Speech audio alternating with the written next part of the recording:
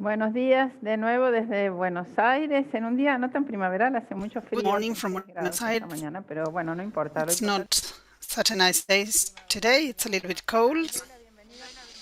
I want to welcome our fellows in this fourth day. It's going to be a full day. We're going to start talking a little bit more about AI, gender gaps, and things that have to do with social aspects and economy.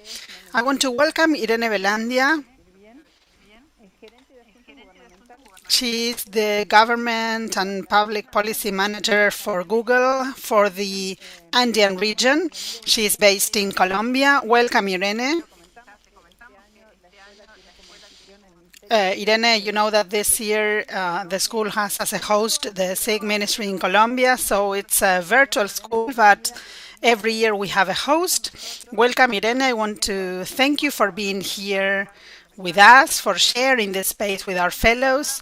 We have fellows from all over America and many from Colombia, of course, and from all over the world. We have simultaneous translation in this virtual edition of the school, and I want to thank Google for being a sponsor of this school. They have been sponsors for many years, and that's why we can offer this training free of charge for many people. Welcome, Irene. I hope that you are feeling well there in Bogota. Irene is going to talk about a very important topic. Artificial intelligence and economic recovery. So, we have been talking a lot about these platforms with so many users and the elements of artificial intelligence and that are used to moderate content and publicity. So your presentation is really relevant today because I think that it's going to enhance all these topics that we have been mentioning in other presentations. And I hope that you are well and welcome to this South School of Internet Governance in this 13th edition. Thank you, Olga. Uh, I want to test if you can hear me correctly and if you can see my presentation.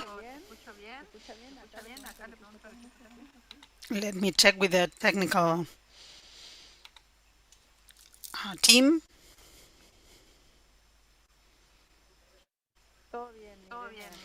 Yes, Irene, we can hear you perfectly well.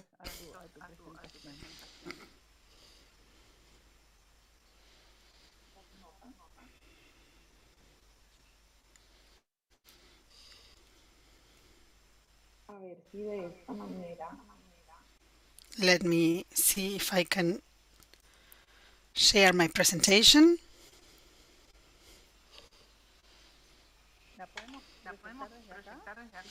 We can share the presentation for you if you want. We can do it for you. Okay, we can see the presentation now. We are sharing your presentation, Irene, okay? Okay, you have the floor. I have to launch my video. Okay, so we are connected. You can see the presentation. Yes, you just have to tell us when to go to the next slide. We have the first slide. Great. Thank you, Olga, and I want to thank all the organizers of this School of Internet Governance for inviting us to share these important topics for the region and for the world in general, especially in this time in which we are thinking about which are the tools that we can use to recover economy and to uh, recover the social and economic growth that we were having before the pandemic. This is the case of AI as regards economic recovery. And from our position, we can start working in order to use all the benefits of AI in the next decade. In Latin America, Actually, this is for many countries in the world, but I'm speaking specifically about Latin America. There are many countries with a lot of natural reserves, and the growth of traditional sectors such as the hydrocarbon sector in the 20th century has been great, but the problem is that we need to sustain economic growth in these sectors, and it is not an option that is sustainable throughout time, specifically because of climatic change, sustainable development goals, new energy sources, and finite natural resources, and basic needs that are not met. So that's why today we say that AI has a huge potential to change the economy, and this is going to happen in the next 10 years. Next, our CEO, Sundar Pichai, is talking about machine learning that is making us think how we do things. This is his vision, how everything is done through AI and how all of us can benefit from AI and economic recovery. Our challenge is that countries can take advantage of those opportunities that AI offers so that we can develop new markets, reinforce the business ecosystems that we have to foster labor markets, to improve the talent that we have in the region, to export technology services, and in general that the people's satisfaction is complete as regards the public and the private sector. Next. I'm going to focus on some key concepts in this presentation today.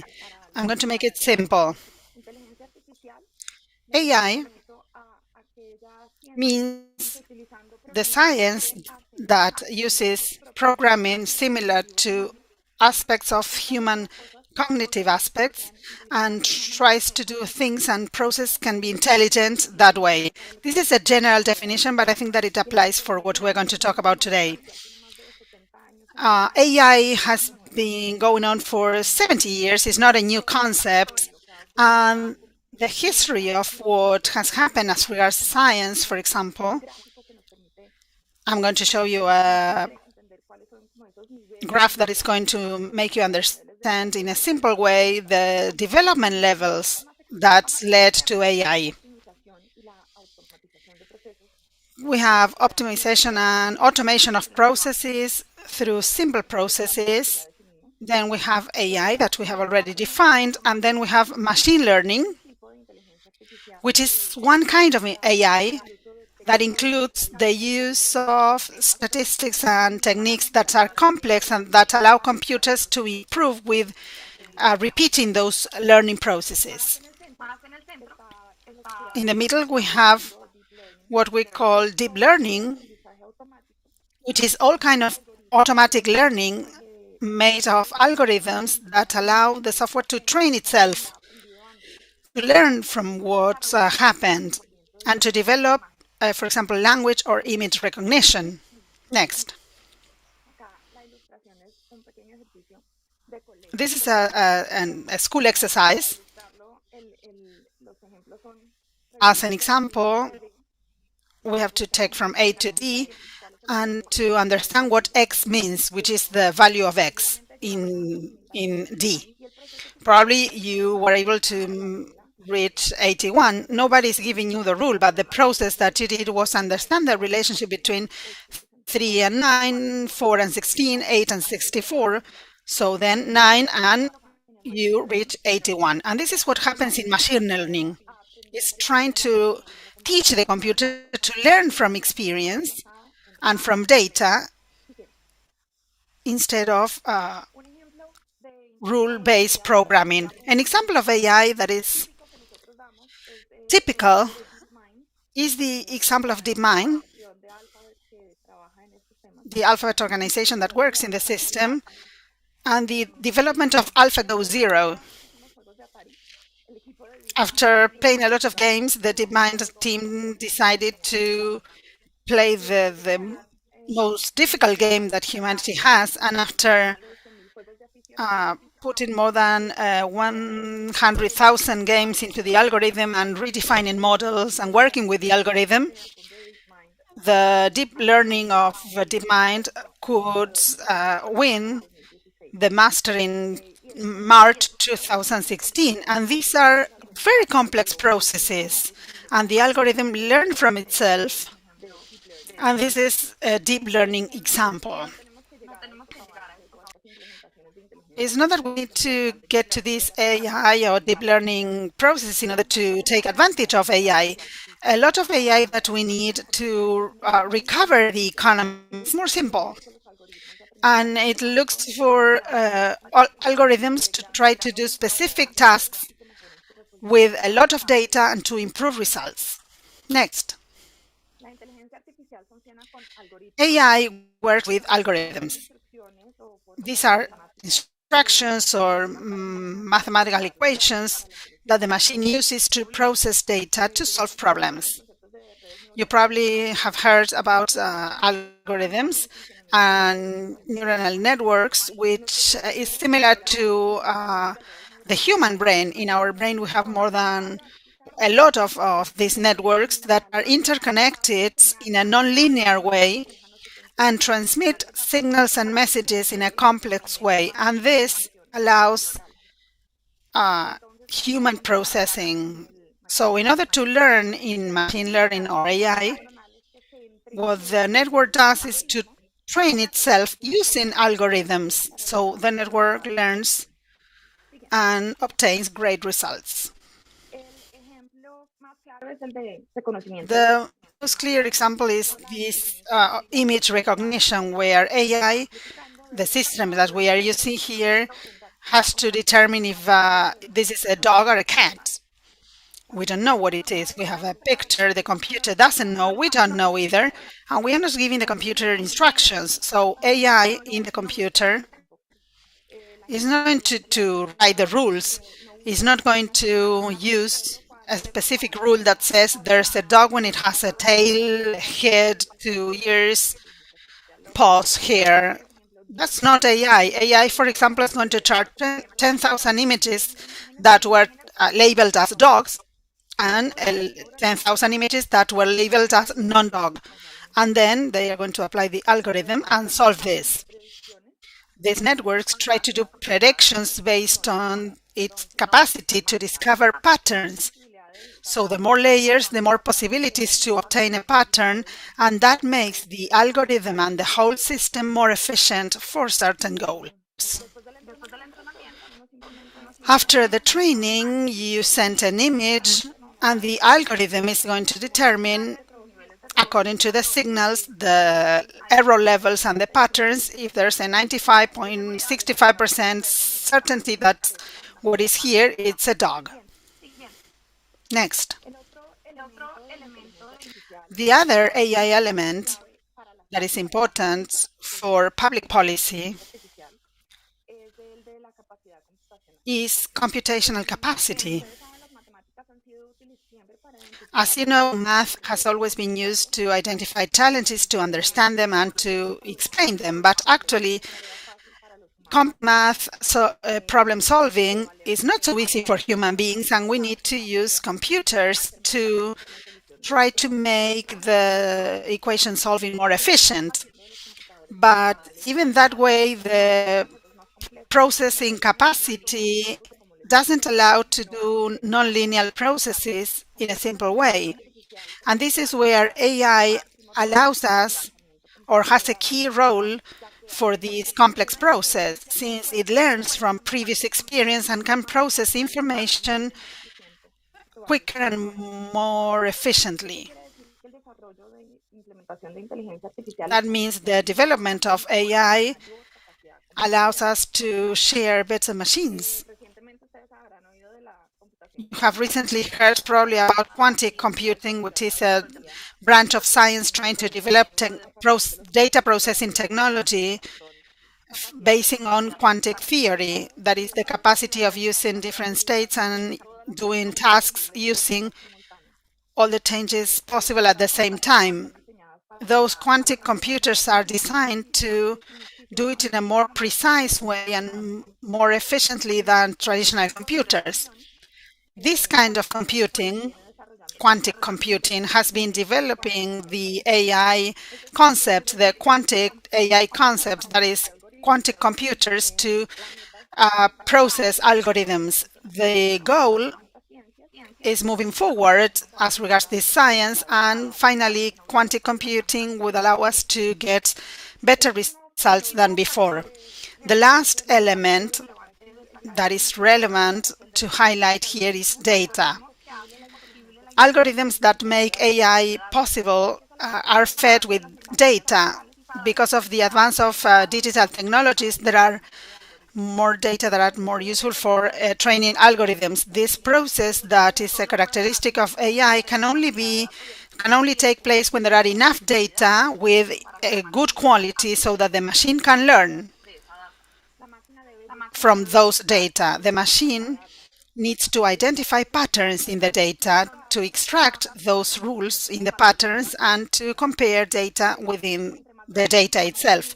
So the bigger the data, the better the quality, the more effective AI is going to be. Next, everything that I said means that with AI, you don't need to say computers what to do for processing, such as our computers at home. We need to give a goal, a lot of data, an algorithm, and they will learn to do it. Next. For people that are interested in learning a little bit how AI works in practice and to use it for their business or organizations, I invite you to explore Teachable Machine. If you Google it, you are going to find it.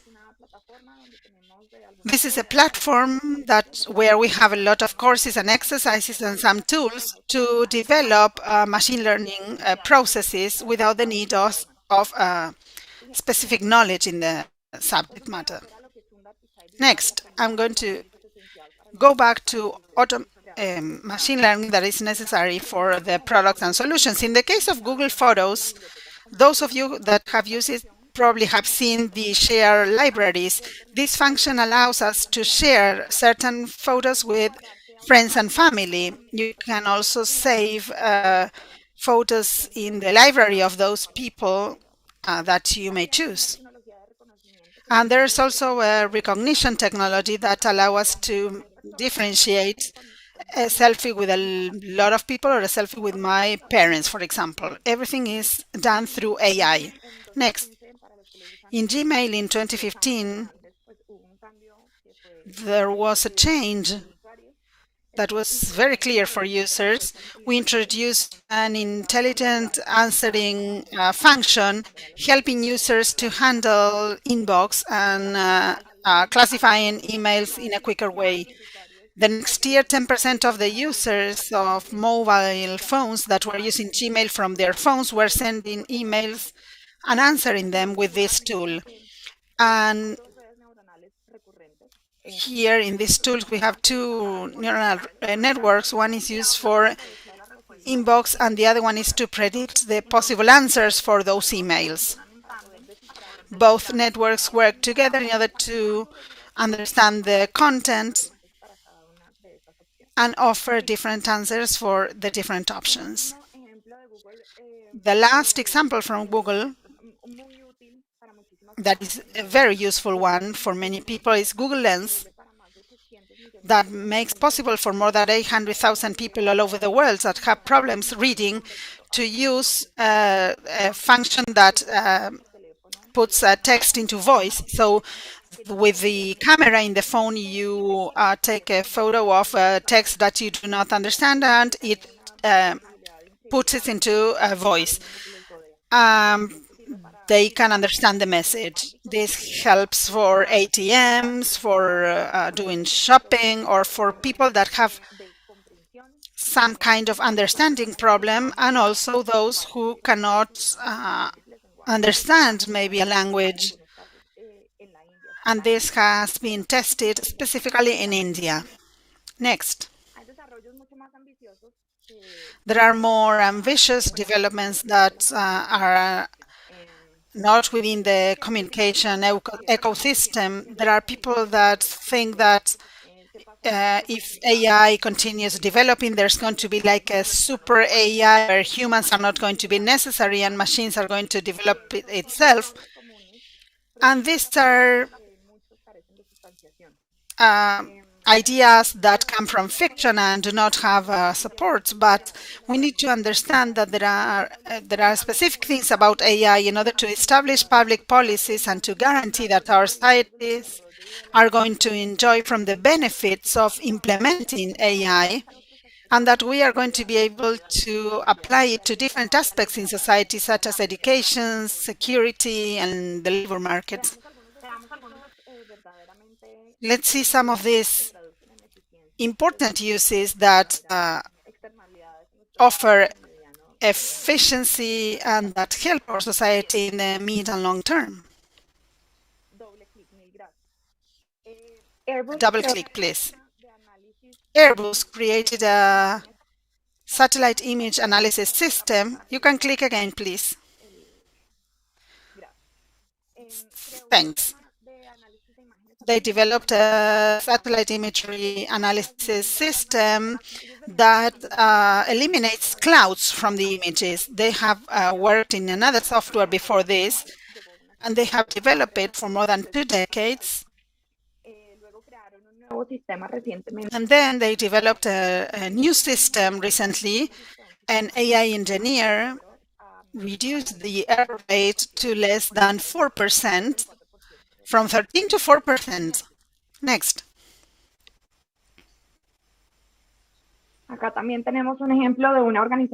Here we also have an example of a non-profit organization that used machine learning based in cloud to train a system that is going to recognize the kind of fishing that is taking place according to the GPS movement of the ships. When they implemented this system in less than a year, they were able to obtain proof for legal matters that show illegal fishing in Kiribati. So they were able to establish some lawsuits, and the Kiribati government fined those illegally fishing. Double click, please. In Google, for 10 years, we have been developing and executing some of the most efficient data centers in the world. Our focus on reducing the overcharge of energy that cooling data centers requires. After 10 years of work, we were able to develop systems that reduce 12% the annual expenditure in energy. And we were surprised when an engineer from a data center was working in a project with DeepMind, a cooling system based on AI that reduced 40% the need during the summer. So in less than a year, we could do that.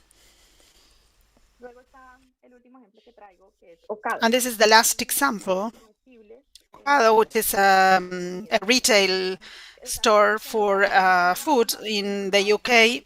There is a contact center hosted by machine learning. They use advanced AI to classify emails from customers and messages that they receive in their social network.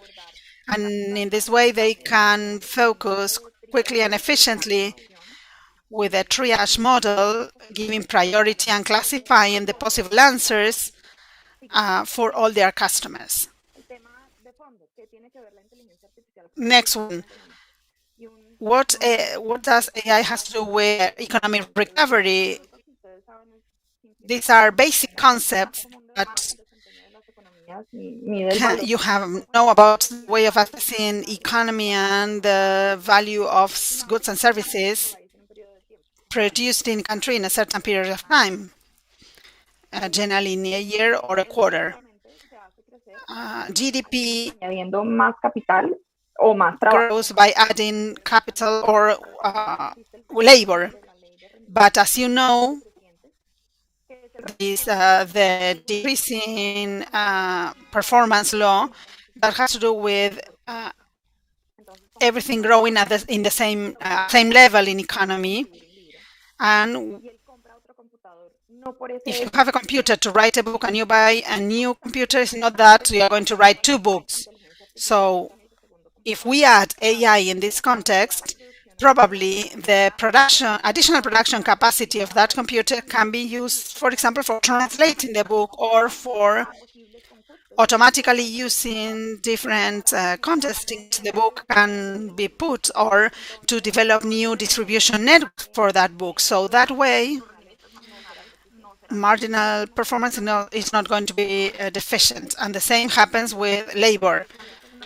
When we introduce technology of AI specifically, it's going to mean a growing factor in this economic equation. At the global level, there have always been significant gains as regards economic recovery from the new product offers related to AI.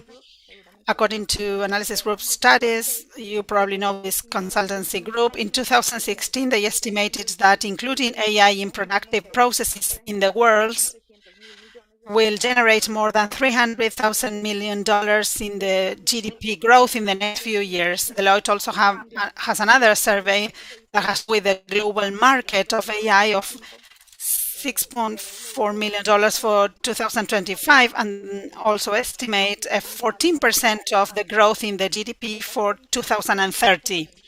Those economic visions are supported by the effects that we can already see in practice as regards applying AI in areas such as transport, agriculture, finance, health, publicity, science, healthcare, and even at the government level. Introducing technologies, and especially AI, is a growth factor that can be estimated. Next one. There are many ways in which AI can be used. I'm going to make it simple once again. Automation, a machine that is based on AI learning rules, and with previous decisions made by humans, they can automate tasks that humans were doing so that humans can use the data produced by AI for things that are necessary in the productive processes. Detection, by monitoring data and comparing them with previous data and benchmarks, AI algorithms can detect when something is wrong. For example, if a patient has sepsis, or if there's a heating of a platform or something, customization, when AI allows us to customize results in specific areas, for example, recommending movies. Prediction. Algorithms can learn from what they have learned before from previous data and to predict future results basing on the data that they handle. Those predictions can help, for example, farmers to understand the yields in their production, or, for example, to help the police department in a city to learn where is more probable that there are to be crimes committed. Algorithms can work with a lot of data and to extract patterns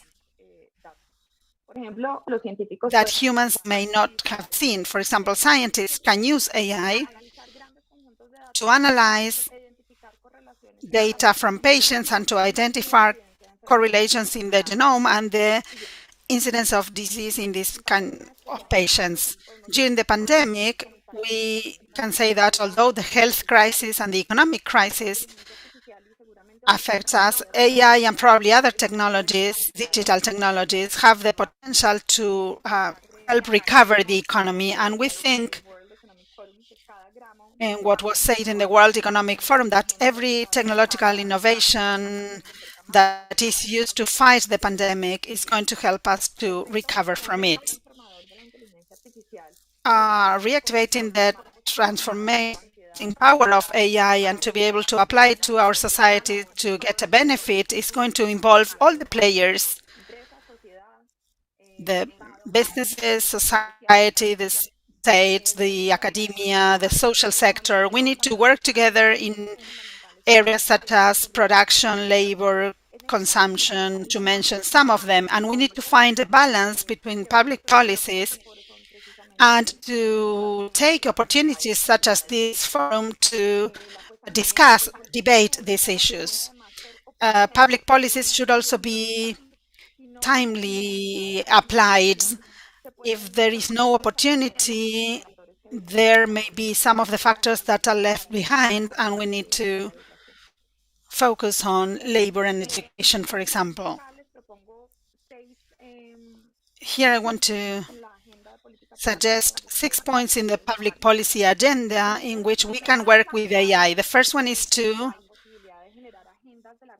offer the possibility of developing agendas for developing AI in different countries. Countries are working more and more in establishing their national strategies for recovering by using AI, and these agendas are based on talent, education, incentives, research, AI development, of course, infrastructure for connectivity, which is fundamental, system interoperability, and open source data platforms.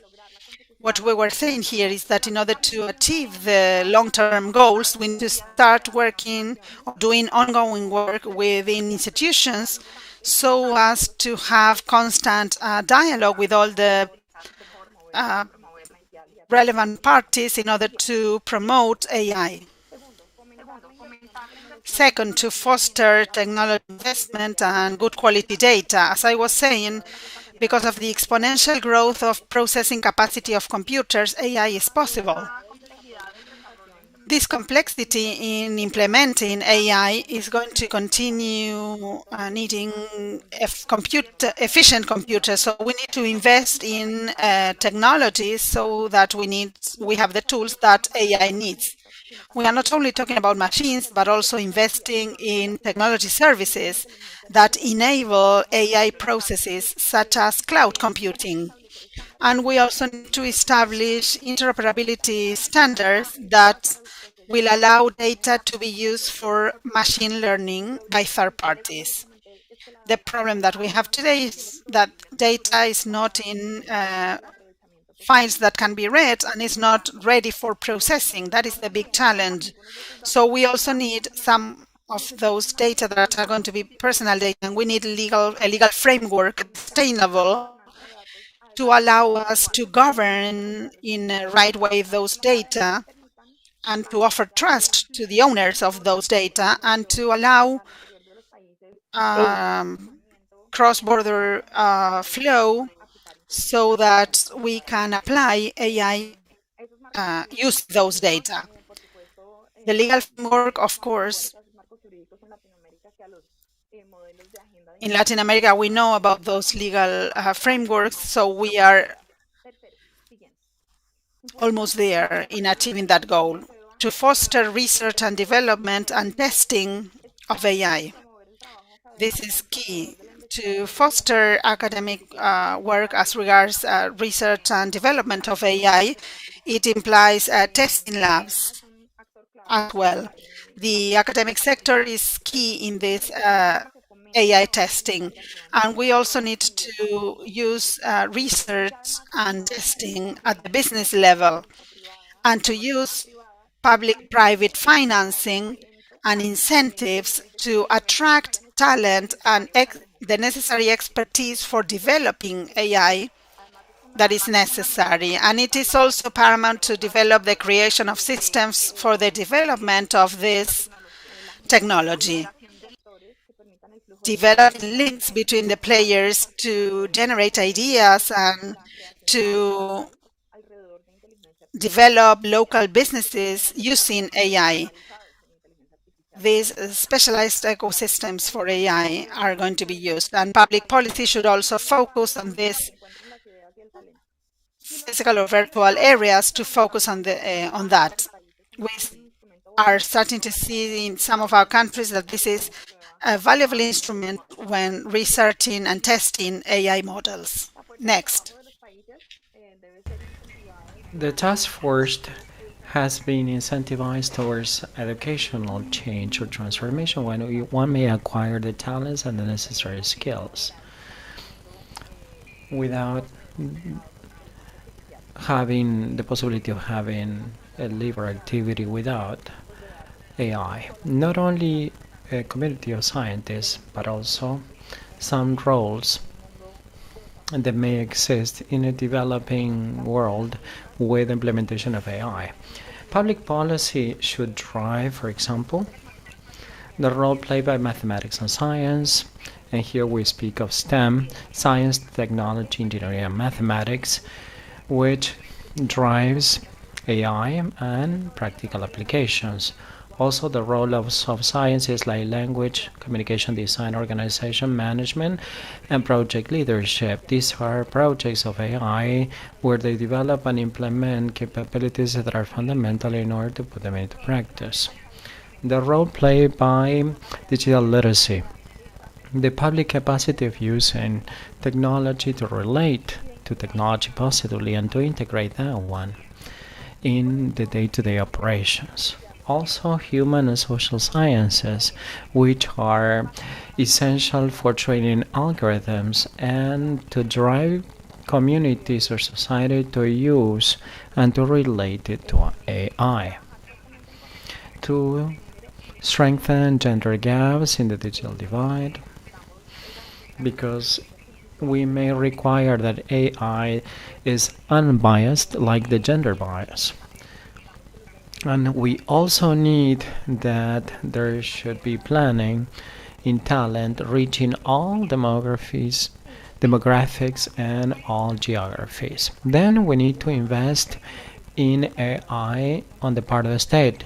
The state could become a catalyst in developing talent, not only in AI, automating certain functions, features, investing in talent transformation, investing in science and technology, and transforming processes of our own and those that can be outsourced with technology. For example, policy making in policy, justice, and transport, they have the potential of driving AI that would allow to understand the problems and to channel those solutions effectively. Lastly, to have ethical challenges in developing AI. This is important, multiple challenges, and requires special fora. That it doesn't have to be on the part of the state. As a matter of fact, it requires that all stakeholders could participate in the discussion forums, whether it is the academia, the public sector, private companies. We may all be involved to benefit from the potential of AI. All the systems that use AI, they have outputs that require ethics. That's why it is important that this pillar is always covered in public policy. What is true is that it's not only possible to have the inherent risk eliminated from everything. However, what policy can require or do is to drive sub-programs or sub-projects in order to minimize risk. Here, I will bring the example of Colombia to the table. Since 2019, we have been working for the framework of AI in Colombia with the end to minimize risk and to maximize opportunities. We created the International Council of AI for Colombia, which is a branch of the government in public policy making related to AI. And this has evolved very smoothly and recommendable when thinking of AI as a tool that could be beneficial for all parties. And last slide, please. Here I can summarize all recommendations and guidelines of public policy, and I urge you to start discussions along these lines and the opportunity that you have for developing machine learning or AI for activating the economy and the social aspects, especially during the pandemic that has been so difficult. Thank you, Olga. Thanks a lot, Irene. Very interesting, especially the last part of your presentation, everything in connection of how to conceive AI from the public space arena, because we have people that work in the government, and I'm sure that any other people or the rest of the people can review the material that we have streamed in YouTube. And we have also ICTs that are part in this 13th edition of the South School of Internet Governance. There are many, many questions, and I'm sure that you took almost all of the comments or questions that I have here, but still, there's one pending. How to conceive AI alternatives in significantly poverty-stricken areas when they lack infrastructure or internet access? I believe this is important because many, many times there's a digital divide between education and infrastructure, and some of them that are fortunate to have connectivity. How you go about with AI to close the divide or to impact positively on those people in the most vulnerable sectors of society? Precisely, Olga. I believe that having the possibility of including AI in many processes is beneficial, is possible. One thing is understanding the political and social problems or issues that we're faced with. I believe that nowadays we're working in Colombia on understanding where there's a lack of assistance in some sectors of society, and when there are floods, the rivers are flood these communities and they cannot react fast enough. So it's not that they are distant regions and AI cannot be applied to understand that problem and to create some warning or wake-up calls for the government or for other stakeholders that are involved. Multilateral private partnerships, private companies, they can all contribute with artificial intelligence to try to level off and to offset the balance of these communities that are in vulnerable sectors of society and help them out. Thank you. The example from Colombia is very important.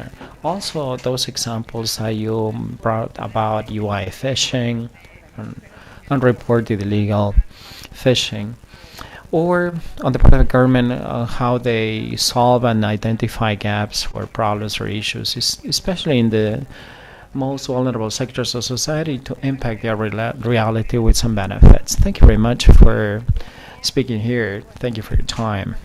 And hopefully we're going to see each other in person in an event abroad. Thank you very much. Thanks, Olga. Great. Irene, we have a new panel coming up right now on open data. We have seen a large number of panels that address information. Irene said that the challenge that we have ahead of us is to process data with different origins, different sources. The issue of privacy and the issue of cross-border data flows.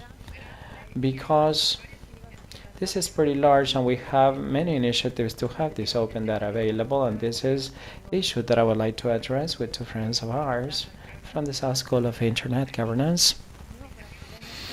My colleagues from Brazil, we're not going to have Portuguese since there's only translation English Spanish. So they're going to be speaking English, so our friends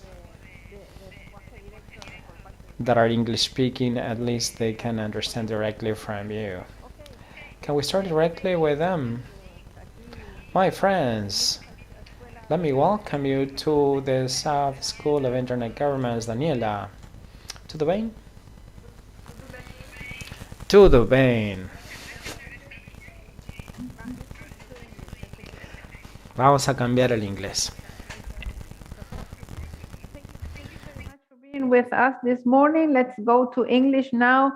And my dear friend Mark and Daniela, they are in Brazil. Daniela is in Porto Alegre, ¿sí? Yeah. Y Mark está en Sao Paulo. Let me tell you that I miss so much visiting Brazil. It's a country that I love so much. You know, I speak the language, I love the music, and I really miss you guys. I miss caipirinhas, the beach, all my friends there. So I hope that we are able to travel, and I know that you like Buenos Aires as well. I've seen some comments from Mark in social networks remembering his visits to Buenos Aires. So let's go to the issue that brings us together today. in several panels, we have been checking and talking about the big amount of data that is produced by several applications and platforms and asked by us uploading information all the time. And we have this concept of open data that countries are promoting or abiding by to different organizations or movements around the world. So you being experts in these fields, I would like to have a dialogue with you in this. We have like half an hour. And let me ask you some questions. First, Daniela, what is the relevance of open data for development of new businesses and new technologies? I know you are very much involved in the development of intelligent cities or smart cities. And Daniela, welcome to the South School of Internet Governance. It's a pleasure to have you here. Thank you. Good morning. It's truly an honor to be here today to talk about open data. And actually, it's a special occasion because I was a fellow of the school in 2013. And so to have this opportunity to come back here and share some thoughts about open data with Mark, it's very exciting. So thank you, Olga, for the invite, and congratulations for this huge event. So about the question, when we think about open data, we must highlight the social and economic value of data reuse. We are in a digital era with the development of new technologies and artificial intelligence. And for this purpose, we need data because data is essential, especially in a context of economic retraction from a pandemic crisis. So it's important that we guarantee the access to the data and the possibility to reuse this data in new business, in new services. When we think about data access, we think about opportunity to maximize the welfare of the consumers and the citizens. And open data is about that. It's a way to unlocking the power of data. For example, we have the open government. The open government benefits goes beyond transparency and democratic control, as the data access also allows the reuse, which is more crucial than ever to the current development of data-driven innovation, including the context of Internet of Things and also smart cities.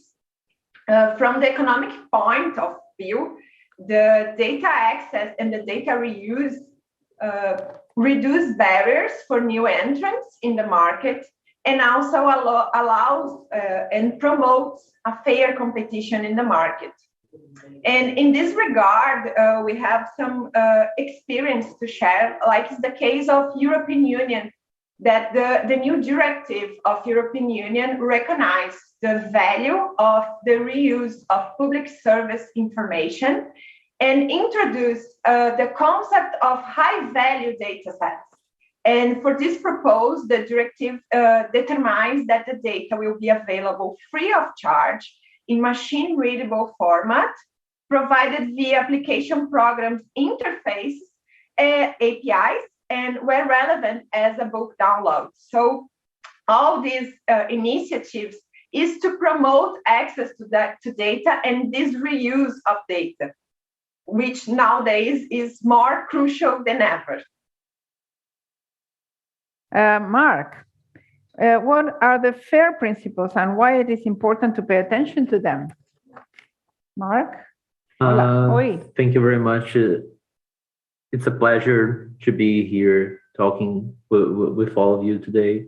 So there's a fancy name for that. It's the FAIR Guiding Principles for Scientific Data Management and Stewardship. But at the end of the day, what it means is how do we make data be something that's a force for the good and something that is actually mostly headed in a direction that it works for everyone. So by FAIR, we need to break down each letter. So first, it's findable, which means that that data should be able to be found not only by machines but by people as well.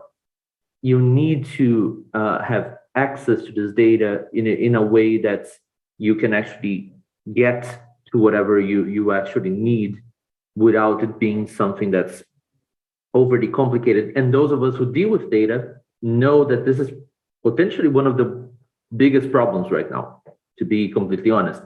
Finding the data that you need can sometimes be a huge hassle. It can be buried, within a lot of different data sets, sometimes that don't relate to each other. So this is actually a very important principle, which leads us straight to what the A stands for, which is accessible.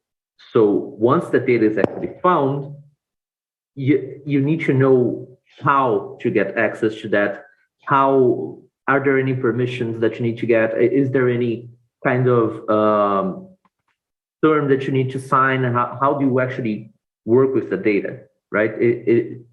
Ideally, it has very few barriers, but at the same time, you need to be able to understand what are the barriers. How can I actually get to this data? And the I stands for interoperable. So it's very rare that data works alone by itself. It's almost impossible, actually. So the idea that you have 2, 3, or many data sets that can actually communicate with each other is often very important. It won't happen that they will be perfectly aligned with each other. You always have to clean something up, change something up.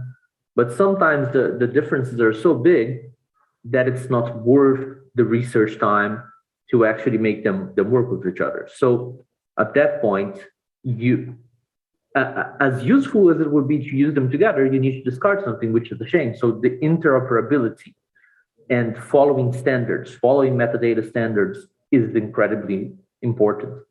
And finally, for the R, you have reusable. So this is something that I would say it's new, quotes, because as we advance in data research, we start to notice that a lot of research doesn't really live behind a good trail to be followed. A lot of research stands for its own sake, or it exists within a certain context.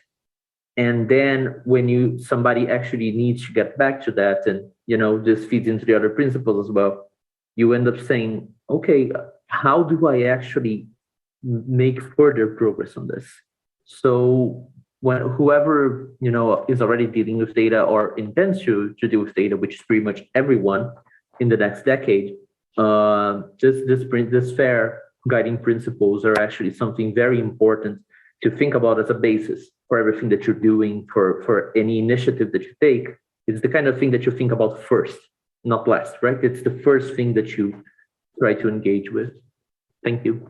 Thank you, Mark. Thank you very much.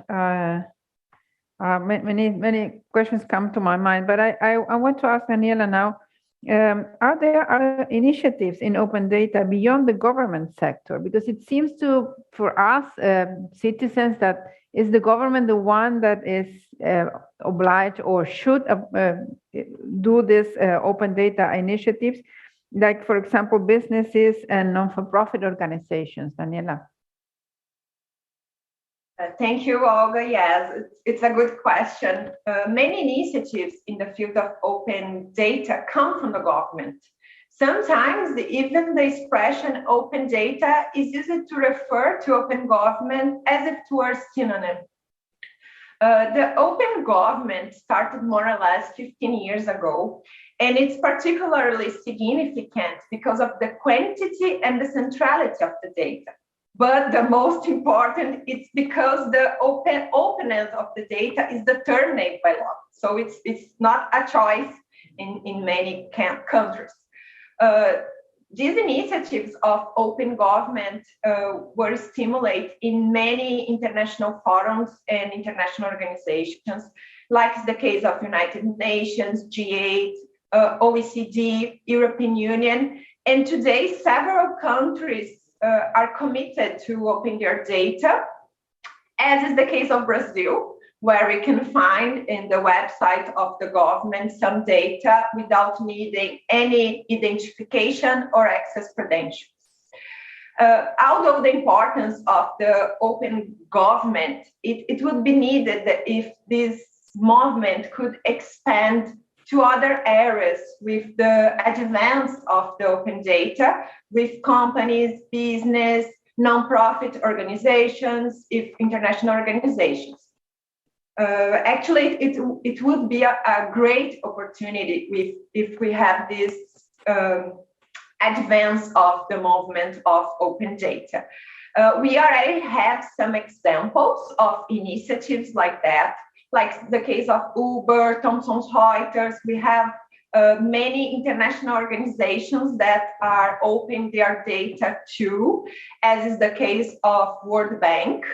But we still have some challenges with companies because it's still hard to justify economically the open of the data. We have the fear of the competitors. We have the free riding problem. But besides that, the Open Data Institute conducted a study of 3 companies that decide to open their data. And the study shows how such actions really generate value from these companies and also stimulate the innovation. But taking such challenge into account, we could stimulate the initiatives of policies of data sharing and data reuse with the private sector. It could be the first step for a journey that could achieve in the long run the open data. So it's important that the regulators and the countries start with policies of data shared mobility of data within the private sector. Examples of these are the open banking, open finance. We have also the data portability. And now in UK is having the smart data, which the proposal is to expand to other markets, not only for finance, but going through other markets, like the case of communications and energy. So these are good examples how we can start this movement, small, but generate value for all the markets.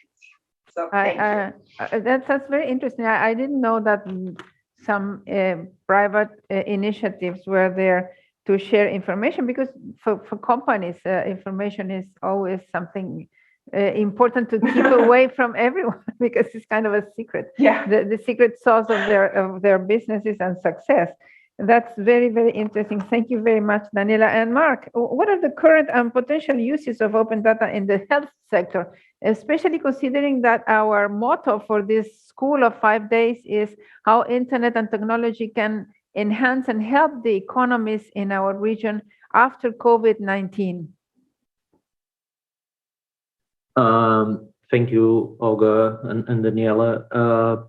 So yes, I have been researching the intersection of data, internet governance, and health for 3-4 years now, and it's really interesting to see such a complex field that doesn't actually benefit right now that much from open data. It's slowly starting to benefit from open data, and seeing how much change that's generating already. We saw a lot of that during the COVID-19 pandemic.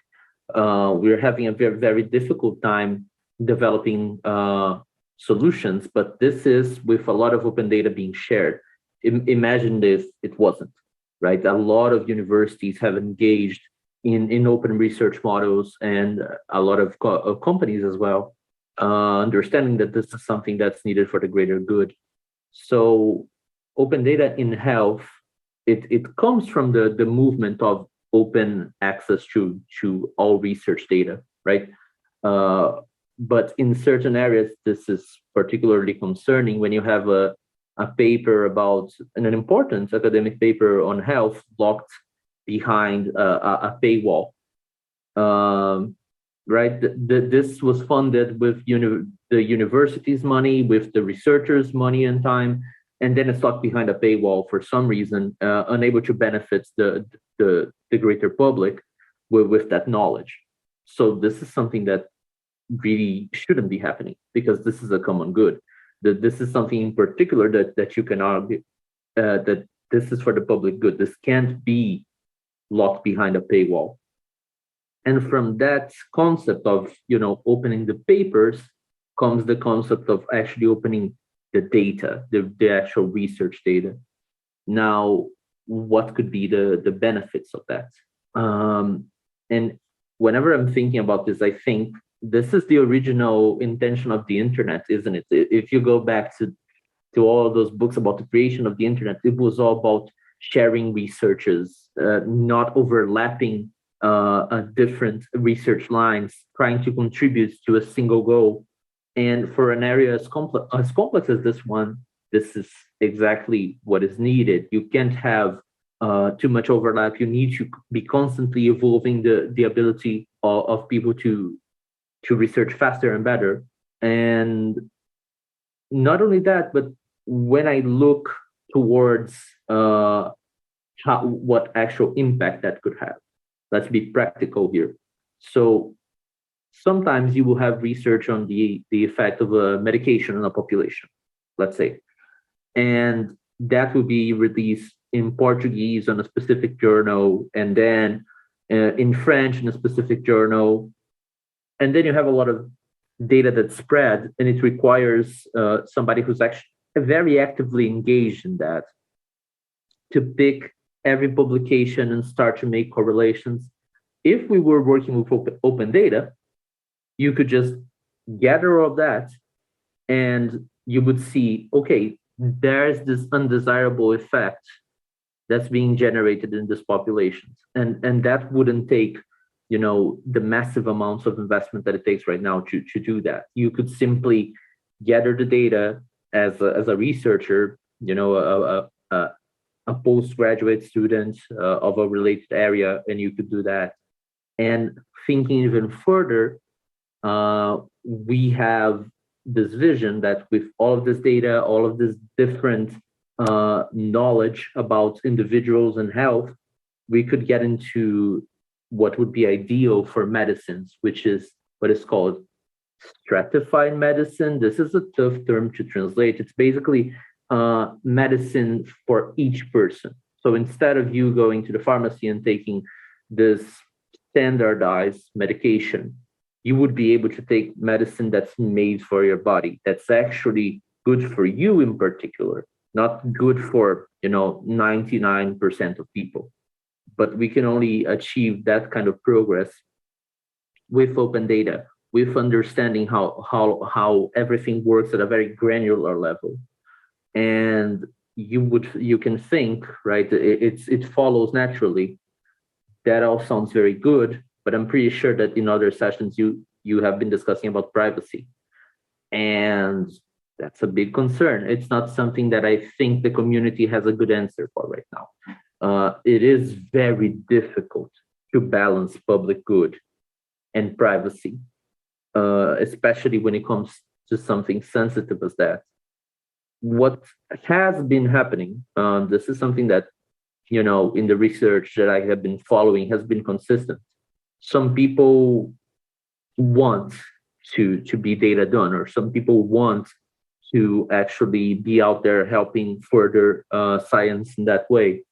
And it can be that this can be an opt-in thing in which the person understands that there is some risk associated with that, but that we are trying to work together for a greater good. I do understand as problematic the idea that a government would make this the default, for example. That would probably be complicated.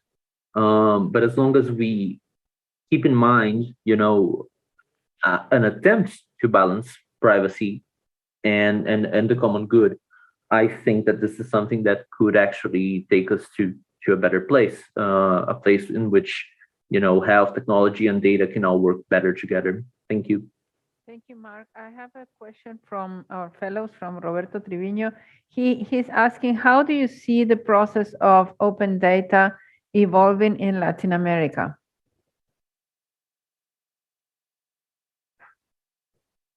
For me or for Mark? For both of you, whoever wants to start. Here in the countries of Latin America, we have a lot of initiatives from government. We have a lot of laws that determine that the government need to open their data, because the data from government is public. So we need to comply with this law. So here we have good standards of transparency from government, and we are in a very good position from government. All countries here are evolution in this field. But from companies, we are in baby steps with the open data. Here in Brazil now we have the new law of data protection that's bring the data portability. So it will be a challenge to achieve the data portability, and it's an opportunity for stimulate the data sharing within the private sector.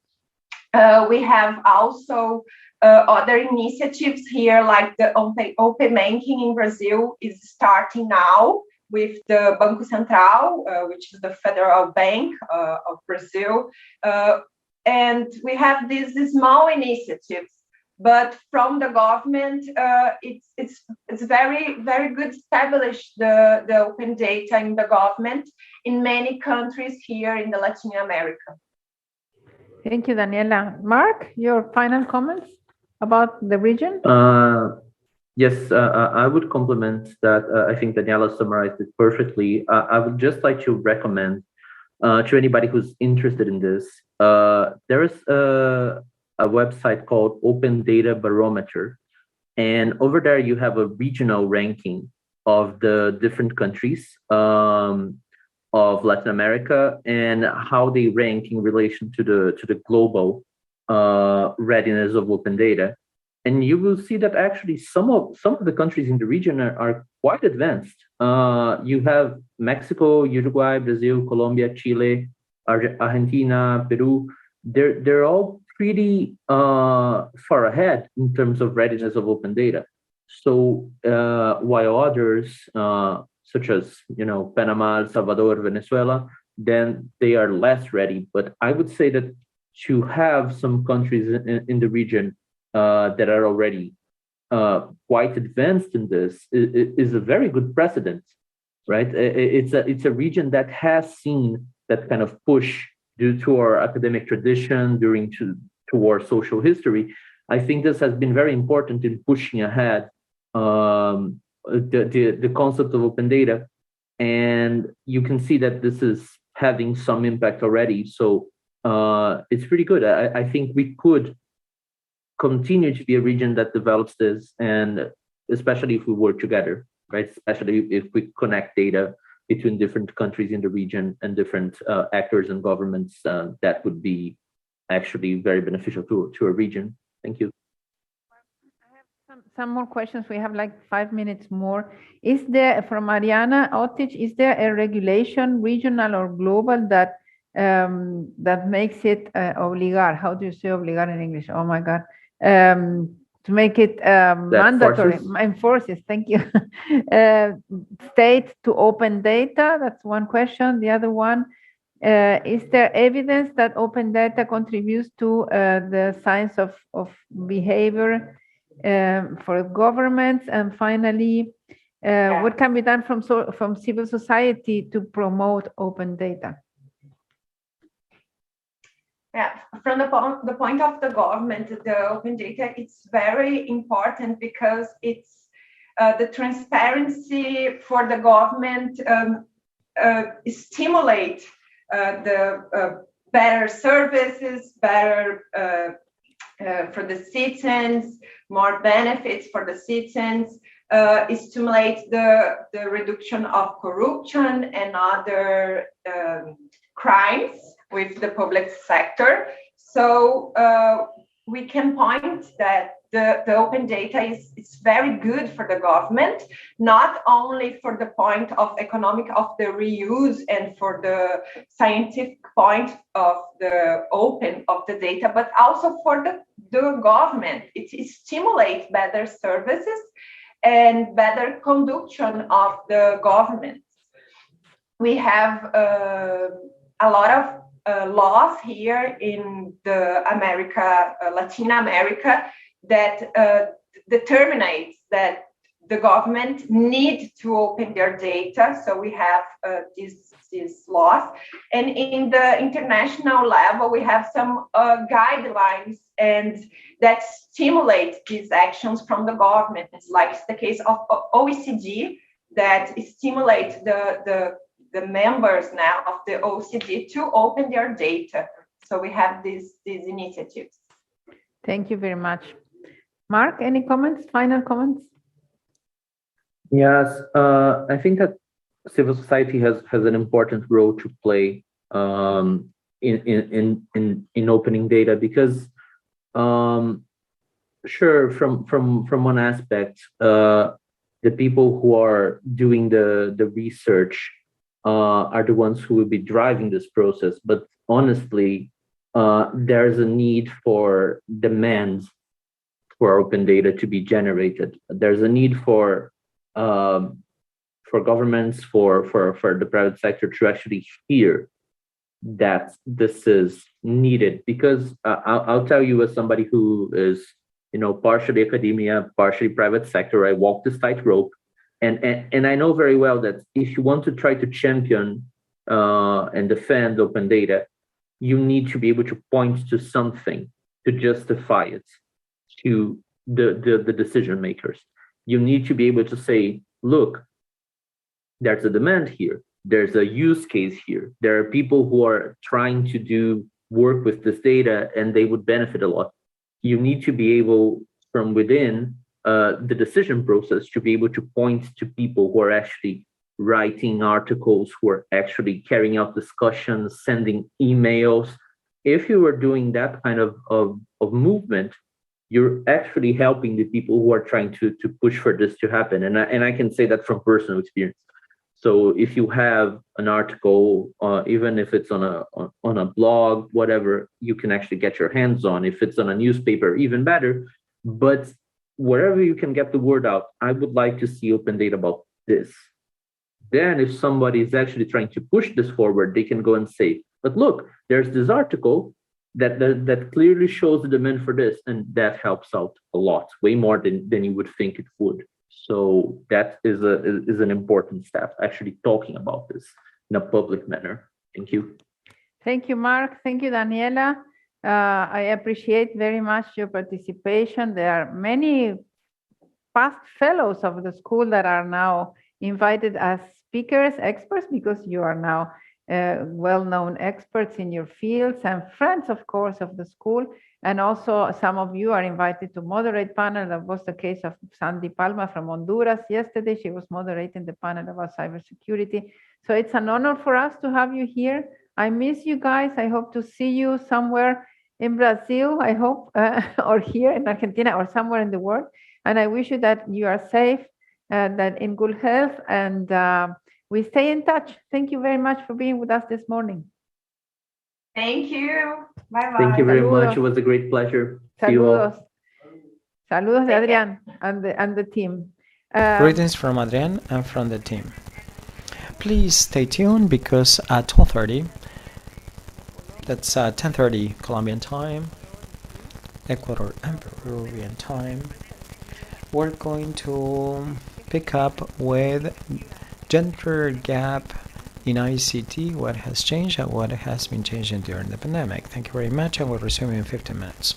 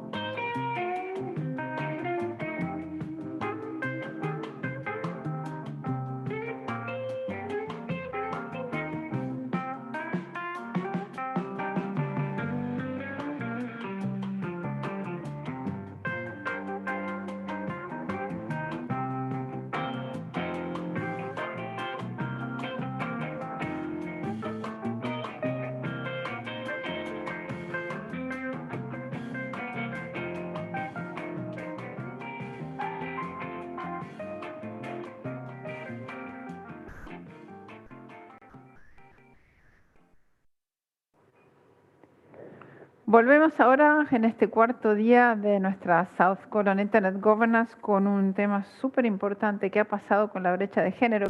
Okay, we're going to start with the gender-based context and what happened during the dynamic, if it worsened, if it improved, what happened with women at home, with their families, with their children that had to share these sort of resources. And for these purposes, we have a very excellent panel moderated by a friend of ours that is in Mexico and a friend of the ICT girls that she coordinates a group, as a matter of fact, that is called Mexico Connected. And we have a joint collaboration with her. So I'll hear from Elena Stavilla, who is the responsible for the Society Center of the Future. And I'm sure that you can see her vast experience in our website. Elena, welcome. Thank you for being the moderator. We have Arancha, Desiree. We'll hear from Isabel as well. Elena, without further ado, I'll give the floor on over to you so you can moderate this panel. You know this full well. And that's why we have the honor and privilege to have you all here.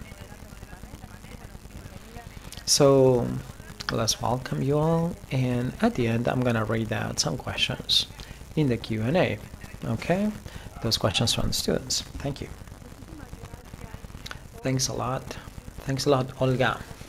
It's a great privilege to be here sharing this panel addressing an essential key issue that is crucial for us, of what is happening with the gender gap in ICT during the pandemic.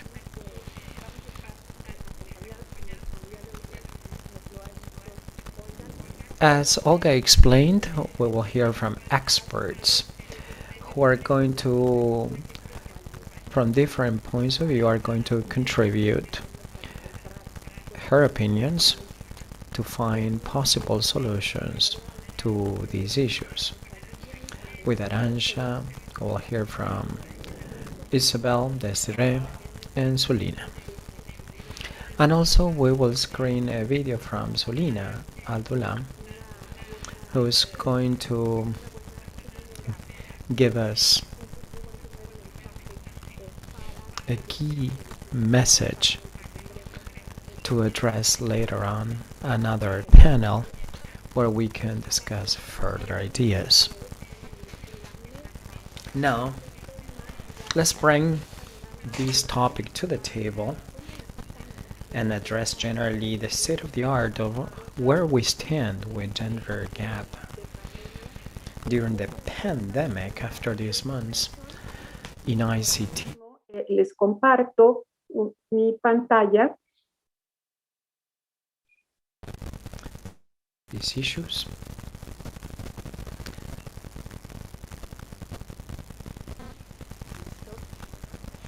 Okay, good.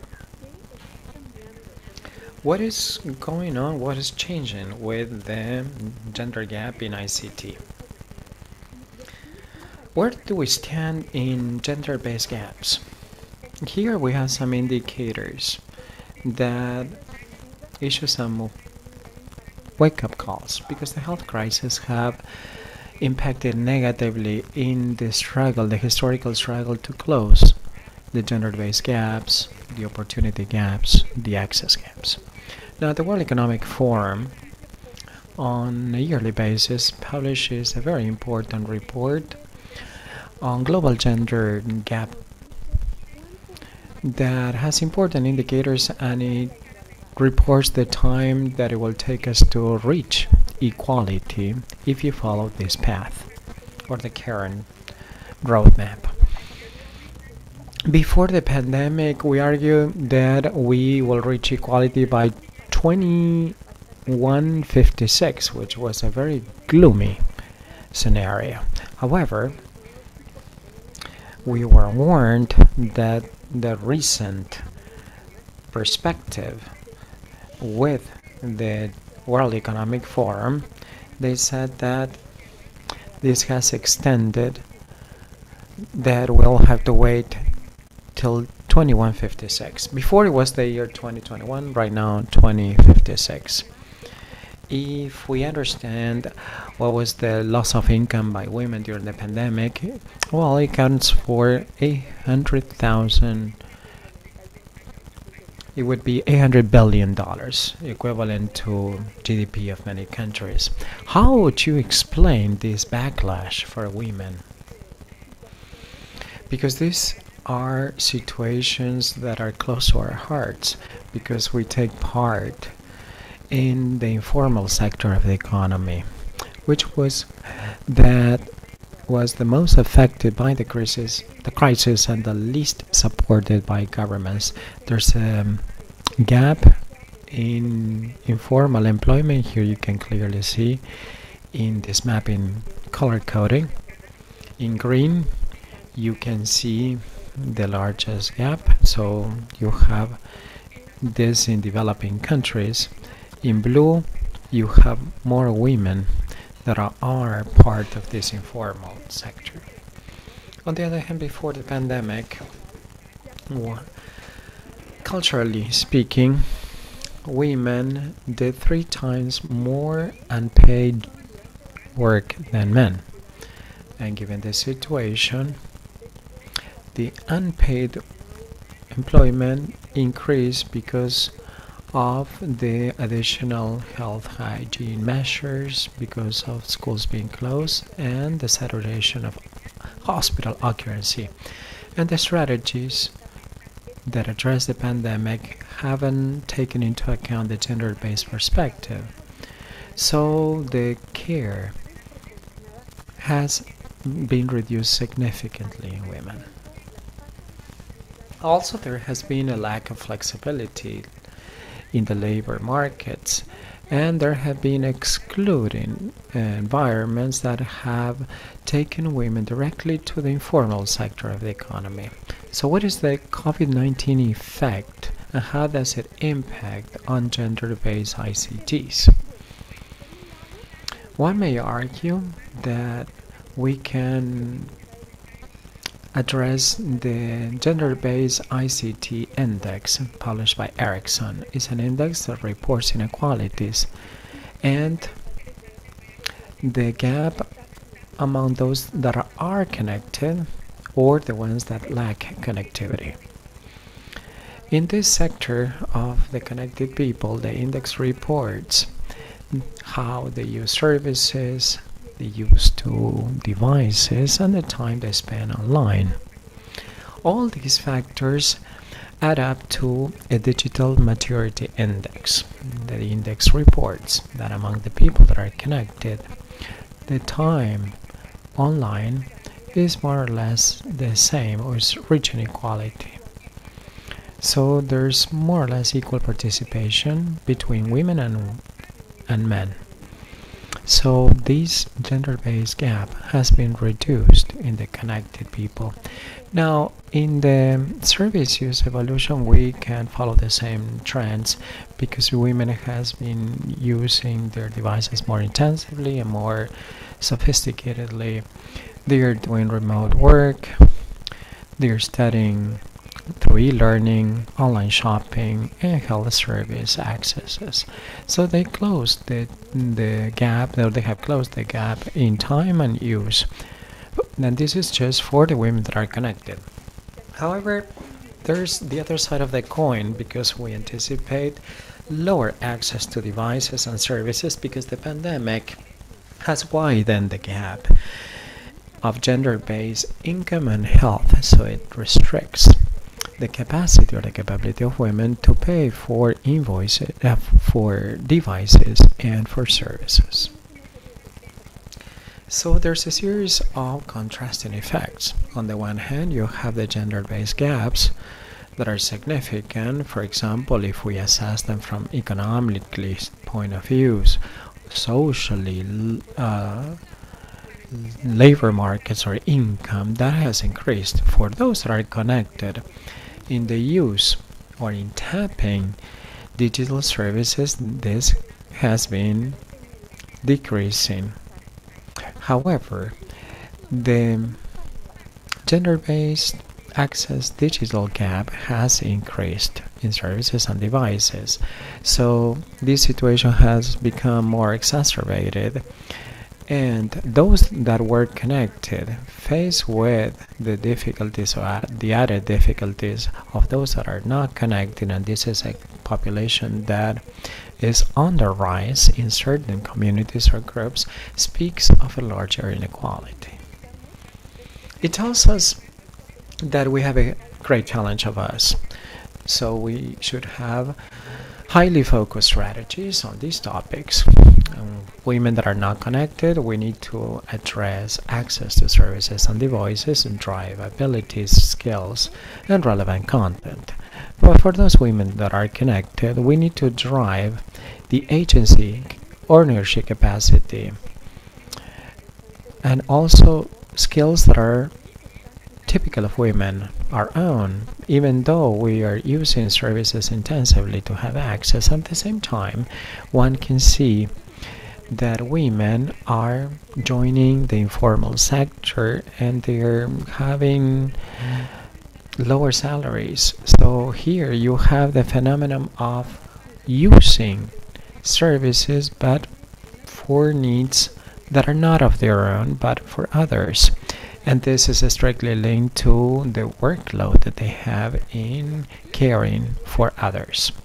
ICTs are partners in the recovery because it allows to improve the quality of life, providing a better access with positive things. But at the same time, they are powerful tools for growth. It provides resilience to their economy. It allows to create opportunities to adapt to the new realities. They promote productivity and innovation. However, access, use, and design of these technologies is not gender neutral. That's why it needs to be included in our policy making. Just by way of an example, there's a huge divide in the design and the creation of technology. Only 22% of AI professionals are women. And in working teams where there's no diversity or gender diversity, you create a vicious circle with apps and with systems and with teams that replicate discriminatory behaviors, biases, and stereotypes that are among women, which strengthen the barriers to access and tapping these sort of technologies. We have a huge challenge that we're faced with. One is to be inserted once again in the path of growth that way before we had joined before the pandemic, and we need to close that gender-based gap.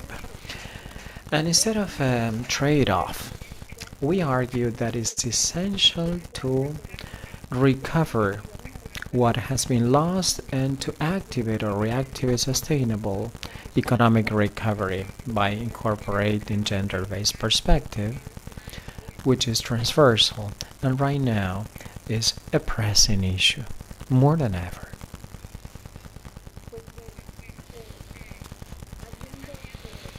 Now, having said and deep diving in this with this background and preliminary text, I will address the video from the UIT, the International Telecommunication Union, recorded by Selena.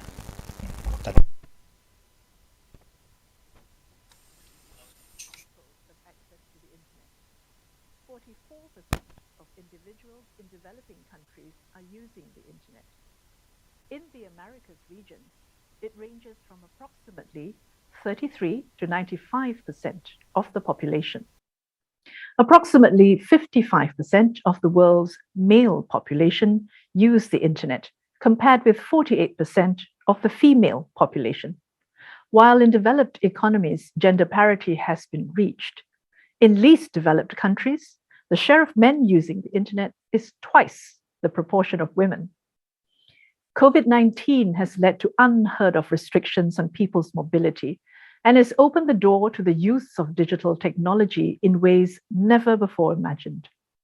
So it is a pleasure to participate in this conference with you today and speak on the importance of tackling the gender-digital divide to unlock innovation that accelerates digital transformation for all. I would like to touch upon 3 areas in this regard: the importance of digital skills and literacy, the need to enable women's leadership in the digital sphere, and the role of multi-stakeholder partnerships and collaboration to enable an equitable digital transformation that benefits everyone. First, on digital literacy and skills. Today, 90% of jobs require digital literacy. As a result, the digital revolution and the 21st century labor market presents both opportunities and challenges for women and girls. The digitalization of the job market can create new dimensions of exclusion through economic, social, cultural, and gender segregation, for instance. By acquiring digital skills, women and girls will have better employment and entrepreneurship opportunities. They can also contribute to their families' incomes and a more inclusive society. At the grassroots level, ITU, in partnership with Cisco, has established a network of digital transformation centers to deliver basic digital skills to underserved and marginalized communities. In the first phase, more than 80,000 individuals received training, out of which 65% were women. This brings me to my second point on women leadership. There is an alarming absence of women's voices at the table when the products and services that increasingly shape our world are being conceived and developed. All perspectives, including women's, are important so that technology evolves in a way that benefits us all. Boosting women's leadership is also necessary to achieve gender equality in the workplace, especially where tech-related jobs have been misleadingly perceived to be reserved for men. However, as digitalization creates an enormous impact on the labor market, it brings with it some promises for new and enabling roles for women to participate in socio-economic activities. Digital innovations for small women-owned businesses can have an especially significant effect, reducing the effects of gender biases and discrimination in technology and trade. Allowing women to reap the benefits of access to international markets and equal economic opportunities can add up to $28 trillion to the world's GDP. And this is why ITU, along with our partners, have a range of initiatives to provide women with ICT leadership skills that allow them to go beyond being users to becoming creators of technology. And this is tied to my final point on the vital role of multi-stakeholder collaboration to close the gender digital divide. A few years ago, ITU, along with partners like GSMA, UN Women, and UN University, co-founded the Equals Global Partnership. Through Equals, with over 100 members now, we work to reduce the gender gap in female leadership in tech and to empower women businesses with the knowledge and skills to be a part of the wave of digital transformation that is gripping the world. We train and mentor women to create tech businesses and take up leadership roles in tech companies. We address regulatory and policy barriers that limit women's ability to access and monetize opportunities in the tech industry. And we support multi-stakeholder cooperation. Additionally, recognizing that innovation and technology are engines to advance gender equality, ITU launched the Women in Technology Innovation Challenge. Through this event, ITU and partners from Equals supported standout female tech innovators who are making a difference in their communities. Last year, ITU became a member of the Generation Equality Technology and Innovation Action Coalition, a process convened by UN Women, and we are working with partners to ensure our work supports generation equality goals. Harnessing the power of innovative and smart partnerships brings with it a vital diversity of perspectives, resources, and approaches to problem solving. Ladies and gentlemen, ITU is committed to working with a range of stakeholders to close the gender digital divide and realize the innovative potential that women can bring to the digitalization that is sweeping our nations. Let us join forces to ensure that women are inspired and empowered to take their place as equal, skilled leaders in driving global digital transformation. Thank you.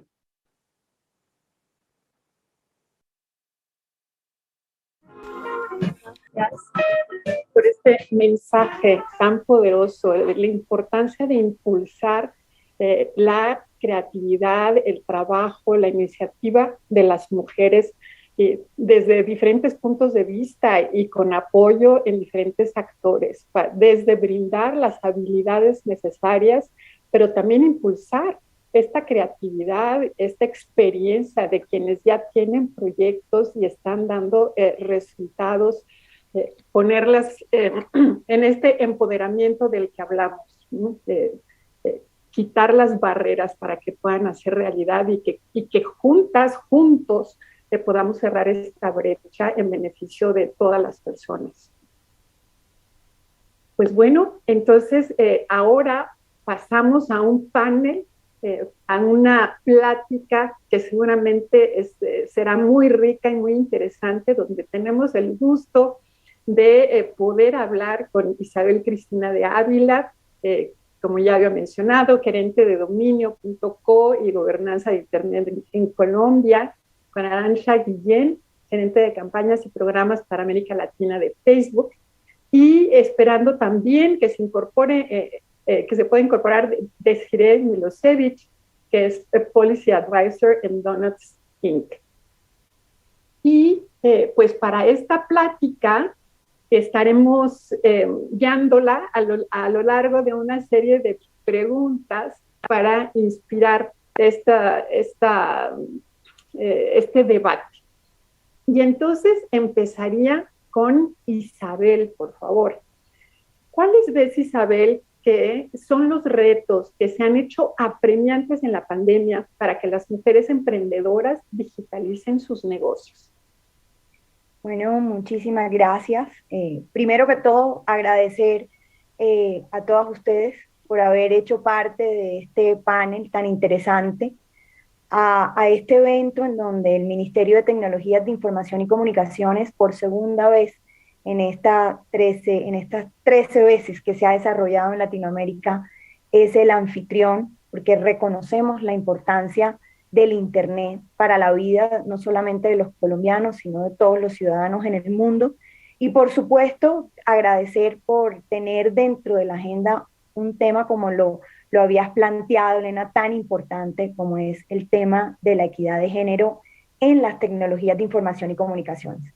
Y dando alcance a la pregunta que me haces, quiero primero realizar un contexto de cómo Colombia ha venido durante los últimos años enfatizando la importancia de acelerar, de promocionar e implementar estrategias y políticas tendientes a la equidad de género, sobre todo en este último cuatrenio y mucho más en estos últimos 2 años, donde el flagelo de la pandemia, como lo resaltaste en tu intervención, ha sido completamente devastador en materia de empleabilidad, de educación y muchas otras materias para las mujeres. El gobierno ha sido muy reiterativo y beligerante en la promoción de las políticas de equidad de género.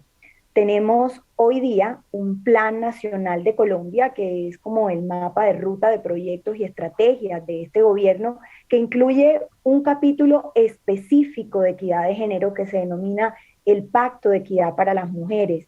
El año pasado en nuestro país se aprobó una ley dirigida al emprendimiento y que contiene elementos o medidas específicas para fomentar la participación de las mujeres dentro del ecosistema empresarial.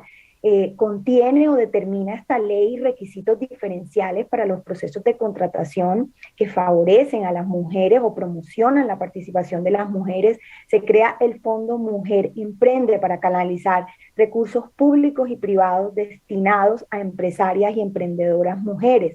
El Ministerio de Tecnologías de Información y Comunicaciones, dentro de su paquete de medidas para la reactivación económica del país tiene iniciativas y proyectos que fomentan la participación de las mujeres en el contexto económico y apalanca su desarrollo, su posicionamiento y consolidación.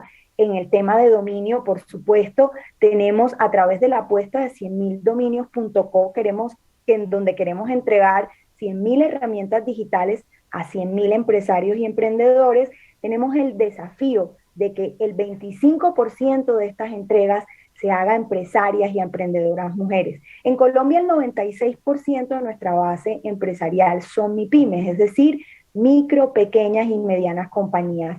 Y solo el 11.7% de estas tienen una estrategia de transformación digital. Le estamos apostando dentro del Ministerio de Tecnologías de Información y Comunicaciones ampliar ese indicador, pero también promover dentro del contexto de género, crear infraestructuras fuertes y sólidas, pero que se puedan adaptar a los cambios del mercado. Y para esto también tenemos todo un paquete de iniciativas alrededor de la transferencia de conocimiento en habilidades relacionadas con TIC que contribuyen también para la independencia y el empoderamiento de las mujeres y por supuesto que tengamos muchas más mujeres empresarias. Hoy día en Colombia tenemos 63% de empresarios y emprendedores frente al 38% de empresarias y emprendedoras. Entonces, a través de una iniciativa que se llama Por TIC Mujer, acompañamos en esta formación en materias de tecnología que permita que evidentemente podamos impactar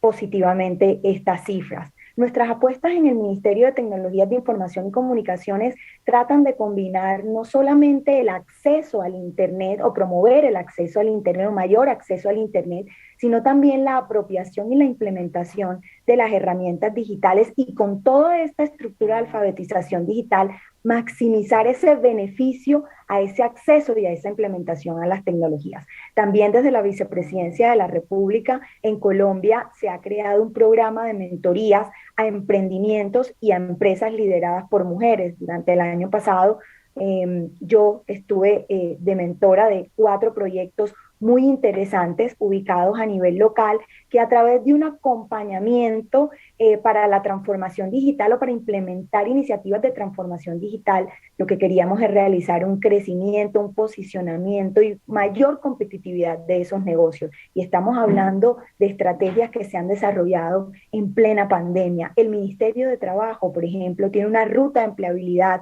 con formación para el trabajo dirigido exclusivamente a mujeres para impactar positivamente nuestras cifras de desempleo femenino en el país, que como lo han reiterado mis antecesoras, colegas, ha sido bastante complicado y significativo y sobre todo por el advenimiento de este COVID-19. También Colombia ha generado un contexto normativo importante alrededor de la promoción de las políticas de equidad de género. Tenemos desde el 2000 la ley 581 que ha dispuesto que el 30% de los cargos públicos van o pertenecen o deben estar dirigidos a las mujeres. Entonces esto nos ha significado que, por ejemplo, la cartera de tecnología en los últimos 4 años ha estado representada por mujeres. El índice global de brecha de género que lo mencionaba Elena al inicio de su conversación ubica a Colombia en el puesto 22 de una muestra de 153 países con una puntuación de 0,75 y está midiendo áreas como salud, como educación, como economía, política. La primera posición obviamente la ostenta Islandia con 0,87. Colombia está avanzando en este desafío hacia una sociedad 50 y 50. Estamos haciendo la tarea, Elena y demás participantes de este panel, pero nos falta un camino enorme por recorrer. Pero yo creo que alrededor de todas estas iniciativas, alrededor de esta apuesta de esta industria por impactar empresas y emprendimientos con tecnología liderados por mujeres, alrededor de un ordenamiento jurídico que permite fomentar estas políticas de equidad de género, vamos a tener muy pronto unos índices importantes en materia de paridad en nuestro país. Muchísimas gracias, Isabel. Es inspirador y sin duda nos muestran muchísimas acciones modelo a seguir. y además qué gusto estar viendo el resultado de estas acciones, que se necesitan acciones enfocadas en indicadores concretos que van avanzando en los temas de igualdad. Bueno, entonces ahora, Arantxa, ¿nos podrías contar? Sé también por parte de Facebook que cuentan con iniciativas muy interesantes para apoyar a las mujeres a adquirir habilidades digitales. ¿Nos podrías contar un poco de eso? Claro que sí. Muchas gracias, Elena, por la introducción y la pregunta. Y bueno, también, antes que nada, gracias a la Escuela del Sur de Gobernanza de Internet por la invitación, a la audiencia que hoy nos escucha y, claro, Isabel, Desiree y Celina, con quienes comparto este panel, y que creo que es un recordatorio muy importante que promover esta igualdad y la inclusión social y el desarrollo económico general a través de tecnología debe movilizar a toda la sociedad. Entonces, les agradezco y bueno, respecto a tu pregunta, Elena, para platicarles un poquito sobre estas iniciativas, voy a abonar un poquito más a lo que ya nos compartieron, bueno, nos compartiste tú, Elena, y también Isabel, sobre el contexto que vemos y por el cual constantemente en Facebook decidimos invertir en iniciativas para acortar la brecha de género, ¿no? Entonces, primero que nada, hemos visto en diferentes investigaciones como las comisionadas por ONU Mujeres, que también las mencionabas tú, que las mujeres siguen experimentando mayores tasas de desempleo, un panorama que claro se agravó con la pandemia. También, según investigaciones del Banco de Desarrollo de América Latina, si las mujeres se incorporaran masivamente al mundo laboral, el PIB de la región aumentaría hasta un 34%. Y también vemos que, de acuerdo al reporte global sobre el estado de las pequeñas empresas que comisionamos y creamos en colaboración con la OSDE, el Banco Mundial y, bueno, y Facebook, que se publicó en marzo del 2020, nos menciona que los negocios con dirección femenina son 7 puntos porcentuales más propensos a cerrar que los negocios liderados por hombres. Y es más probable que se encuentren entre los sectores más afectados por las restricciones sanitarias de la COVID-19 que hemos enfrentado en esta región, ¿no? Y todo este pequeño preámbulo para dimensionar el enorme potencial que las mujeres tienen para contribuir al crecimiento económico de América Latina. Además, como menciona en el reporte de mujeres, el empoderamiento económico de las mujeres es vital para lograr el cumplimiento de los derechos de las mujeres y la igualdad de género. Y bueno, por esto y por el compromiso a largo plazo que tiene Facebook hacia el empoderamiento económico de las mujeres, nosotros desarrollamos el programa de Ellas e Historia, que tiene como objetivo empoderar a las mujeres a través del desarrollo de habilidades digitales y de educación financiera empresarial para que puedan empezar o impulsar o crecer sus negocios, ¿no? De forma y estar más inmersas en la economía digital. Este programa ha apoyado a más de 1.5 millones de mujeres alrededor de todo el mundo desde su lanzamiento en el 2016, y en América Latina ha llegado a más de 300,000 mujeres, ha apoyado a más de 300,000 mujeres a adquirir habilidades digitales y de educación financiera empresarial que les permiten empezar o bueno, escalar su negocio, ¿no? Como se había mencionado. El programa en sí consta de capacitaciones virtuales. Antes eran presenciales, claro, pero con la pandemia migramos a capacitaciones virtuales. Y estas capacitaciones están de la mano de aliados locales, en donde enseñamos, digamos, cómo Facebook y su familia de aplicaciones pueden ayudar a empezar gratuitamente su negocio en línea, cómo mejoras las estrategias de servicio al cliente a través de la mensajería instantánea, cómo fijas costos, precios, metas de tus negocios, cómo manejas tus finanzas durante crisis, entre otros temas.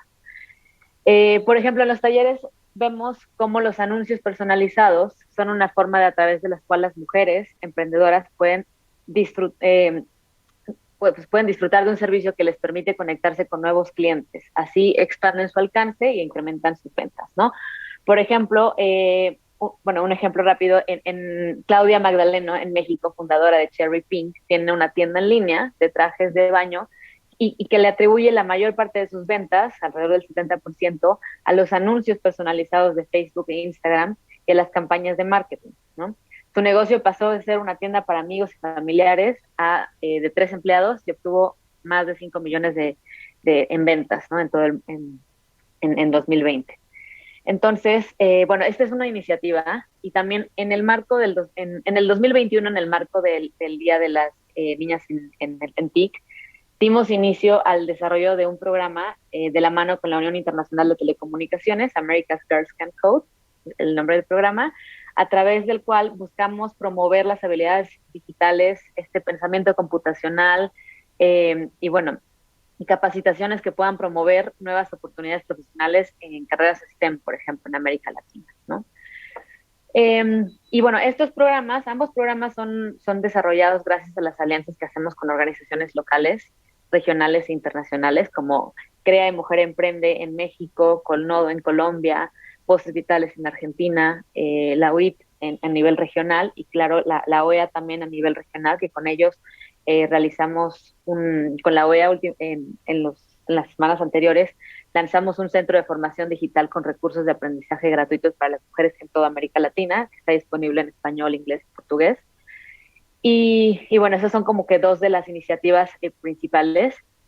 Y bueno, estos programas otorgan a las mujeres esta habilidad de participar equitativamente en los mercados existentes, incrementan la voz, el sentido de autonomía y participación en la toma de decisiones económicas. Y bueno, para ejemplificar un poquito más esto, me gustaría compartir un video sobre Carolina Moscoso, una emprendedora creadora de rulla artesanías en Colombia, para que conozcan un poquito también de su historia, ¿no? Entonces, ¿me ayudan con el video, porfa?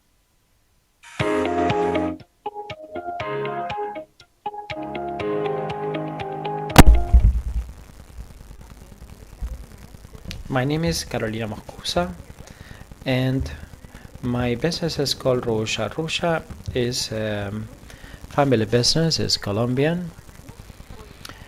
We capture the dreams. Rusha makes the allusion to our dreams. We provide accessories elaborated with our Japanese chair. We offer earrings, necklaces, bracelets. Facebook, WhatsApp, personal ads are important because this is our major tool. It is very important to have this business because it lives off virtuality, and this is the way we have been used to sell. The impact on COVID-19 was very difficult to manage because the way that we use was different from what we did in the past. Now, in connection with our business, it made us think of other business to make progress, to sell. So, this program gave us a very, very good, fast, quick immersion course on how to use social media and allowed us to train us in finance, cash flows, also inventory. It was very, very important for us so we could understand and to be more solid from the very beginning. And I know that we can make this dream possible in the future. I believe these training programs are supportive of women and that make us be more confident to have a good driving force if we are shown the way. And, you know, if we can do it, just do it.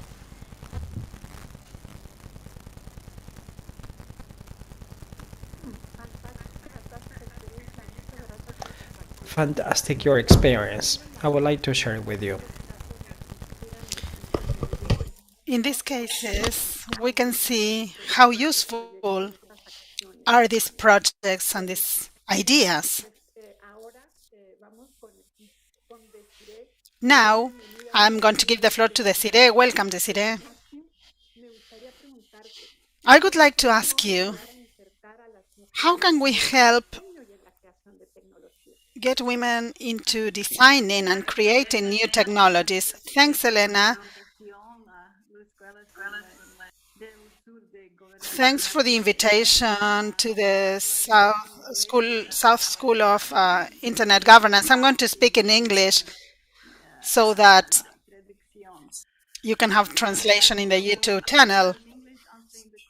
Thank you so much for the question. I'll just repeat it also in English. What you're actually asking me is how can we help insert more women in the design and creation of technology. And I wanted to share some of my own experiences since I've been in that sector for quite some time. I believe that, first of all, there are huge challenges, and there's, as we have heard from everyone else, a huge gender gap and digital gender divide. And to address this issue of this gender digital divide, I think we need first to look not just at the challenges and who can help, who are the stakeholders that can help close this gap. We also need some change in the culture as well, in some of the values that we share. Primarily, I think that we do not think enough of the good role models that we have for women that are already in technology. When you go to school, have you heard of Ida Holtz from Uruguay? Who's been inducted into the Internet Hall of Fame? Or I haven't been taught about Angela Robles that invented the very first ebook, but she was a teacher and no funding to then patent her invention. And there is a huge role of very big number of women who contributed to the ICT and the computer science and technology. So I think to help insert more women in the design, we need to teach them about role models and to support them, be very supportive in their desires. It's in Europe, for example, I believe only 18% of women work in the ICT sector. And about 17% are students in the ICT technologies and computer science. So it's quite a small number compared to the rest. And we need to be creative and we need to be supportive. And I said it comes not just from government initiatives, but also from private sector, from your community, from your schools, teachers.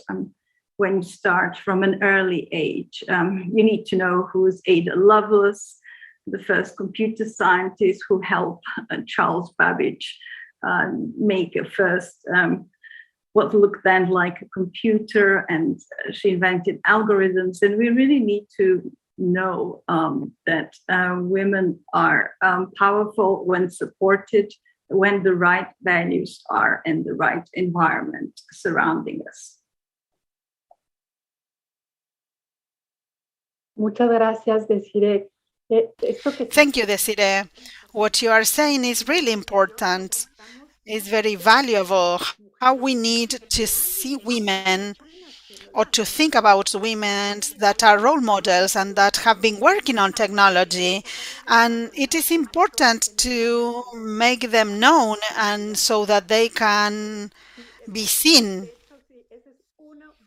Actually, that is one of the path that we are fostering in Connected. We are convinced of the importance of seeing those role models so that young women can be inspired by them.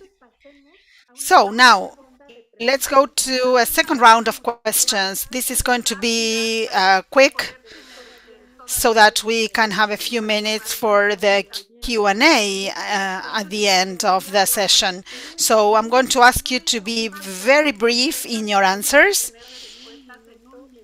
Maybe take only a minute for answering. That would be great. Now I'm going to start with Arantxa. Please tell us which were the main obstacles when giving training and how did you manage to surpass those obstacles? Thanks, Elena. To answer that question, I would like to emphasize the importance of our allies in the field. They have an important role in facing the challenges in each country and within each community, the knowledge, experience that help us to understand not only in the challenges in each community, but also the innovative ways to answer those challenges, such as, for example, the lack of digital skills development, low connectivity, or lack of capital. Our allies work with us to guarantee that the content answers the need of Latin American women, so that content has a local value. One of the things at the beginning of the pandemic was the transition towards the hybrid or digital worlds. We had to do some structural changes and strategic changes in order to have a longer reach. For example, in Colombia, we adapted workshops from face-to-face to online workshops, and we were able to improve in that sense. And we know that there have been some different responsibilities for women, such as taking care of children, the house and everything. But together with our allies, what we did was to adapt these situations so that women could do things online, and if they had to take care of some other responsibility, they could came back to the training later on and not stop training at all. So in Facebook, we were able to adapt our resources for the on-demand content so that women could take advantage of the educational training at their own pace and according to their own needs. Thanks.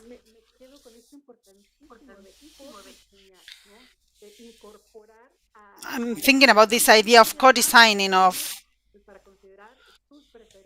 considering the preferences, the challenges. It's a great experience. Thank you. Now I'm going to give the floor to Desiree. How can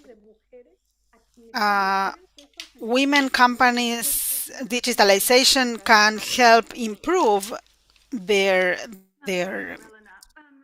process? How can the digitization of women's businesses and enterprises improve their access to finance? And I believe we are now touching an important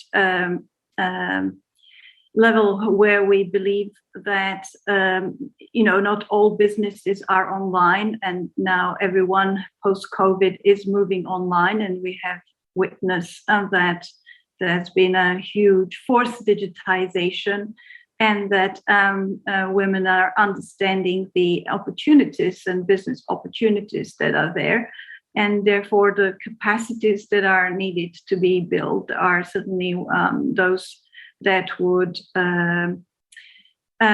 see whether a digitized business as such would also have a better chances of getting access to finance. And I do not know of any particular examples. I do know that some in countries in the region, in the Southeast European region, where I also do a lot of work, is that there has been a lot of good changes in terms of the fact that women are digitizing their businesses and that are getting access to finance. Now, we don't have to think of there are so many business models online, and a digitized business model has to still be proven for an investor to invest in this entrepreneurial side of engagement to close the gender digital gap. And while I think that it could enormously help, it could certainly enormously help. I also think, and have to go back to this idea of a role model, we need to change this view that women are successful entrepreneurs as well. And unfortunately, we don't have that many models to look forward to. When you look at the CEOs of Apple, Google, Facebook, you name it, there isn't a successful entrepreneur as a female role. And that brings this other question, whether the internet itself and digitization is actually somehow amplifying the patriarchal model, where power, money is something that gives you access to women. So we need to change some of these social values and the way how we look at it as well. Nevertheless, once we are successful with that and successful to have a good entrepreneur role model, for example, a woman who probably not many people have heard of, Carol Ellie. She was one who is an engineer. She was not an engineer, not a scientist, but a very successful entrepreneur in the ICT sector. So we come from all walks of life. And this is something especially that I think stakeholders should recognize the need to finance more business startups, and there are set up by women or girls or students if we want to change and be able closing the gender gap. Muchas gracias, Desiree. Some initial thoughts? Thank you, Desiree. Very valuable contributions. It is clear that this is a specific challenge, a huge challenge, and there's so much to do, from the biases that exist in order to give financing for women. This is something that we should focus on as regards technology, AI, and we need to be accountable and responsible, and to be diverse and to have inclusion, so that technology can help us to fight those biases. This is an important step that we should take.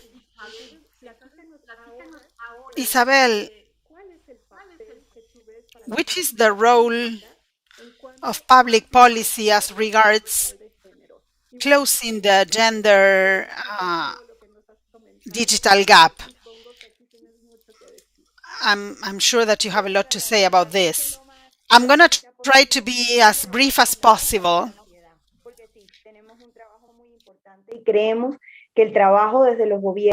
All right, we have our work to design our policies and all of that and implement our policy. A good example of our positive relation that there should be between gender equality and public policy is found in Iceland. Iceland ranks first in gender-based perspective, and it's a country that has 48% of its parliament made up of women.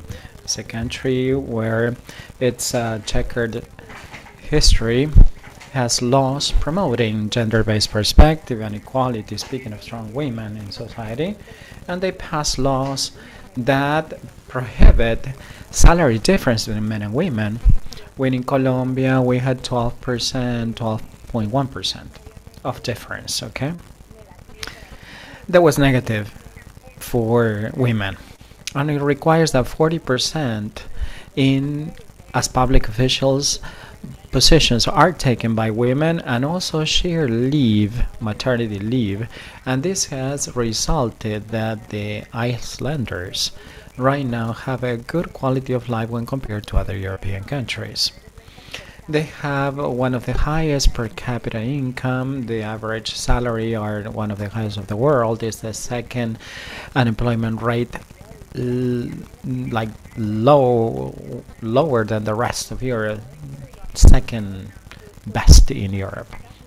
So this was mentioned by the panelists. We're not speaking of public policy or rights guarantees, but also we're speaking of economic issues, discrimination related to gender goes against the development of countries.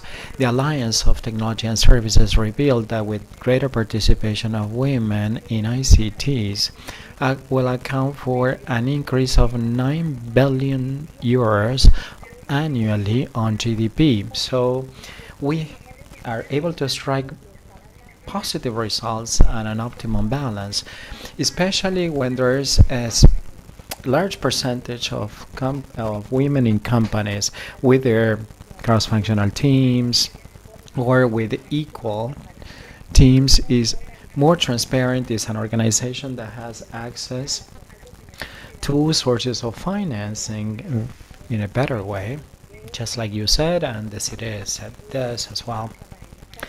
Our panelist from Facebook says that it creates a better labor atmosphere. They're more productive, they're more innovative, 15% more profitable. And if we increase 26% in the stock price, I mean 47% in the return of capital employed and 30% on the gross margins. So it's now that we're speaking about equality or gender guarantee, but a return that in turn is going to create a better quality of life, not only for Colombians, but for citizens across the world. Speaking of gender equality, is speaking of citizens equality in any country, but it's the same, or it's translated as better life expectancy, quality of life for people across the world. Let me tell you, Elena, that I am part of an organization of civil society in Colombia that is very important, that has deployed very important things on promotion of gender-based equality that is called Women ICTs. And we help girls and young women to have better access to the industry of telecommunications, or ICTs, that is an engine for driving new employment opportunities across the world. And also we help girls and women to be empowered and to be more effective when it comes to creating the necessary spaces in the ICT world. And we help them in the promotion and in the training of their own skills and competencies and technologies, so they could become efficient and effective when it comes to creating these spaces or be part of these spaces on ICTs. Thank you very much. It's great. It's great. I could have continued going on and on listening to you. These gender-based equalities are great, is fair, and is smart for governments and for corporations and for society. If not, we're losing many things because of the lack of including gender-based perspective or equality.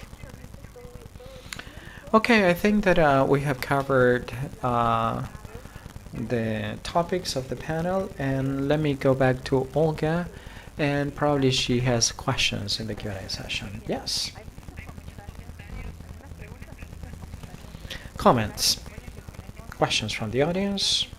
We have 500 students, especially from Latin America, and especially right now that we have an online translation service into English. We have people from abroad, from Asia, from Africa, from North America. Most of them are from Latin America anyways. My acknowledgements to the ICT girls and to Conectadas for your initiatives. We need to empower women. These are the comments written.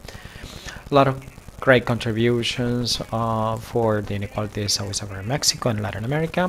Maria Luján asked a question. She's from Colombia. She moderated a panel on wireless infrastructure. She says if there should be a cultural change, it's very important.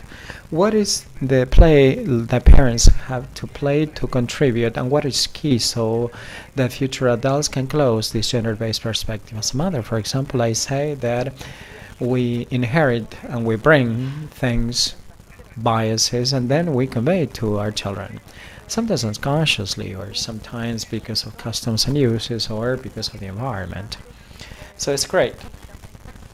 Women need more awareness. ICTs need role models. Acknowledgements also, a cultural aspect that is deep. Because the world in the ICT is usually led by men.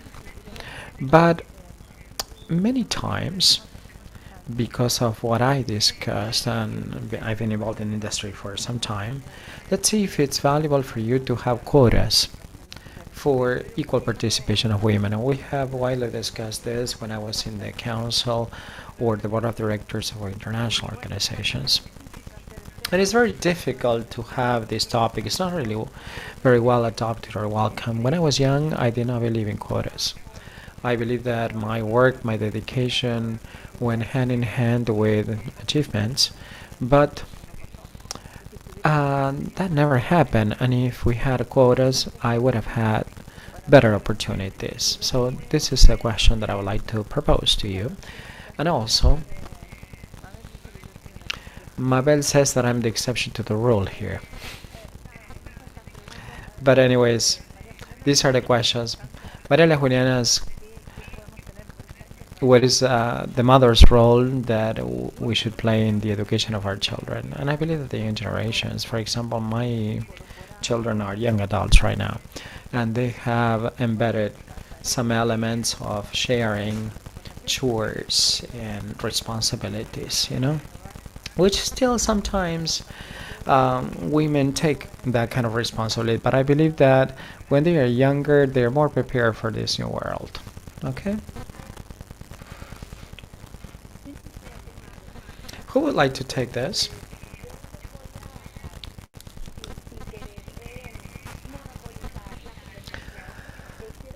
I would like to take the helm here because cultural transformation is very important in any process, especially in the digital transformation process. When we're speaking of digital transformation, we're not speaking of cultural transformation or digital culture.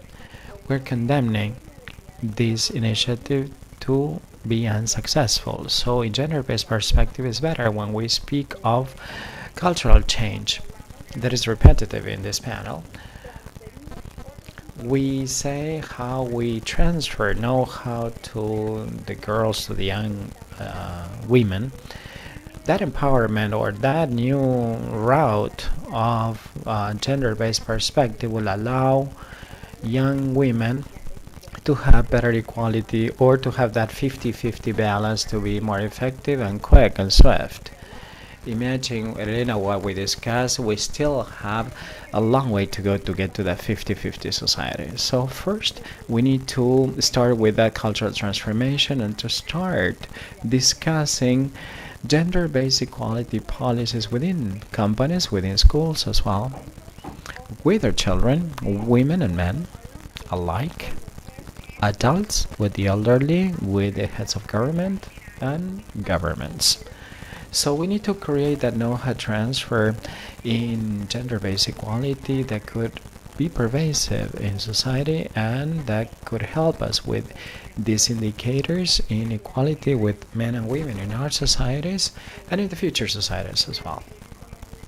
I believe this is important, as you have clearly said. It's very relevant for us.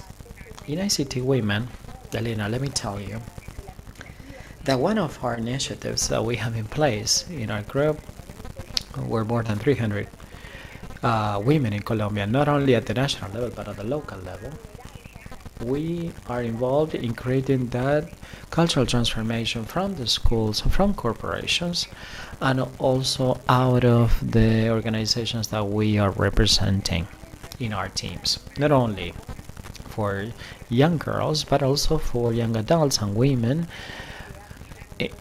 in their homes also, and we are going to impact that society of 50-50 that we so much desire. Thank you. Thanks a lot. Excellent. I believe that Arancha would like to say something before closing the remarks. Arancha?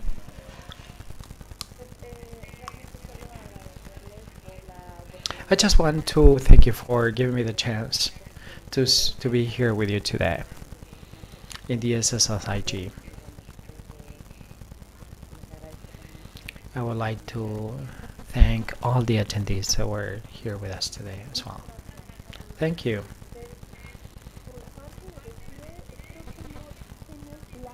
Desiree.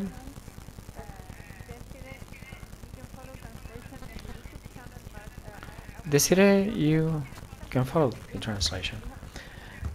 Together.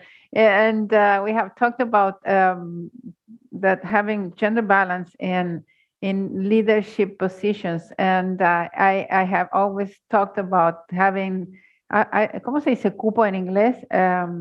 Quota, thank you. Quota, for example, in board positions, or we have talked about this several times. Maybe you can share your thoughts with us. Certainly, thank you, Olga, and thank you, Elena,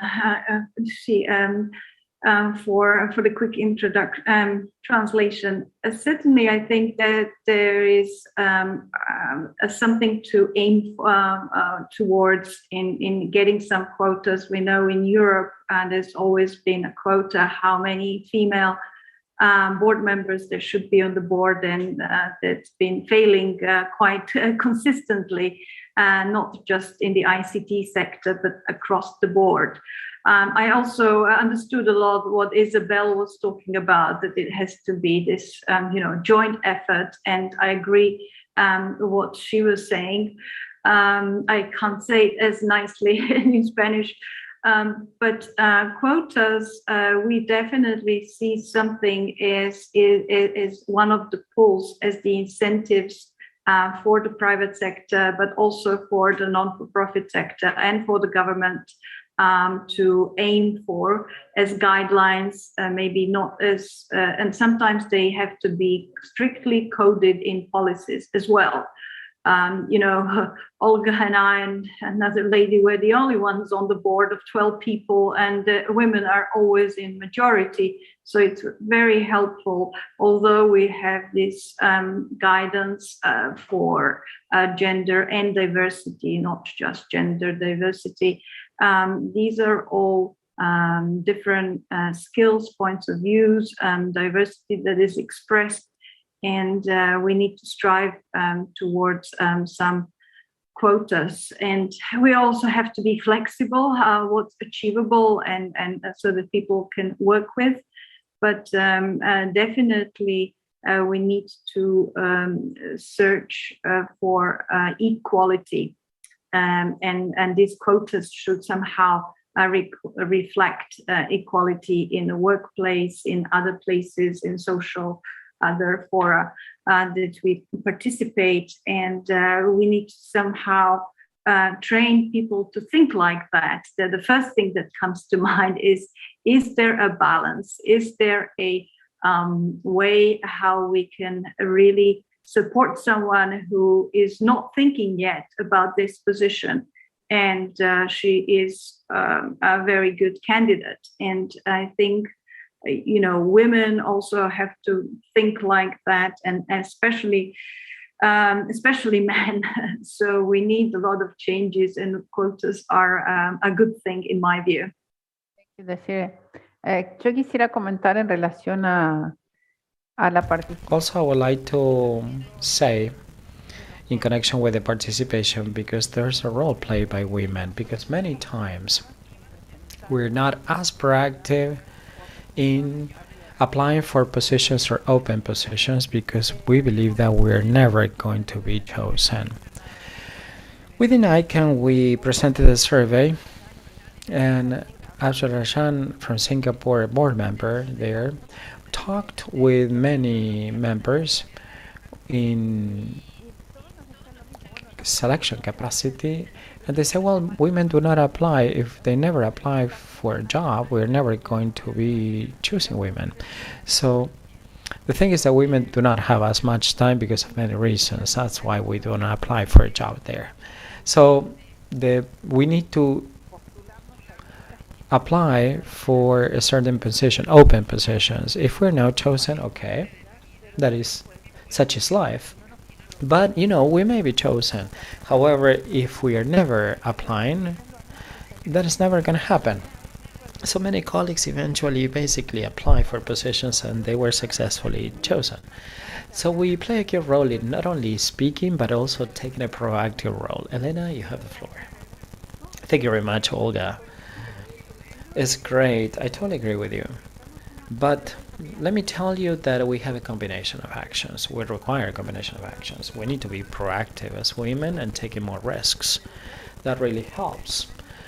If we're not chosen, never mind. We need to seize the following opportunity. But on the other hand, on the other part, efforts need to be made because affirmative action is a collective useful tool. Hopefully, we will never depend on them, but there's a cultural barrier as well. And in the World Economic Forum makes a progress, a cultural transformation, but it's so slow that probably we will never see that, or our children or our grandchildren. And we need that to be quick, or a reality that will happen soon. And I believe that this may be useful. I mean, the implementation of quotas may be useful and could drive that cultural transformation that we want to see, at least in our lives.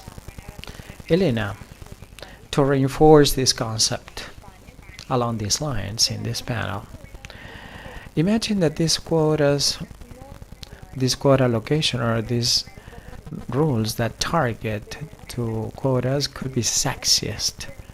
But indeed, the country supported positively a progress made in gender equality. At this moment, as you say and as Desiree said, we require that. It's required by society so women can start enjoying those spaces that are created, but because of many reasons, sometimes we don't leverage that. It has taken many years to have empowerment, and we still have many years to go to position ourselves, or to raise our voices, or to find an important space in society. I believe that we need to pursue these policies, not only as I said in my presentation, because public policy there should be a tool, but also in private companies, because I have a gender perspective always, or gender equality. In private corporations, I deal with the board. Most of them are women.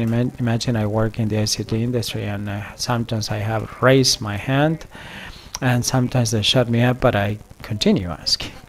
So I continue to ask many things. So this experience in empowerment, I always speak of gender-based equality and the benefits of having women parity, creating innovation and more economic impact for the company, more gains. So this made us make a transformation significantly with civil society organizations that want to empower women in the different spheres, especially in an industry that is the ICT industry, that is creating so many important spaces that require professionals or practitioners in technology, and only in Colombia 30% of these professionals are women.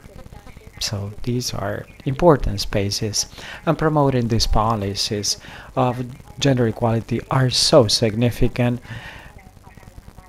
They are necessary for leveraging these pathways of gender equality. That's why I advocate this, and hopefully we are going to see this dream become a reality pretty soon. Yes, and I believe that they promote cultural change.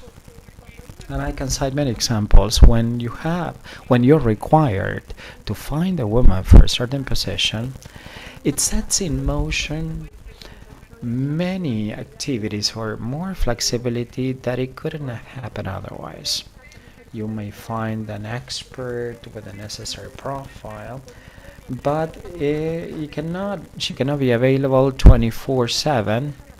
So there comes a flexibility. If she can do remote work, then she can attend. If she can attend a meeting at 10 p.m. and things like that. And these are the sort of issues, organizational issues, that many times prevent women from joining those positions or taking those positions. And there are many networks by which you may find candidates for certain positions, but these are informal networks. And especially in male-driven industries. Networks usually recommend men, and women do not get wind of that. So basically, we are saved from these networks, and then we find other channels to find the right women, I believe that these quotas set in motion then this need or requirement to find a distinct way of finding different things, and this involves the cultural transformation that we so much desire. I totally agree with the quotas. I believe it's a mechanism that helps.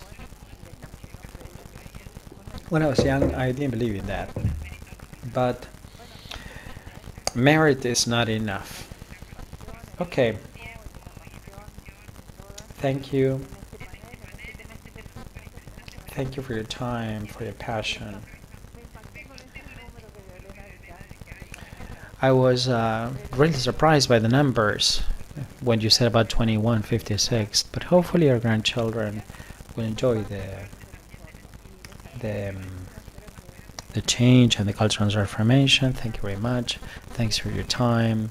Stay safe and healthy.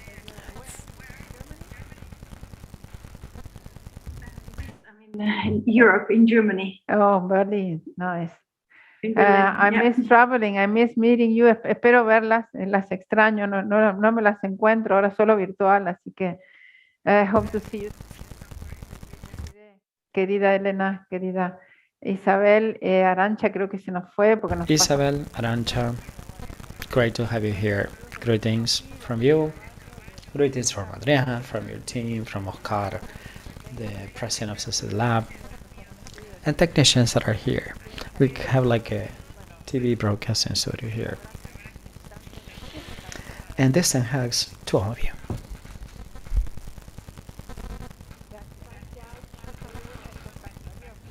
Okay, thank you very much. Thank you very much. In 10 minutes, we are going to reconvene. That is on the future. Olga, no. Social networks, fake news, disinformation. So in 10 minutes, we should get back.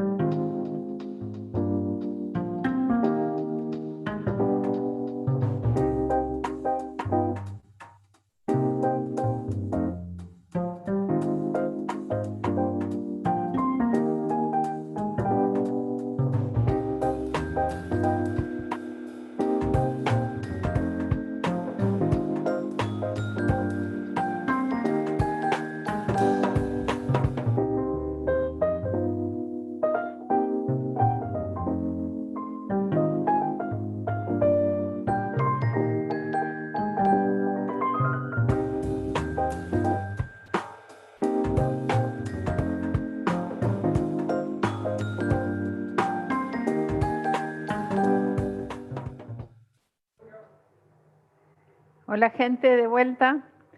Seguimos en este cuarto día en nuestra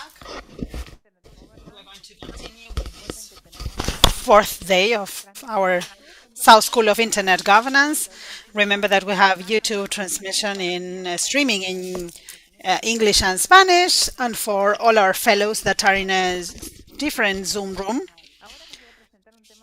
in a seminar sort of way. Now I'm going to introduce a very important topic, and also I'm going to introduce our friends, social networks, misinformation and fake news. This is a topic, a hot topic, with a lot of impact and with a lot of different points of view that have to do with freedom of speech and avoiding hate speeches and misinformation. And that's why I'm going to have a great panel with excellent friends. Some of you I haven't met personally, but I'm going to have the opportunity.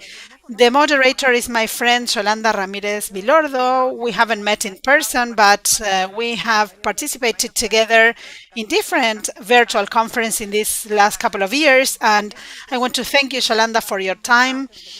Jocelyn Vos Castro is our friend, has been our friend for many years. Greetings from Oscar Mesano and Adriana and the whole team. I want to tell you that Jocelyn was paramount for organizing our South School of Internet Governance in Panama in 2013. She's from Panama. She also participated in the school in Colombia. Colombia was your first school, right? So she also wanted to organize it in Panama, so she was paramount in organizing it in Panama. And also two new friends for the school, Emilio Saldaña and Jorge Hernán Peláez. Emilio is general manager of Alternativa Digital Mexico, and Jorge Hernán Peláez is a journalist from Colombia. So we have a Latin American panel. Greetings from Buenos Aires. Yolanda, you have the floor, and at the end I'm going to read the questions from the fellows that are asking the questions through the Zoom platform. Thank you, Olga. It's a great pleasure to share this panel with such experienced friends. This is what we need nowadays. And as Olga was saying, we have an enriching panel. What can I say, Jocelyn? You are a lovely person. You always contribute a lot. And you are in Panama, right? We also have Emilio Saldaña, who is the general manager for Alternativa Digital Mexico. It's great to share this panel with you. It's an honor. And Jorge Hernán Peláez, journalist. Jorge,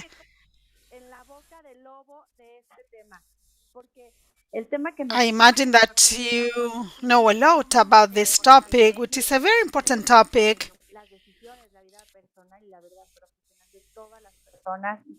As regards the personal and professional life of all people, and it has become more important with the pandemic, and it has to do with social network, misinformation, and fake news. I would like to show you an image to start. I know that you are all experts, but I would like to have like a kind of dialogue.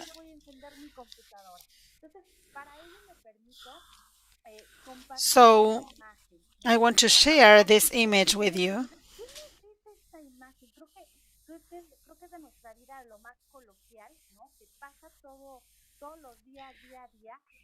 I think that it has to do with our everyday life. These are my neighbors.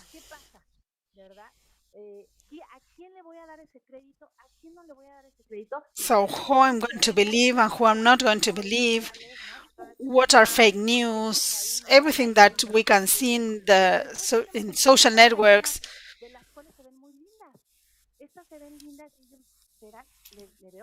And we have here some pieces of news. There's a company representing communication, and then we have another one. And what if these are fake news? How can I make a difference? And on the other hand, we also have these kind of messages in the social media that are shared and we don't know where it came from and we read them. And there's a comment that says, I don't know if it's true, but so I think that this is going to give us an idea to start with this panel. And I would like to ask you, Jocelyn, what can Jocelyn contribute to this panel as regards social networks and misinformation and fake news? Hello, dear friends. First, I want to thank the people organizing the school, Olga, Adrián. I was a fellow in 2012 and I was passionate about this activity. I know that everything that you do to foster cybersecurity and internet governance. And since a few years ago, I've been involved in the world of new technologies, and that's why my connection with the governance school. I was the chairman of the Commission of Law and New Technologies of the Law Association in Panama. And what we were trying to do was not only to bring awareness about new technologies, and we also try to work in different campaigns and work in developing bills for this political environment of internet and the social media that have changed our lives so much. How many of you did you feel that in this week you suffer a lot of anxiety because we couldn't connect through the three most important social media that we have?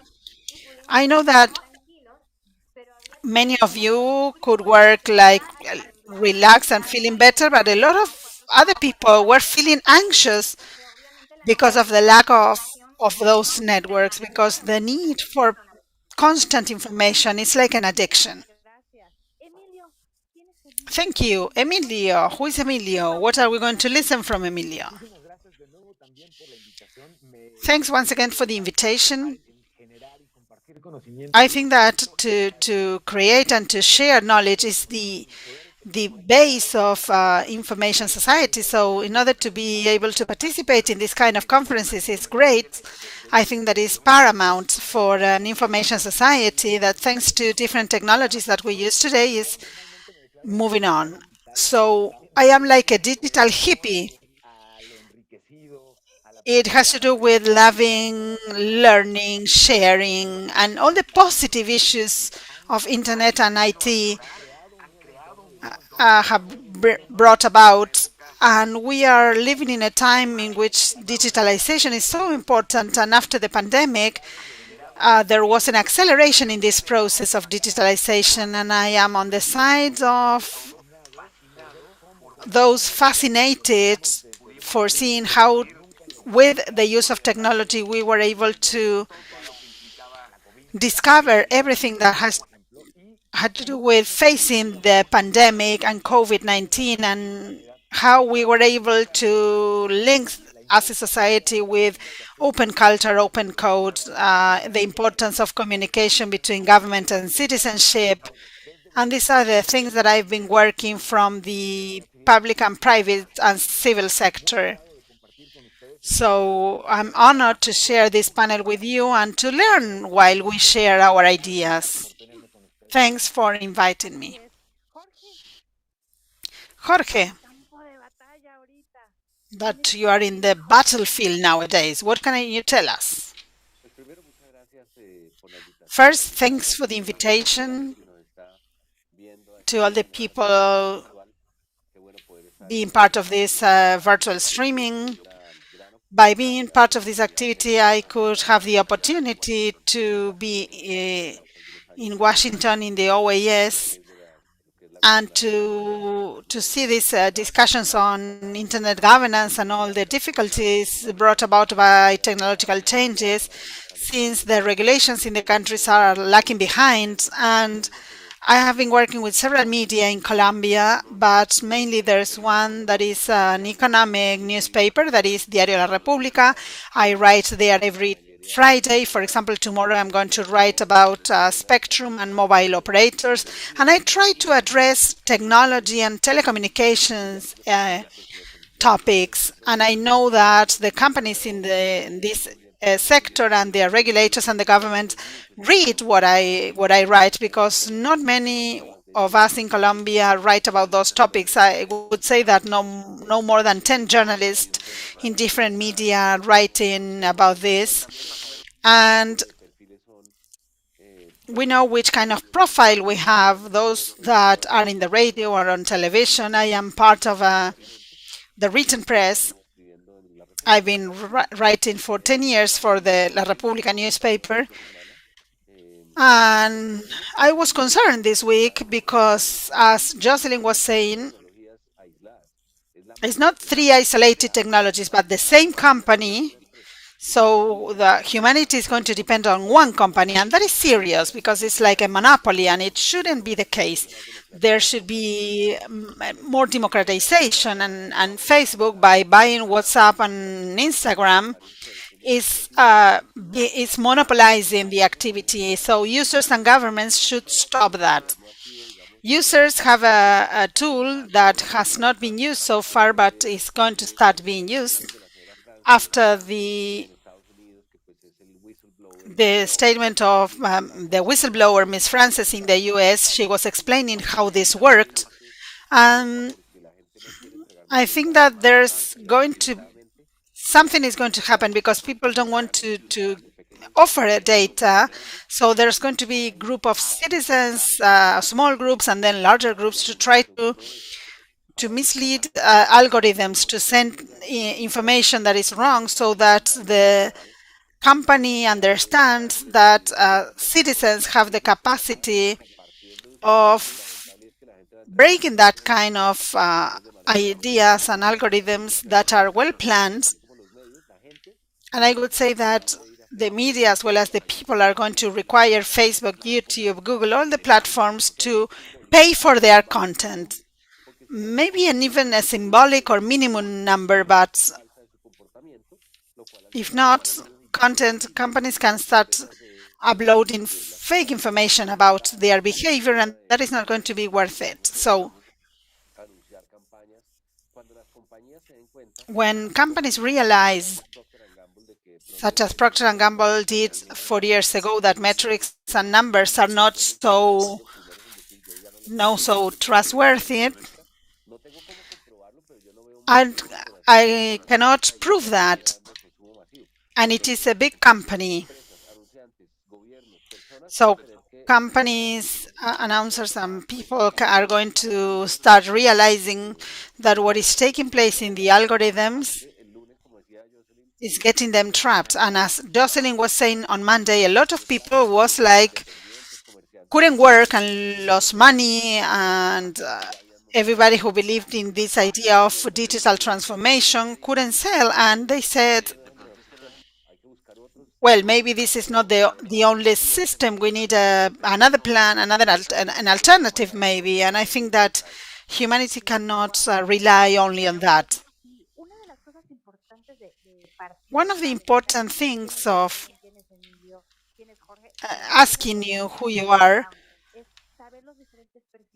is to learn about your different profiles, because probably those who are sharing this panel, listening to us, can identify with one of us in their different roles, and they would say, yeah, it's true. I am the person that is in the social media, in the academia, and let me tell you that I am a lawyer, as well as Jocelyn, and I am an academic, a scholar. So I do a lot of research on these kind of topics with students at the university level. And we are including these projects And that's why I had the pleasure of being invited by Olga to participate in this panel.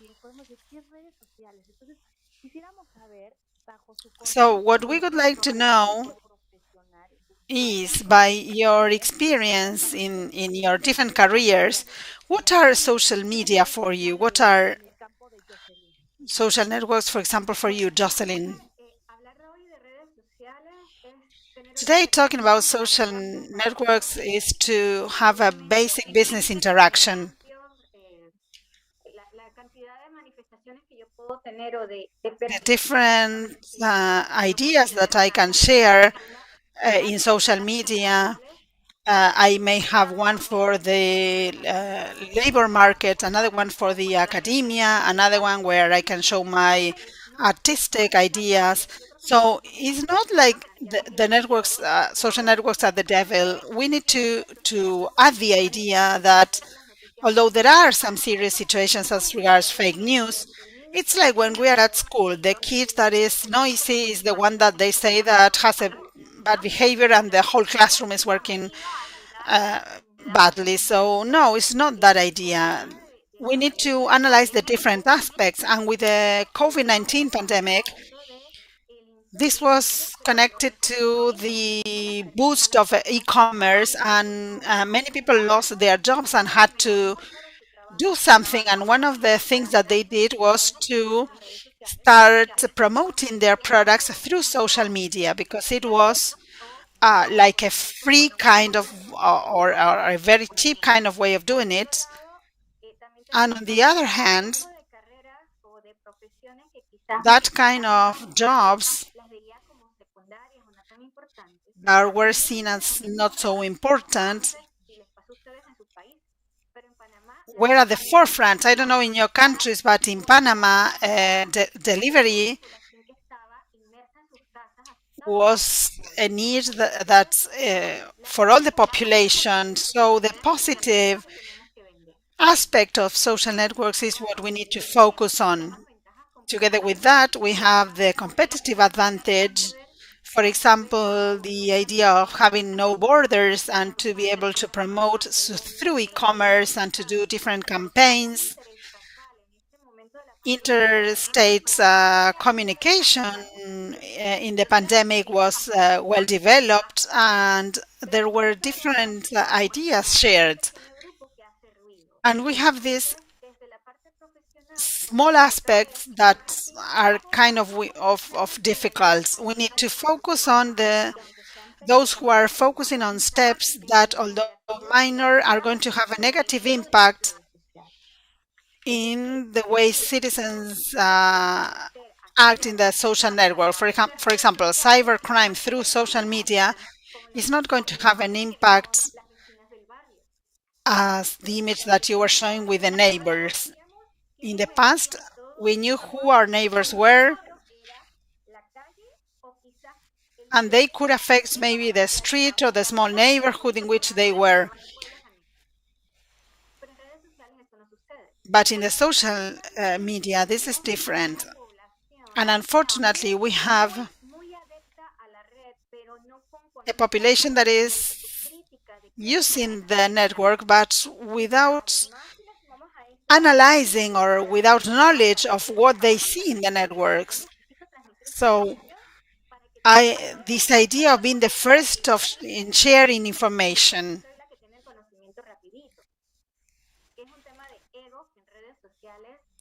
and that has to do with different attitudes in social networks. This is an interesting topic to analyze, how a professional can offer his image physically, and when they are in the social networks, it's totally different, and all the bad aspects are showed, and things that maybe face to face you won't be able to say, you can do it through social networks. So we have seen both sides. I always try to say, okay, as regards technology, social networks, this was something that helps us as a society to grow. And we are learning that this information universe requires some kind of regulation because there's a team or group of companies or criminals that are using these tools that can use to commit crimes against society. And we also need to be careful because there's a very thin line between being strong and to be against freedom of speech. So we need to find a balance in the social networks, and we need to analyze it and to be aware how changes take place or how we are going to suggest policies or state laws that would allow us to make this safer.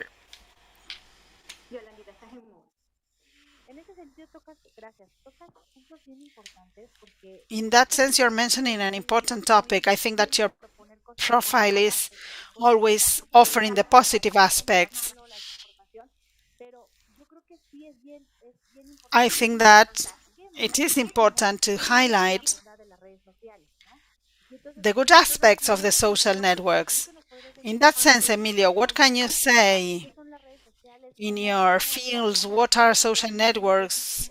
How, how can you explain the fake news? Thank you. In social networks, what I see is that it's like the tip of the iceberg that is reflecting or showing the digital social expression of our interaction with IT.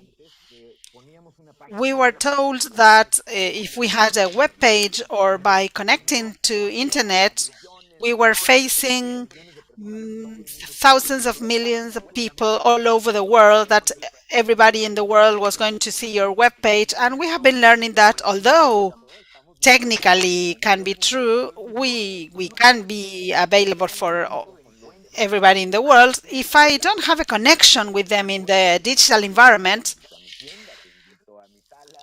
I need to tell them something else, like invite them to see what I offer. So considering this kind of convergence of our digital activities, I see that social networks are like a way of socially expressing, or like a place to get together. And I don't necessarily need to pay attention to everything that I listen. But without social networks, I wouldn't be able to listen to what I like, what I don't like. And in that sense, social networks have become a kind of collective digital awareness, because nowadays social networks are react to what I share. If I offer good vibes, I'm going to receive them, and the same if I question, and if I publicly question, digitally do it, I'm going to receive the same. I'm going to learn, I'm going to be attacked, I'm going to receive good comments.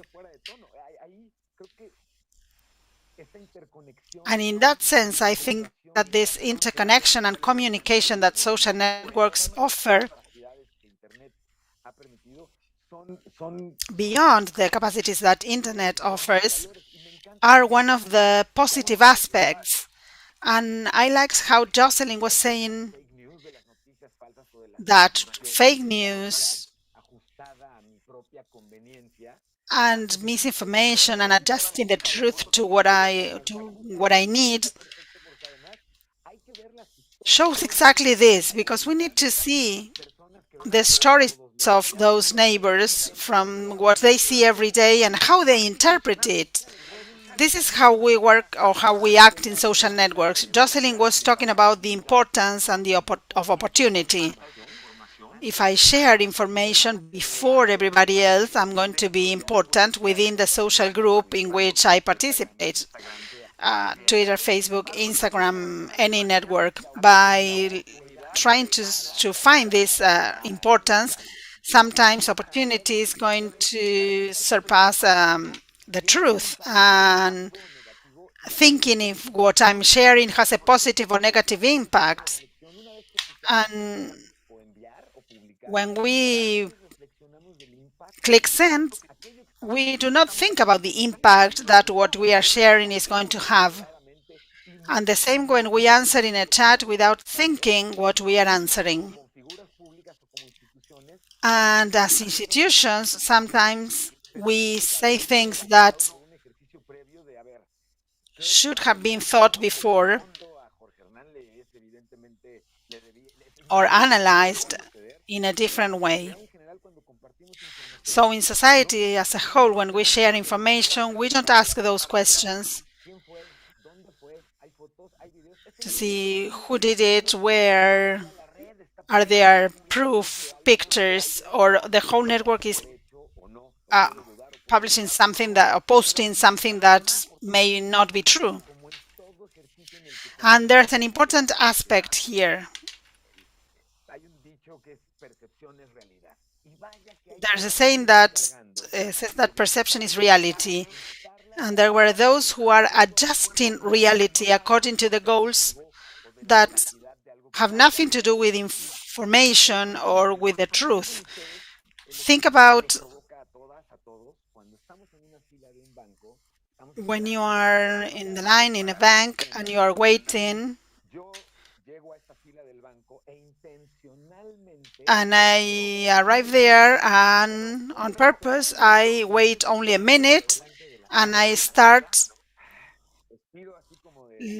looking at the line, and I am like nervous and showing that, and the person that is behind me starts doing the same, and the one in front of me that listened to me like I am nervous starts doing the same. If I wait a couple of minutes and ask the person in front of me if he's been there for a long time, probably the answer that I'm going to receive is no, but it's taking quite a long time. So this attitude that I am spreading, I don't want to exaggerate, but with this kind of attitude, in a few minutes, I can cause a difficult situation in the bank, because I'm going to say that I always have to wait a lot and it's not fair. And that idea, that situation is something that I think about when I am interacting with social networks information. If I read a piece of news that is so important and I want to, for example, retweet it or repost it, I should ask myself if I am not going to be doing the same as that person in the bank. Hello, interesting points, because you're touching upon something interesting, that is generation. Needs, the different needs, as one could see the people and the ladies that were sitting down, or the needs they have. And then right now, a new need responding by one click of having everything promptly. So WhatsApp was great when deleted messages, because we don't have that time to breathe and to take your time and to process that information and to perceive the information at the same time. So you have critical thinking, the opinion, or whatever. We don't have that time. So we skipped that. We read once again the message, oh, and now I can delete it if I didn't understand. Well, I read a message, yeah, there's a word to be waged, or if it's unread, you have time to delete it. So that is extremely linked with what Jorge Hernan says. Jorge, it creates a lot of uncertainty, especially when you're used to this media. How do you see in your spheres what social media is? To be quick, Yolanda, I believe that we need to deep dive social media as such globally because they have I mean, everyone has a purpose or its objective. TikTok is something for teenagers, but the large brands are there. LinkedIn for professionals, job opportunities, things like that. It's an ecosystem where it's more corporate-like. And Twitter, discussions, writing, text, and communication. But right now they're uploading photos and images or videos. So they have different interactions, different objectives and audiences. And little by little you're becoming a specialist when you approach, for example, Facebook, tracing back to the good times where it's like family pictures and that's it. And after Monday, a lot of people are probably considering closing Facebook accounts. They have their photos, family, vacation, and right now you have Instagram that is better, and then you have other social media. And as in any technology, as what happened to Nokia, nobody has Nokia right now. Facebook is going to be phased out by another one. This is a spiral that is never ending, and there are some other players that are going to join the market. And even though that Facebook buys companies, I don't know if it's WeChat or TikTok, but there's another player that is going to replace Facebook or any other social media. LinkedIn, for example, I get sources, expertise, articles that are very interesting, and a lot of Twitter because that's where the information lies. Those are the main sources of information to write and to be acquainted with information. And I believe that people are not conceiving entertainment or photos any longer in social media. I believe that there's less of that, and there's more of having commercial opportunities, business, clients. What sort of information is going to be good for training? Those are the ones that are going to prevail, more useful or useful beyond entertainment. That's what happened with TV platforms right now. We're used to having cable operators, Netflix, but cable is going to disappear, and that is going to be, and people are going to be tied to entertainment platforms like on demand, like Netflix. The same goes for these platforms. During its useful life, you're gonna see, well, all movies, TV series. So what else? I'm sure there's going to be a new player with educational content platform or news, sports content, tourism, travel, and you have niches in line with uses. So technology depends on why and how or who you use it. And it doesn't mean that it has to be 100% entertainment, because then you have also 10% of work, and then when you're having on vacations or unless you're taking a sabbatic year. So those large platforms that were fully supported in the past, that they were going to offer entertainment, and they rely on contents uploading. They have algorithms, proprietary algorithms that they don't work any longer because it's full of bots, it's full of information, and people are resorting to more useful things on their daily lives. What is going to happen soon is that somebody's going to reinvent a digital platform different from TV, where there should be interaction from those of you that would like to learn cooking but doesn't want to see tutorials in YouTube because there's no interaction. However, if there is one that requires interaction with chefs and professional cooks that you can interact with, I'm sure people are willing to pay for this sort of platforms to be trained and to train their own skills or to acquire capabilities.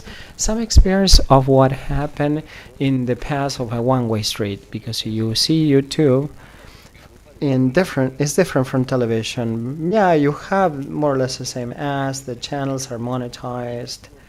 And there are times when people said, okay, I know that I have millions and millions of videos in YouTube, but I'm annoyed by those ads, and I'm willing to pay to prevent from watching those ads. They pay for cable because in cable there was no advertising. I mean, there's dedicated programs where there's no ad because it's saturated with advertising. That's why people migrate into cable, because of that promise.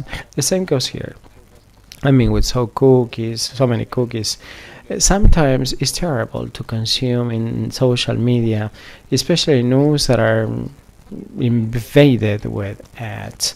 And I'm sure in the near future they said, okay, in this network, in this network or platform, you pay an X amount in dollars, but at least you're going to have this for some time, and the way of monetizing on the other hand. So I believe all these social media, YouTube, Google, Facebook,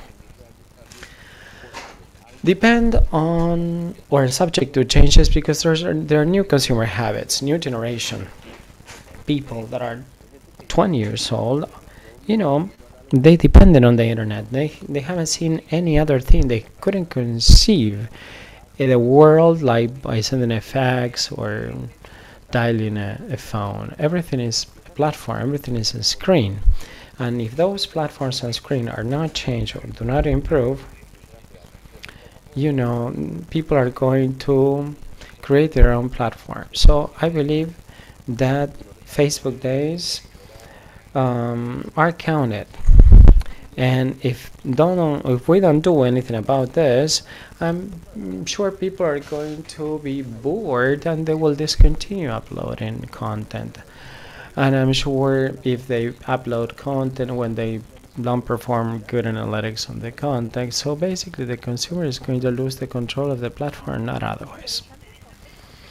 Great scenario.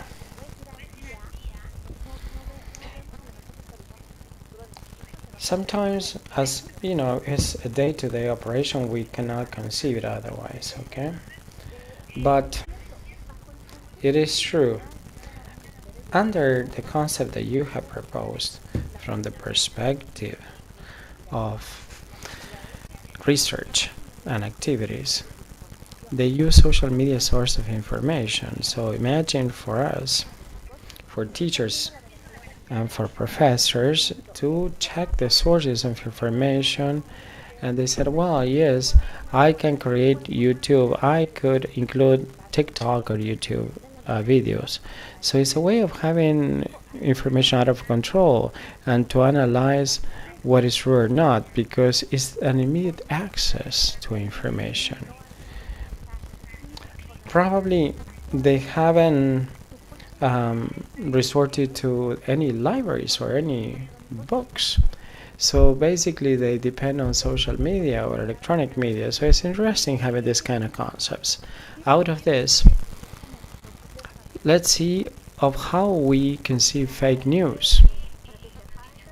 Fake news. We are in a Latin American event. We said fake news. You can check the translation into Spanish later, I don't know. But with what you said of libraries, I totally understand there's a limited offering. Depending on the budget of the library, I will have access to certain amount of information. Now, the freedom that I'm provided by the internet is totally different, it's unlimited. Now, the issue lies when you get to fake news, because with the pandemic, the WHO said that they were going to fight two pandemics. They had the COVID-19 pandemic, and then they said infodemics, and it was horrendous. I mean, because of those sort of videos and chats and messages that emerged. And even though we had a situation of depression, anxiety, and panic because of what COVID-19 brings, there was a whole set of individuals that were lying, or a new version of news, or creating panic and destabilizing states, basically, where it was an attempt against the lives of many. So on top of that, if we consider that they were monetizing or they were creating millions and millions of dollars by creating this fake news that indeed creates more money or gains than drug trafficking, and drug trafficking is wrong. But on the other hand, you have a universe that is having gains, creating misinformation in a society that is going to be reactive in something that is similar to justice, because it's not writing a blog, or in a word processor and uploading something over the internet. No, it's an industry in this case. It's the misinformation industry that makes you believe that the president is giving a speech that is totally different from what he's used to telling us.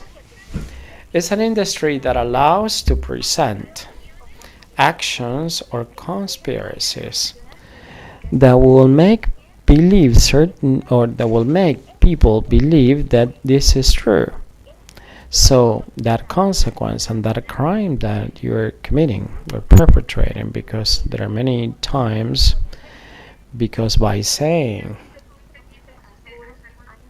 and this happened years ago, for example, there was a man that was a child molester or offender outside the school. You need to pay attention because you have daughters, mothers. Please be mindful. Please share the photo of this person. And that person got killed because he was right across the school, because people thought that he was a sex offender, because we're passionate, we are reactive in a way. So I don't take the time to perform analysis, because what those that create fake news find topics that are dear to us, that do not allow us to be reasonable, but to react, because they make us react before the nature that clashes with their values. So we had a situation that was totally unforeseeable, at least by our generations, because here I can trace some differences. When we speak of social media, we speak about young generations, and the people that are in Facebook is not the same as the one in Instagram or TikTok. But no pandemic made us democratic overall. And what was the aspect of that democracy? Well, it caused fear because it was uncontrollable, it was not understandable, and it was basically causing lives, killing people. So you have people being killed in the streets.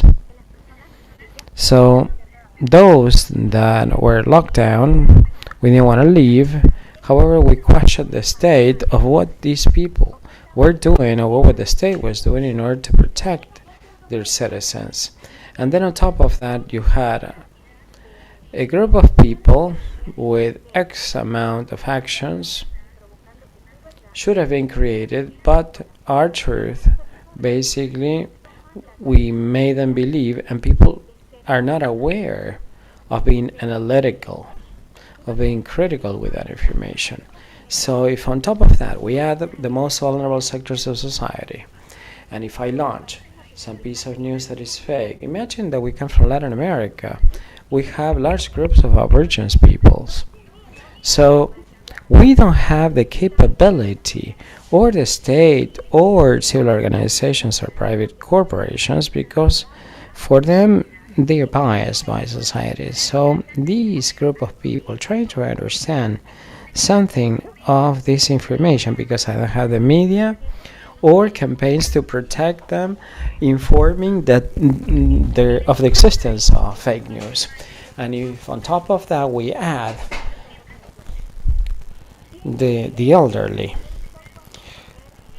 for example, who were we after to look after? The target? Well, the elderly, or after people are over 55, because they were their most vulnerable population or group age.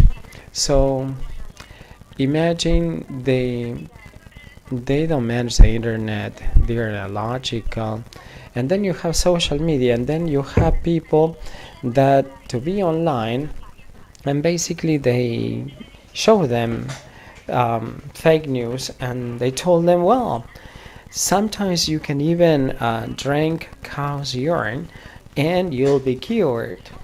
So this attempted against the lives of many. So what we're doing with organizations, with civil society, what were states doing? Because we need to work to share this universe of disinformation. Because at the end of the day, you're going to have a citizen being misinformed, taking actions that could lead, based on fake news, to provoke elections, and then you may elect another candidate, regardless of that people, whether or not, took me to the condition of being alive or dead. Totally different, because what was at risk, it was not deciding the election of a republic, but being dead or alive. Now, these actions are the ones as a society or a state are the ones that we should pursue or go after, because at the end of the day, we couldn't quantify. I don't know if there are statistics of how many people committed suicide as a result of fake news.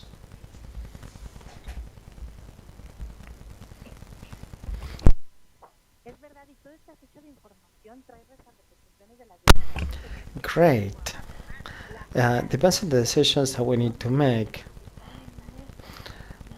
Emotions are so much involved in social media, and that is very, very important in fake news. Emilio, what can you tell us about fake news? It's like the digital cancer to be fought, because it's not going to be easy to eradicate this disease. Because we are very witnesses and participants, and we are very witnesses of an analysis process of what freedom of expression is like in this sort of platform, where the products, as long as it is free, I mean the product is our data, personal data. And I totally agree with what Jorge Hernan said. We're fully convinced that we know that we are at the forefront of these services, and I have to decide who I sell data to, or what tobacco company or sporting company allow to use my personal data, or I charge a rate. And that is okay. I'm in favor of that. However, what caught my attention is, especially throughout the pandemic, with this digitized project and accelerated project that we have had, we discovered that these activities that we were not prepared for or willing to conduct, for example, e-commerce, in the grocery store, to purchase a bottle of water. If I had to do that to care for lives, I said, okay, I go on online shopping. And then the convenience of these interactions and these ways of having access to other goods and services that probably we wouldn't have discussed because it didn't make any sense. So I don't need to go on online shopping, but given this context that I see the convenience and all of that, let me see. Imagine that in the digital environment, regardless of the social media where we're at, on an ongoing basis, we're creating 3 actions on which the whole thing that revolves around fake news or the modified perception, because we're connectors, managers, or content references. I can go to a social media and say, okay, what are the best tacos made of beef? I mean, making sure that the answers are not going to be timely, but also they're going to be deep. And they said, okay, why don't you buy it at this time? Because if not, you will run out of this food, or with the red peppers or the green peppers. And as you can see, probably we are referred to as, I don't know, a bicycle repair, and then you type at and then the user, and you identify that as a way of forwarding the answer. So, that could be a good business. I mean, we are connectors or managers of an idea of a project or of a solution or of a platform. When we enter social media, regardless of the understanding of these actions that we may be changing and switching constantly, sometimes we advocate the public, and probably it's not that we are public, we are the active players of the construct of the diverse environment, because everything is registered out of our reactions. And as what you said, Colombia, reacting to what I like, what I didn't like, what I didn't mind, this is being registered. I mean, and the quotes. For example, there's an unfair play. So probably social media knows us better than we do. For example, hobbies, interests, or things that make you tick or make you annoy. Imagine, with that knowledge, we will get the perfect nirvana of getting to know somebody. But these are the challenges that fake news or disinformation has as a priority, because they trust the acceptance level of the relevance in the digital arena, and to exploit some of the emotional buttons that sometimes we don't know that they're at risk. Yes, I may think of knowing a woman or a man, or knowing ourselves. And then sometimes when we start driving our cars, we become a demon and we start saying offenses and all of that.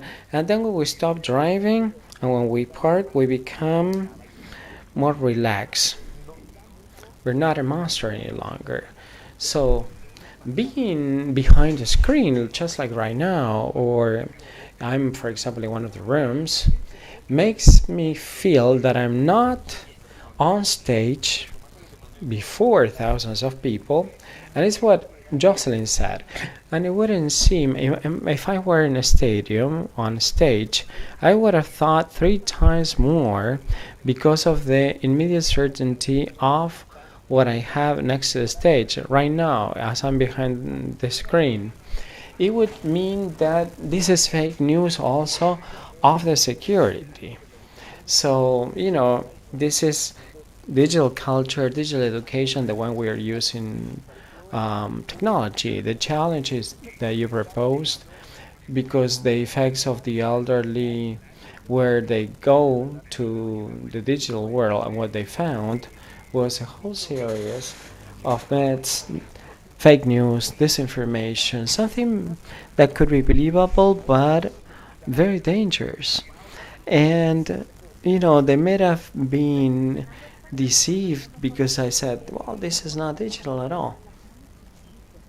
And you can relate this to news, because this information is the content that we perceive in Facebook. A woman said, can you help me because my baby has a rash? And somebody said, go to a doctor. I mean, you could not propose or put the health of a baby at risk to expect that somebody would answer with or reply with a solution. Instead, you should go to a doctor. So, Jorge, fake news, disinformation, how do you see this?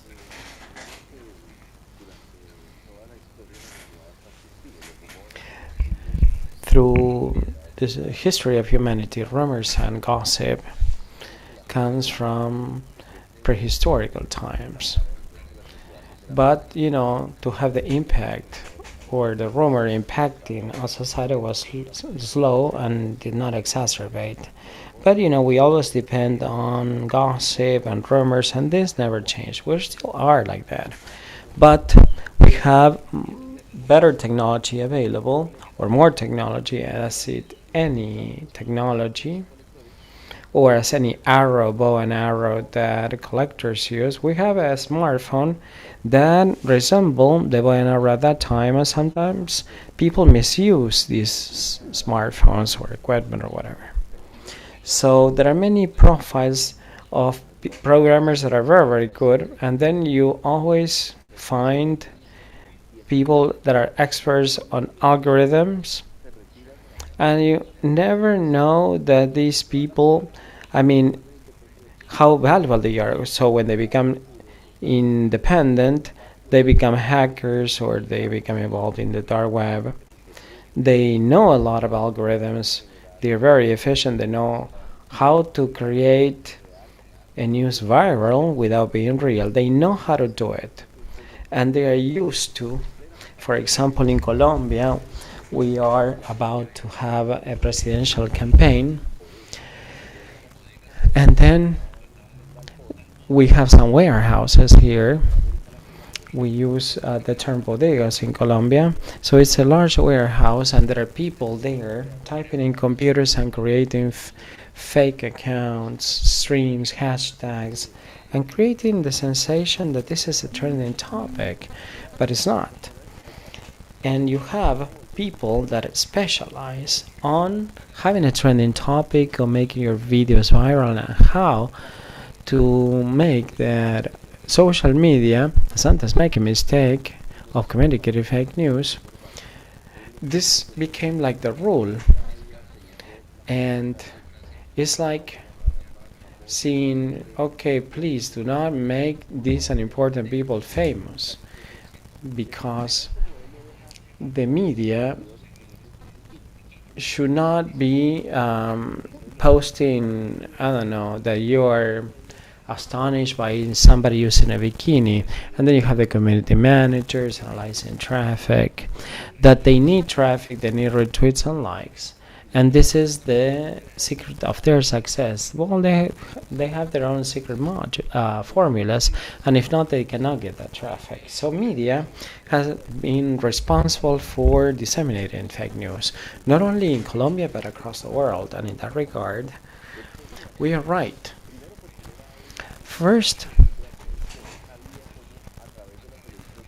through television one can disseminate topics that are not trending, but in the reality of you're fired, Donald Trump knew how to get that through logics and rating, and through his platform could make people discuss unimportant things.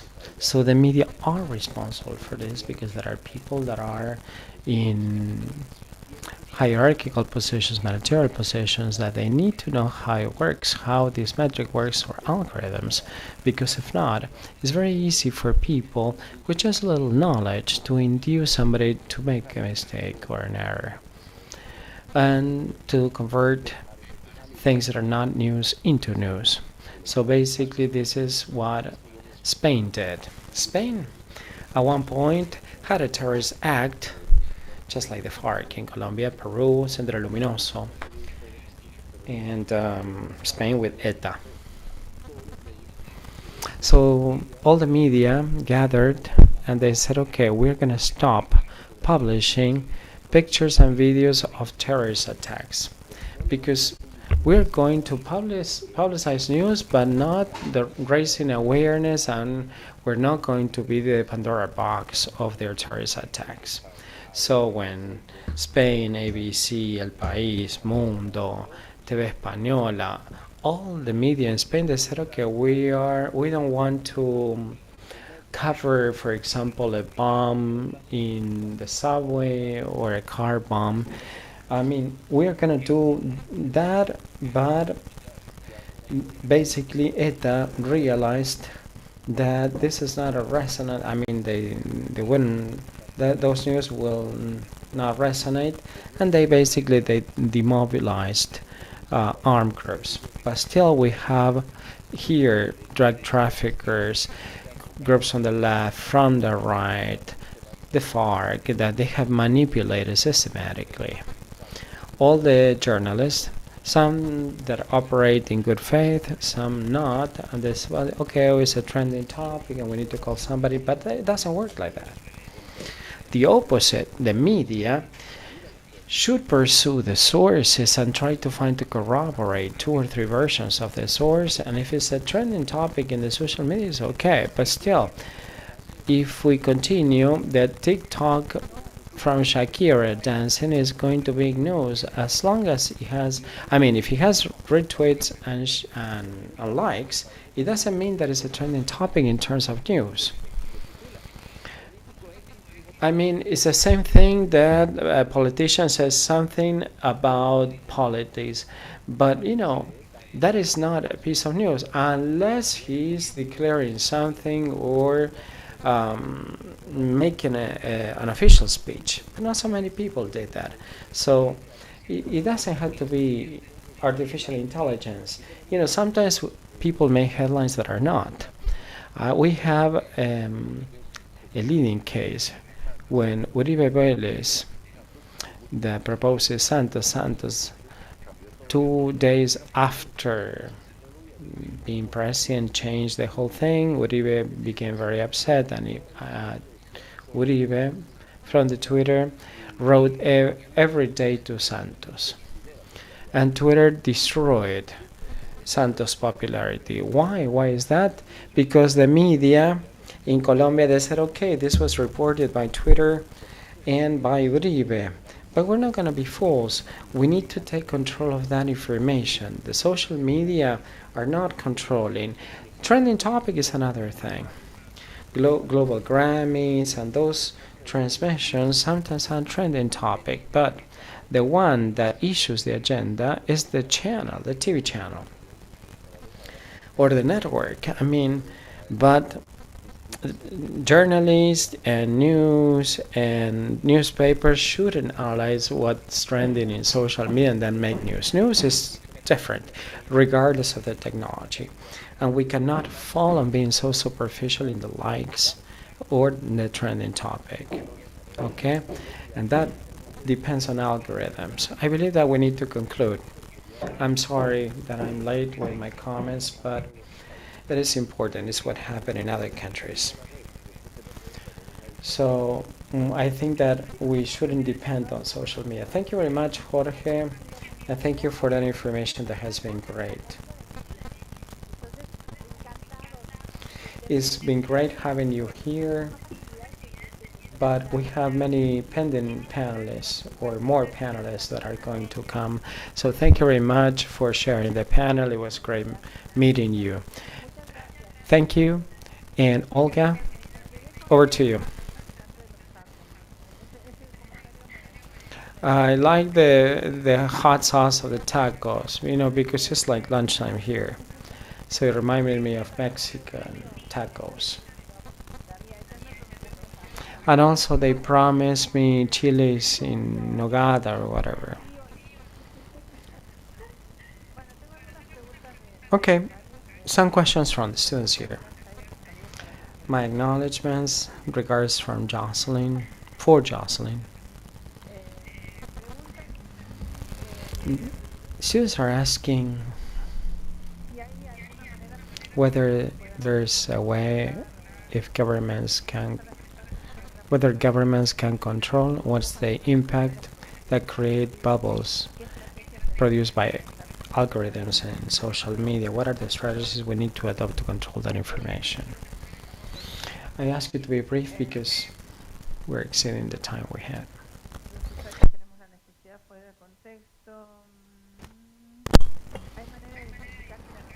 Is there a way of identifying this is fake news because of spelling mistakes?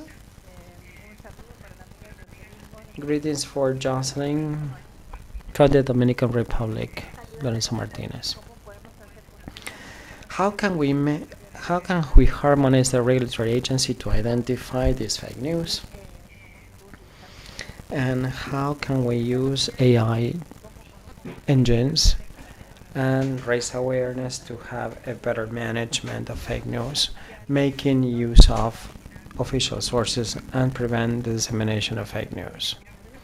But we need to be brief because we have a panel coming up.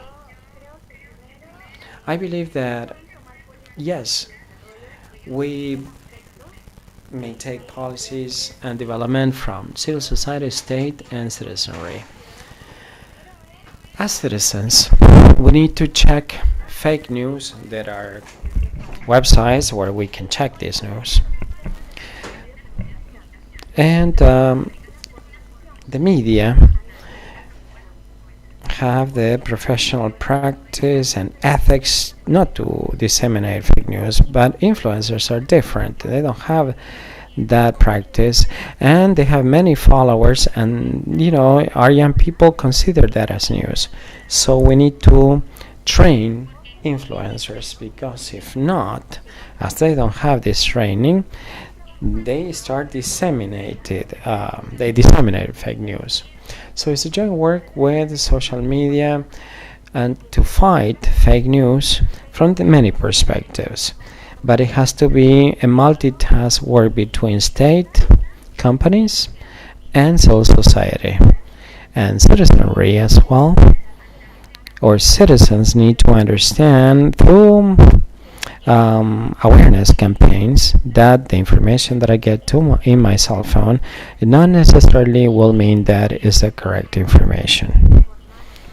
And it make me think that this is probably not legitimate, and I will need to find which one is true. As academicians, we are close to young adults or children or whatever. We need to motivate. What examples could be related to formal sources, like the Supreme Court of Justice, not to buy or to buying with the laws because they may be discontinued. But we need to explain to them where and how, okay? Because they may not know where to find.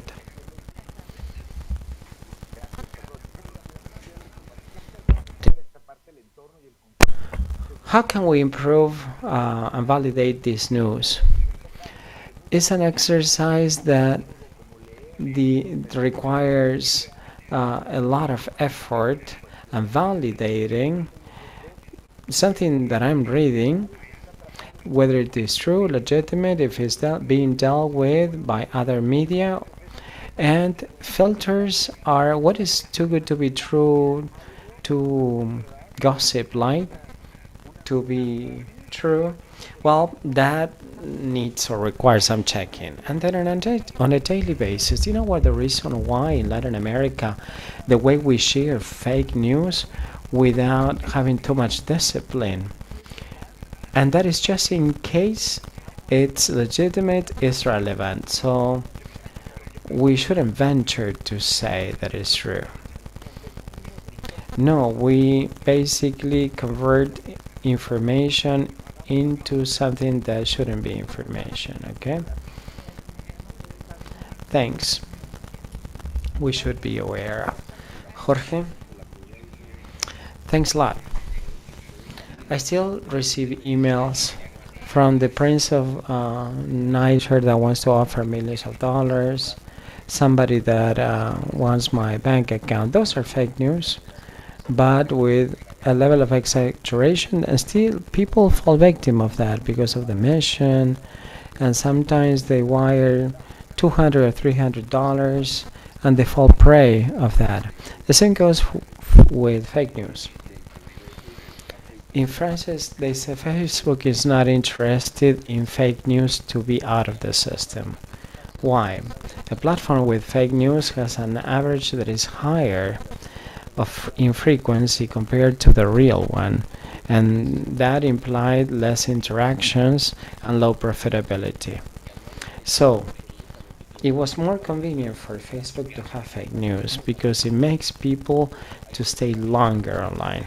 So we need to strike a balance between the media and regular people because they need to be aware that this is happening and that there's algorithm that amplify or exacerbate this fake news, and probably the platforms are not interested in deleting that because it takes too much time and money, and if they are under attack in terms of profitability, they're not interested in deleting that. I would like to reinforce the issue that there's not so much darkness at the end of the tunnel. In Texas, they convicted a criminal for 15 months of prison because that person made a person that had COVID-19 to lick cans in a supermarket, and he was subject to a fine and this sort of behavior. So if you thought that it was good business, well, there are some courts that are taking actions, remedial actions in connection with this. Thank you very much. We could have organized a 5-day conference on the possible regulations and examples, as Jocelyn mentioned. It gives us a snapshot of what to reflect upon, because at the very beginning of SSIG, you have questions, but at the end you have many more questions. The idea is to reflect on this, to think who are involved, where to find information, share information. I believe that the panel exceeded our expectations of all of us. I would like to acknowledge every one of you, Emilio, Jorge, Yolanda, and Jocelyn. I have a coffee and tacos pending from Mexico. Greetings from City Lab and from Oscar and Adrian. Everybody's working here. And hugs from Buenos Aires. Stay safe and healthy. And get to know you personally, just like I know Jocelyn. To know you personally, or to meet you personally in the future. Thank you. Thanks a lot. Thank you. We will resume at 4 o'clock Argentine time and 2 o'clock Colombia for the last two panels of today. One on cryptocurrency and artificial intelligence and ethics with worldwide experts on this subject. So we'll resume we have more time for lunchtime. So we will resume the session in 45 minutes. Thank you.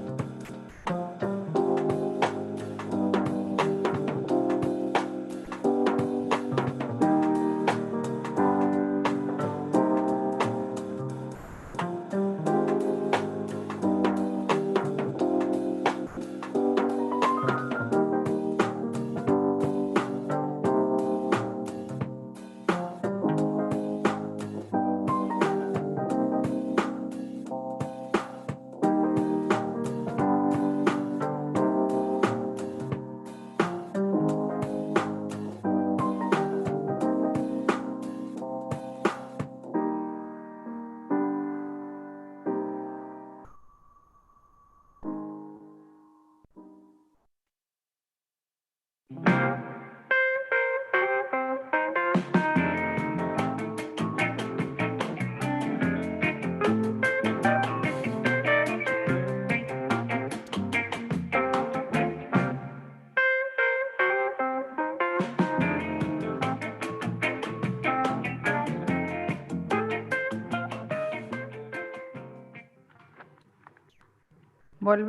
Tuvimos una pausa un poco más larga hoy. Vieron que estuve más, más amable con el almuerzo, por lo menos almuerzo argentino, almuerzo colombiano y media tarde argentina. Tenemos ahora un panel súper interesante con dos expertos. Justamente estaba leyendo acá, de curiosa, estaba leyendo algunas noticias sobre criptomonedas. Simplemente puse en el buscador noticias sobre criptomonedas y salen las cosas más insólitas y diversas, ¿no? Brasil se suma a la ola de Bitcoin, prepara un proyecto de ley para que sea moneda de curso legal. Miami empezó a pagar salarios con Bitcoin a quienes quisieran 6 meses después, sigue diciendo. El Salvador ha comenzado a minar Bitcoins usando energía de volcanes, porque hay toda esta discusión de la energía y la minería de Bitcoins que genera una gran cantidad de dióxido de carbono. China asesta un duro golpe en contra de las criptomonedas. Entonces realmente las noticias son muy diversas y súper interesantes, y entonces vamos a ver si podemos pensar un poco y reflexionar sobre este tema de criptomonedas y nuevos métodos de pago. Tengo a dos especialistas, a Jonathan de México y a Shiva, que está en Trinidad y Tobago. Hello, Shiva, how are you doing? Such a long time without meeting you. Hope you're doing well. I will do a brief introduction in Spanish and give the floor to Jonathan, and then I will go to you with some comments and questions. Jonathan, ¿cómo estás? Jonathan es de Secoban de México y Shiva es el Managing Director de Pinaca Consulting. Jonathan, buenas tardes. Buenas tardes para Argentina. Bueno, estás en México, debe ser como mediodía allá en México. Y bienvenido a nuestra Escuela del Sur de Gobernanza de Internet. Y gracias por estar acá con nosotros. Las noticias que uno encuentra sobre criptomonedas son diversas, variadas. Es difícil poder seguir el tren. Ayer hablábamos en el panel de ciberseguridad de que hay también fraudes y phishing involucrando criptomonedas y criptoactivos, y entonces la Policía Federal de Argentina tiene una división especial para investigar este tipo de cosas. Así que bueno, tengo algunas preguntas para cada uno de ustedes y empezaría por Jonathan. Jonathan, ¿cuáles pensás que son las tendencias tecnológicas en los próximos años en relación al sector financiero y los nuevos métodos de pago, y cómo este tema de los criptoactivos se mezcla y se involucra, y además Internet también hace que toda esta información sea mucho más diversa y mucho más difundida entre toda la ciudadanía? Y bueno, bienvenido a la escuela y muchas gracias por estar aquí con nosotros. Muchas gracias, Olga. Muchas felicidades por ese tipo de eventos, este tipo de trabajos. Yo fui alumno hace, no me acuerdo cuántos años, de esta Escuela del Sur de Gobernanza en Internet, y la verdad muy honrado de poder participar con ustedes y platicar en este panel. Yo te diría que la principal tendencia, sí, claramente, es la batalla por la inclusión financiera. Es decir, lograr que las personas tengan acceso y usen, porque no es lo mismo solo tener acceso, sino realmente usar y explotar servicios financieros. ¿Por qué hablo del acceso? Normalmente Latinoamérica tiene más abajo de un 50% de personas financieramente incluidas, y eso los deja de lado en el tema económico, de lado en el poder desarrollarse, de lado de poder crecer y construir un patrimonio constantemente o un negocio. Y hay personas que una vez teniendo acceso, una vez teniendo alguna cuenta, no hacen realmente un uso de ella y optan por decidir utilizar el efectivo o utilizar canales informales para financiarse. Y eso es malo para toda la industria tecnológica, de Internet, de todos, porque realmente nosotros requerimos utilizar servicios financieros formales para desarrollar. Entonces, esa sería la principal tendencia. Ahora, de esa tendencia de incluir financieramente a las personas, se pueden separar como 3 líneas o caminos que generan mucha hoy en día generan mucho interés por parte de todos los participantes del sector. Una de ellas es pagos digitales, y incluso pagos digitales puede abrirse sus aspectos de análisis, donde ahí podríamos incluir a las criptomonedas. Otra sería todo el tema de banca abierta, ¿no? El uso de la información en beneficio de los consumidores. Y finalmente todo el tema de identidad digital. Todo esto esas tres cosas o estas tres ramas de tendencias van enfocadas a incluir financieramente a las personas. ¿Y cómo se incluye financieramente a las personas? Dándole valor en los servicios financieros y valor que realmente perciba, ¿no? Y esto aunado con que las entidades que van a proveer este servicio pueden ser las tradicionales, la banca o entidades financieras reguladas, y viene toda una ola de nuevas entidades, fintechs o big techs, para ofrecer el servicio con nuevos modelos de negocio. Ahí es algo también muy interesante, porque van a utilizar estas tres tendencias con nuevos modelos que no necesariamente tiene que ser el servicio de colocación y captación de dinero, pero monetizar esos servicios a través de otras formas o metodologías e incluso tecnologías, ¿no? Esas tres tendencias, y voy a empezar con la más fácil, que es no más fácil, la operativa, pero más fácil de explicar, es el tema de identidad digital.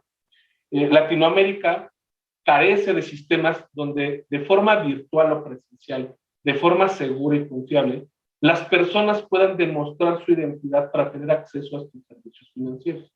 Hoy generalmente tenemos que ir a sucursales bancarias, que eso hace que dependamos de infraestructura física, es decir, dependamos de localidades, ¿no? Donde exista lugar donde yo pueda abrir mi cuenta o pueda ejercer o hacer uso de los servicios financieros, cuando sabemos que hoy el móvil es realmente accesible a un mayor número de personas, que el Internet también está más ampliado o masificado en su uso, y podemos utilizar esa tecnología para hacer uso de los servicios financieros, pero requerimos de un uso de identidad o un método de identidad o un sistema de identidad que permita que yo pueda expresarle de forma remota a una entidad que realmente soy Jonathan Carson y que no soy otra entidad, ¿no? O otra persona que pudiera generar un fraude o que pudiera generar alguna actividad.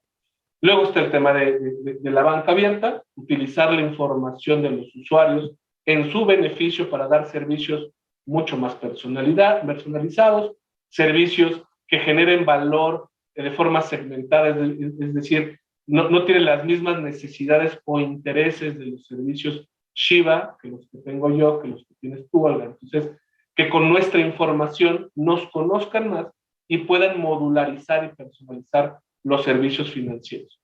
Y finalmente el tema de medios de pago o métodos de pago, que hoy crea mucho interés porque es el servicio financiero predilecto. Es decir, lo que yo quiero es mover mi dinero. Por lo tanto, necesito mecanismos que me hagan el uso del dinero, que me permitan pagar de forma fácil, de forma segura, de forma en donde yo quiera y cuando yo quiera. Es decir, que lo puedas adaptar a las necesidades de las personas y que además genere un valor por el cual yo esté dispuesto, si fuera el caso, a pagar, o que fuera para mí gratuito, ¿no? Estos nuevos modelos de negocio que vamos a encontrar en las fintechs ofrecen muchos de los servicios financieros sin comisiones y sin costos. El modelo de negocio no viene del pago directamente del usuario, sino viene de otros diferentes modelos. Y en este tema de medios de pago es donde viene el tema de las criptomonedas. El problema con las criptomonedas que hoy tenemos es que su uso está muy, por decirlo así, está utilizado en tantas cosas y en tantas variables que podríamos confundirnos de realmente cuándo es una criptomoneda, cuándo hay un fraude que no tiene que ver ni siquiera con la criptomoneda, que solo la utilizan para engañar a las personas, cuándo una criptomoneda está utilizada para cometer un acto ilícito, que cabe señalar, hoy el efectivo es el rey de los ilícitos. Si tú quieres que algo no genere rastreabilidad y cometer ilícitos sin que nadie te pueda percibir, utiliza el efectivo. Las criptomonedas y la tecnología a través de la criptomoneda puede atender varias necesidades que hoy el efectivo y que los mecanismos de finanzas electrónicos hoy existentes a lo mejor no cubren. Pero tenemos que entender primero que la tecnología de blockchain fue creada para ser un método de pago entre particulares, sin entidades centrales. Y hoy se ha diversificado tanto su uso. Hay criptomonedas para distintas cosas, ¿no? Aunque al final tienen la misma tecnología, que habría que definir para analizar un caso en particular y sus beneficios y o perjuicios. Con eso, si quieres, para nada más lanzar los primeros comentarios. Gracias. Usuarios de personas, nosotros, la gente normal, ¿qué puede esperar de esta incorporación de distintas empresas que tienen que ver como fintech? Y, por ejemplo, Argentina ha tenido la capitalización de varios unicornios recientemente que pretenden o que buscan incorporar más personas al mercado financiero, porque hay gran parte de nuestra gente que trabaja en América Latina que está no registrada, que está en un mercado informal. ¿Cómo ves ese impacto en la sociedad, estos nuevos actores en el mercado de fintech? Gracias al Internet, a la tecnología, a diversas tecnologías y a estos nuevos participantes, el usuario es el mayor beneficiado y es quien va a encontrar nuevas formas de utilizar servicios financieros que antes a lo mejor no ocupaba. Muchas de las personas utilizaban su tarjeta de ahorros únicamente para recibir su sueldo e ir a sacar la totalidad de ese sueldo al cajero automático y hacer su distribución de pagos o el uso, ¿no? A través del efectivo y hacerse llegar de liquidez o de créditos por sectores informales, tandas, amigos, familiares, préstamos de alguna persona, lo cual pone realmente en riesgo incluso a veces a las personas, ¿no? Lo que vamos a encontrar como usuarios son nuevos participantes que nos van a dar servicios financieros más acorde a nuestras necesidades, incluso gratuitos. Hoy ya hay en México fintechs que ofrecen tarjetas de crédito o débito sin comisión, de fácil apertura, que tú puedes abrirla en tu móvil y que te puede llegar en horas a tu casa, en horas. Es decir, no tengo yo que trasladarme a la entidad financiera, sino la entidad financiera me hace llegar mis tarjetas y o mis cuentas y todo lo manejo desde el móvil. Que tienen aplicaciones empáticas, es decir, intuitivas, que yo con 3 clics sé cuándo le quiero pagar, a quién le quiero pagar, sé cuánto dinero tengo y que no son complicadas para mí. Porque algo que también ha pasado en los sectores financieros tradicionales es que han incluido funciones dentro de sus aplicaciones, pero la usabilidad puede resultar complicada para las personas y entonces dejan de ocuparlo. Lo importante es que las personas sepan ocupar cada una de las funciones y que las funciones vayan acorde con las necesidades de las personas. Otro ejemplo, hoy ya hay aplicaciones que te permiten pagar tu luz, tu agua, ¿no? Algunos servicios como el gas, de forma referenciada, incluso a veces automatizar. Yo autorizar cargos recurrentes a mis aplicaciones o a mis cuentas para que por ciertos montos ya lo carguen, no tienen más que avisarme que ya hicieron el cargo o previamente me avisen, oye, estás próximo a vencer el gas, este es el monto, ya me conecté con la entidad proveedora del gas, el agua o la luz, y entonces te digo cuánto tienes que pagar y pagas. Eso me facilita mi vida financiera y mi vida en general. No tengo yo que ir a cada una de las entidades para hacer el pago, sino todas mis finanzas las empiezo a controlar por mi móvil. Eso es lo que vamos a encontrar. Va a haber una diversidad de nuevas entidades, va a haber la evolución de entidades o de bancos tradicionales para lograr alcanzar este segmento o estas funcionalidades para las personas y vamos a también encontrar la inclusión de Big Techs, ¿no? Hablo de Amazon, hablo de Apple, hablo de gigantes tecnológicos que van a querer una parte de este negocio del manejo del dinero. Hay un video en YouTube que habla que casi todas las empresas se van a ir poco a poco convirtiendo en una fintech, porque todas una de ellas van a querer facilitarle el proceso del pago y el manejo de recursos de los consumidores a sus clientes. Entonces, eso es lo que vamos a obtener. Esto es normalmente, bueno, de forma general, en beneficio del consumidor. ¿Cualquier empresa? O sea, cuando decís, va a haber muchas empresas que se vayan transformando o mutando hacia el mundo de fintech, retail, empresas de venta de tiendas, no necesariamente bancos, ¿a eso te estás refiriendo? Sí, era un ejemplo muy clásico, es Starbucks, ¿no? Starbucks era una tienda de café. Sí. ¿Por qué podría ser una fintech? Porque hoy ya tienes una tarjeta de prepago, ¿no? Hay un mercado de dinero donde todos los que son usuarios de Starbucks predepositan en esta cuenta virtual, que en este caso solo es para consumir en Starbucks, dinero. Y Starbucks puede utilizar ese dinero para financiar sus proyectos, para mejorar la experiencia del cliente, para al final consumir su producto. Fíjate cómo una tienda de café puede ser una fintech. Y así podemos hablar de muchas otras entidades que pueden abrir y decir, oye, no solo estás prepagando para hacer uso del café. Imagínate que Starbucks en México se abra a toda la cadena que distribuye Starbucks, que es Alsea, y entonces tú puedas pagar en Kentucky, en McDonald's, en cualquier tipo, comprando o adquiriendo, prepagando ese tipo de servicios. O puedes hablar también de Spotify o de Netflix, que en vez de pagar o prepagar una tarjeta de uso, puedas pagar una mensualidad prepagada a una tarjeta que luego puedas utilizar, y ya no solo la voy a utilizar para Spotify, Amazon o alguno, sino también la puedo llevar esa misma tarjeta que ya prepagué, que me la está dando Netflix, pero puedo pagar el súper, puedo pagar en cualquier lugar donde haya una TPV. ¿Esto qué genera? Genera un mercado de dinero y me puede facilitar a mí el uso de mi dinero. Entonces, depende esta facilidad de hacerlo, esta usabilidad, y cómo logre convencer al consumidor que deposite su dinero para manejarlo, es conforme vamos a ver más participantes en este sector fintech. Y finalmente, regulaciones. Estamos acostumbrados a ver los bancos centrales diciendo o estableciendo regulaciones para bancos. ¿Cómo las regulaciones? And we're used to having regulations for the banking industry. How will this impact in fintech? And how will they impact positively on the citizens? How do you regulate that? Or probably these are identities that need to be regulated by central banks, like the cafe one. Regulation is positive because it creates trust. It leads to trust for doing business and for developing that. In Mexico,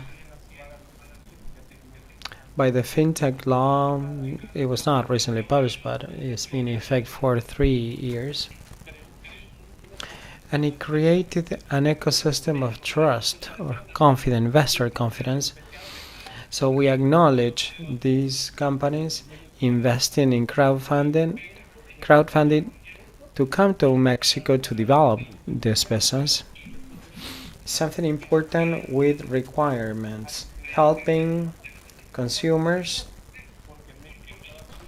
to invest and to understand the customers, because Mexico could not receive inflows from investors. And that's why we issue this regulation. Now, what is the work of the regulator? Is to strike a balance between security requirements to create this sort of trust and the flexibility not to become barriers of entry. So enough regulation to have minimum security mechanisms and trust for managing users, and at the same time acknowledging that there are new technologies that can automate this. A clear example in the regulatory framework is how the companies or central banks behave and banking institutions when accepting cryptocurrencies. Why? Because they have inherent risks, and it's something that consumer needs to know. So they enter this technology and market, and they do not enter thinking that is an easy investment or easy way of doing money, of making money, you know? Because my personal opinion is that the main use is not crime, but to think that there's an investment mechanism that is going to be for the short term or mid term. It's not for individuals that want to be rich in a short period of time. Thank you for your comments, and I will give the floor to Siva. Siva, I met him we conducted this school in Trinidad and Tobago. And at that time, we were working together with the Caribbean Communications Union, that are worldwide experts, as we had the Colombian speaker. It was the first time that I introduced the topic of cryptocurrency in our agenda. And ever since then, we invite him. And he was the one that presented at that time. Hi, Jiba.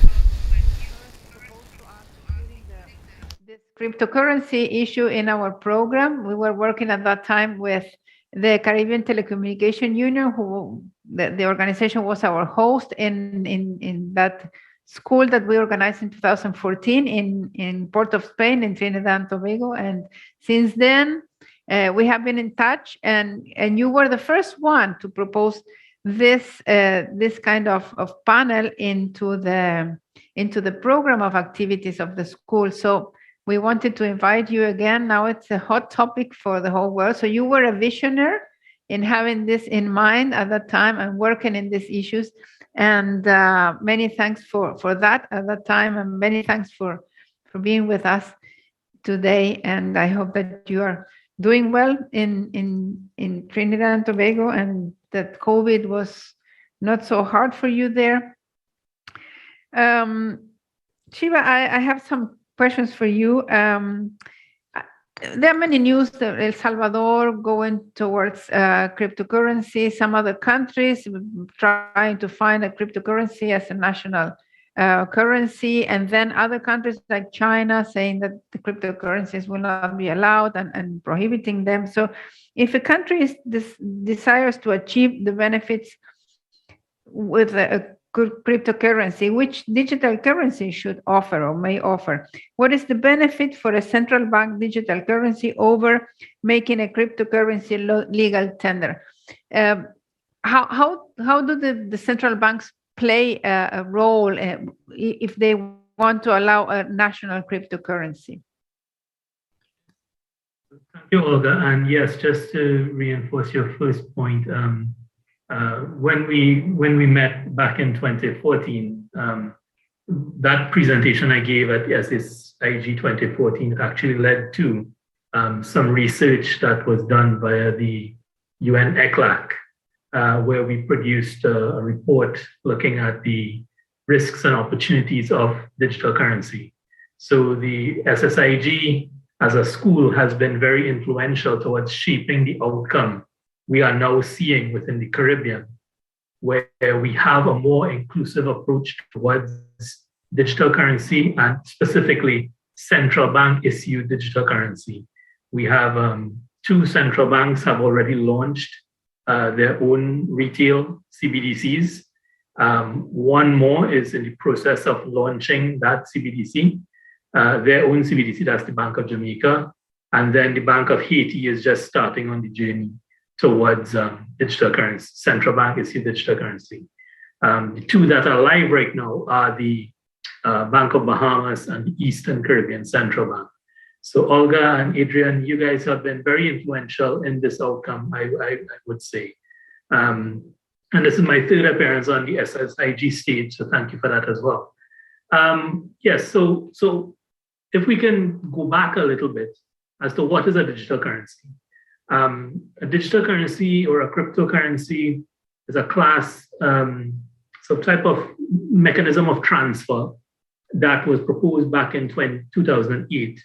And the revolutionary thing about digital currency as a digital form of money was that it solved the double spend problem. There have been previous incarnations of digital money or electronic money, but Bitcoin was the first one to solve that double spend problem via use of blockchain technology and the consensus mechanism within that blockchain technology.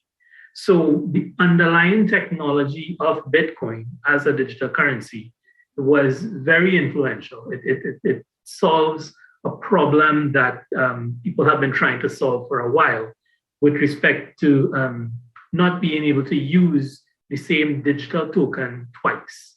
So if I pay you a digital token, I cannot spend that same digital token with someone else in a short period of time. That was the key innovation within Bitcoin, really and truly. And it has now evolved beyond Bitcoin itself blockchain technology has evolved to the point where central banks are adopting the nice aspects or the aspects that they find desirable within that digital currency into their own product, which is called a central bank digital currency. Now, the problem with digital currency from a central bank perspective or cryptocurrency from a central bank perspective are things such as, it's decentralized for one. There is the possibility of anonymity within a blockchain-based, Bitcoin-based transaction or cryptocurrency transactions. So those are the two main things that a central bank may not like about a cryptocurrency or a digital currency. But if they were to utilize their own underlying technology to create their own product, where they can minimize the risk of anonymity, as well as minimize that risk of other risks within digital currency, as they may see it, for example, decentralized governance, and focus more on centralized control of issuance and distribution, they can now create a product which has the technological benefits of a digital currency, but it has the central bank controls that they like. So why is this desirable? A central bank, of course, it's all about maintaining control. They would like to maintain control of the supply of the currency. They would like to maintain control of, for example, and ensure compliance within any financial system. They want to ensure compliance with AML, CFT, anti-money laundering, and combating financing terrorism regimes. They want to make sure those financial systems are compliant with those regimes. So in producing a central bank digital currency, they are able to design within that central bank digital currency the key characteristics that they like, reduced anonymity, allowing persons to spend within limits observed by AML CFT rules, within tiers observed by AML CFT rules, and still be able to maintain control of that currency, just as they would physical notes and coins. Now, if you were to make a central bank digital currency legal tender, that allows the central bank to utilize this digital currency that they create in the same way they will utilize physical notes and coins. So they can practice their monetary policy, they can practice their financial stability approaches in the same way that they would exercise that remit with physical notes and coins. If the country, on the other hand, was to make cryptocurrency a legal tender, that is interesting, but it does open up, certain types of risks. Some of the risks could include volatility. So the price fluctuations in the digital currency is not within the control of the central bank, for example. So they open themselves to that risk. The other risk that is possibly there would be risks around anonymity, the absence of being able to control the supply of the cryptocurrency within the economy. So it is an interesting concept, and we would like to see how it plays out in El Salvador. It's definitely very interesting to take a look at. But from my perspective, a central bank issued digital currency, or even a synthetic central bank issued digital currency, for example, a stable coin, could offer a central bank more controlled mechanism to manage their currency, keeping aspects that they like while decreasing the risk of aspects which they do not like. One of the other key aspects of a central bank issued digital currency, or key characteristics, I should say, is, for example, opening up your population to this new retail payment system, the convenience of utilizing everything on a phone rather than physical notes and coins. reduction of cash usage. We all know that the physical notes and coins that we carry in our pocket, it does carry with it a cost of usage and a cost of transactions. Most of the time, this is borne by the merchants, for example, or the financial institutions. So the end user doesn't really see that, but it is a cost within the system, which can be minimized if the central bank adopts a CBDC approach. So there are certainly drivers towards CBDC, and it does offer central banks the ability to introduce a new retail payment system, take advantage of some of the desirable aspects of digital currency while reducing the risks associated with a digital currency. So for what you're saying, I understand that if a central bank creates this national cryptocurrency, they would have a lot of control over it, but it would allow the citizens to access the bank services and this currency through new technological devices and platforms. But the control would be somehow the same as the normal currency. Am I correct in understanding it? Yes, that is correct. I apologize. The video seems to have stuck, but are you all still hearing me? Yes, I can hear you, but you're freezed. Yes, the video seems to be stuck. Sorry, I apologize. Yes, so the in adopting a central bank digital currency, what you have to do is design it appropriately. So one of the designs that is being exercised right now, it's the two-tier model or two-tier architecture, which is the same as you have it with a physical notes and coins, where the central bank is the sole minter and issuer of the digital currency, and they issue that digital currency to financial institutions. So the financial institutions is that second tier, and the financial institutions is the touch point or that main contact point with the general public and the retail system. They, for example, would maintain accounts with the end users or merchants, and it is through your typical financial institution transactions, deposit accounts, and so on, you will get access to that digital currency. So it comes back to the design of the digital currency. Thank you. You're freeze, but your voice, we can hear you very, very well. So the technicians are trying to fix what is happening with your video.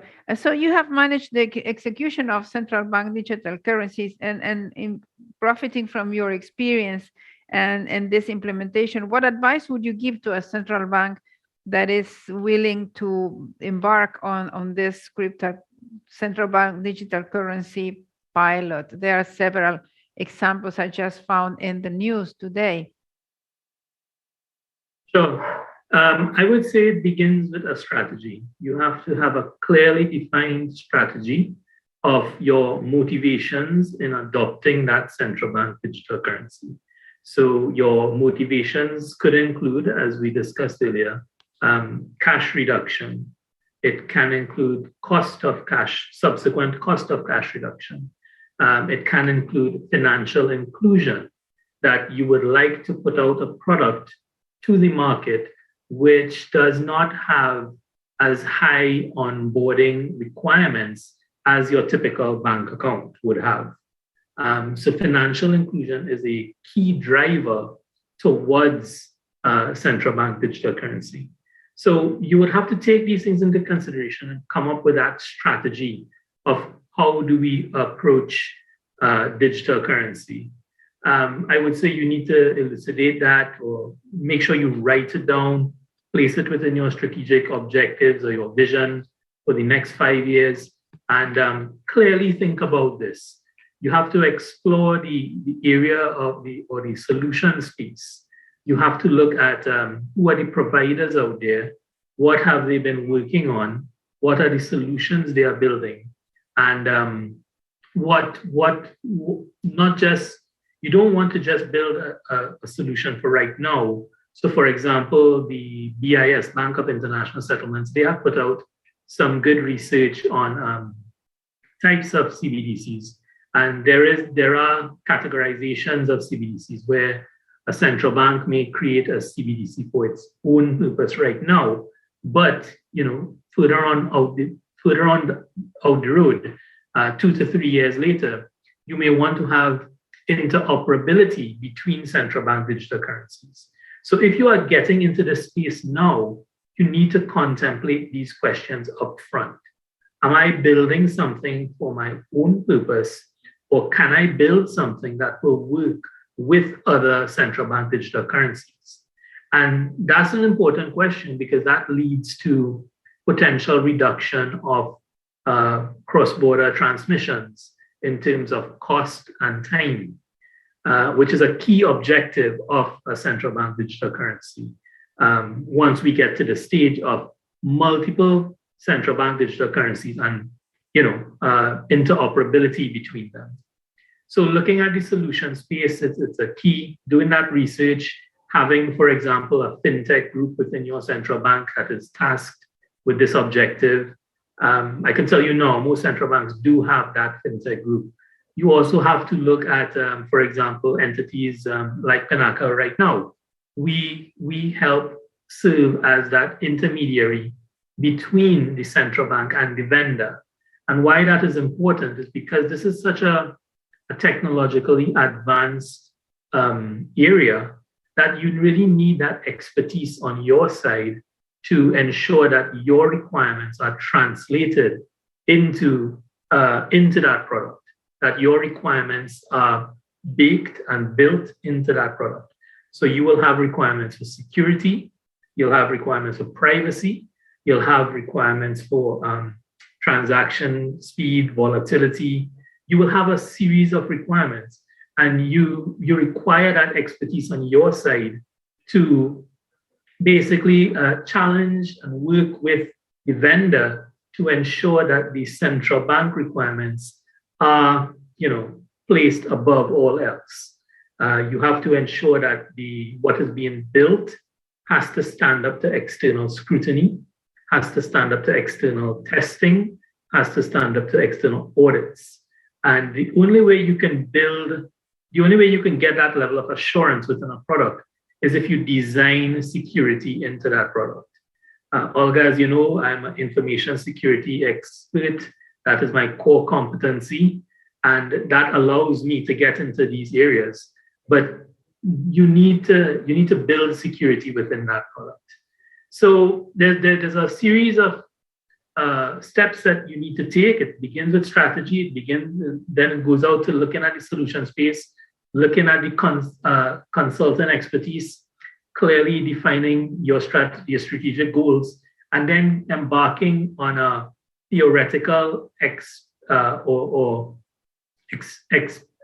experimental phase where you can use something like a CBDC sandbox to test what you are trying to get out of this central bank digital currency. There are providers that provide CBDC sandboxes, and I do know that some central banks are looking into this area or participating in such sandboxes. So yes, having that fintech team, having a knowledge of the solution space, the consulting space, the provider of sandboxes, these are all necessary items that you need to have if you are contemplating a CBDC solution. Thank you, Shiva. Now your video is fantastic and we can hear you very well. Jonathan, Yeah. ¿alguna reacción a los comentarios de Shiva que me han parecido?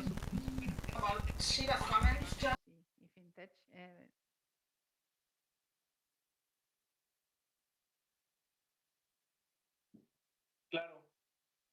Y podría decir un poco la experiencia mexicana. La experiencia mexicana es a raíz de la regulación fintech.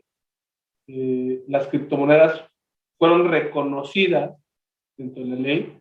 Sin embargo, le quedaron la cuestión del Banco Central, su regulación y aceptación dentro del sistema financiero. ¿A qué nos referimos que es dentro del sistema financiero?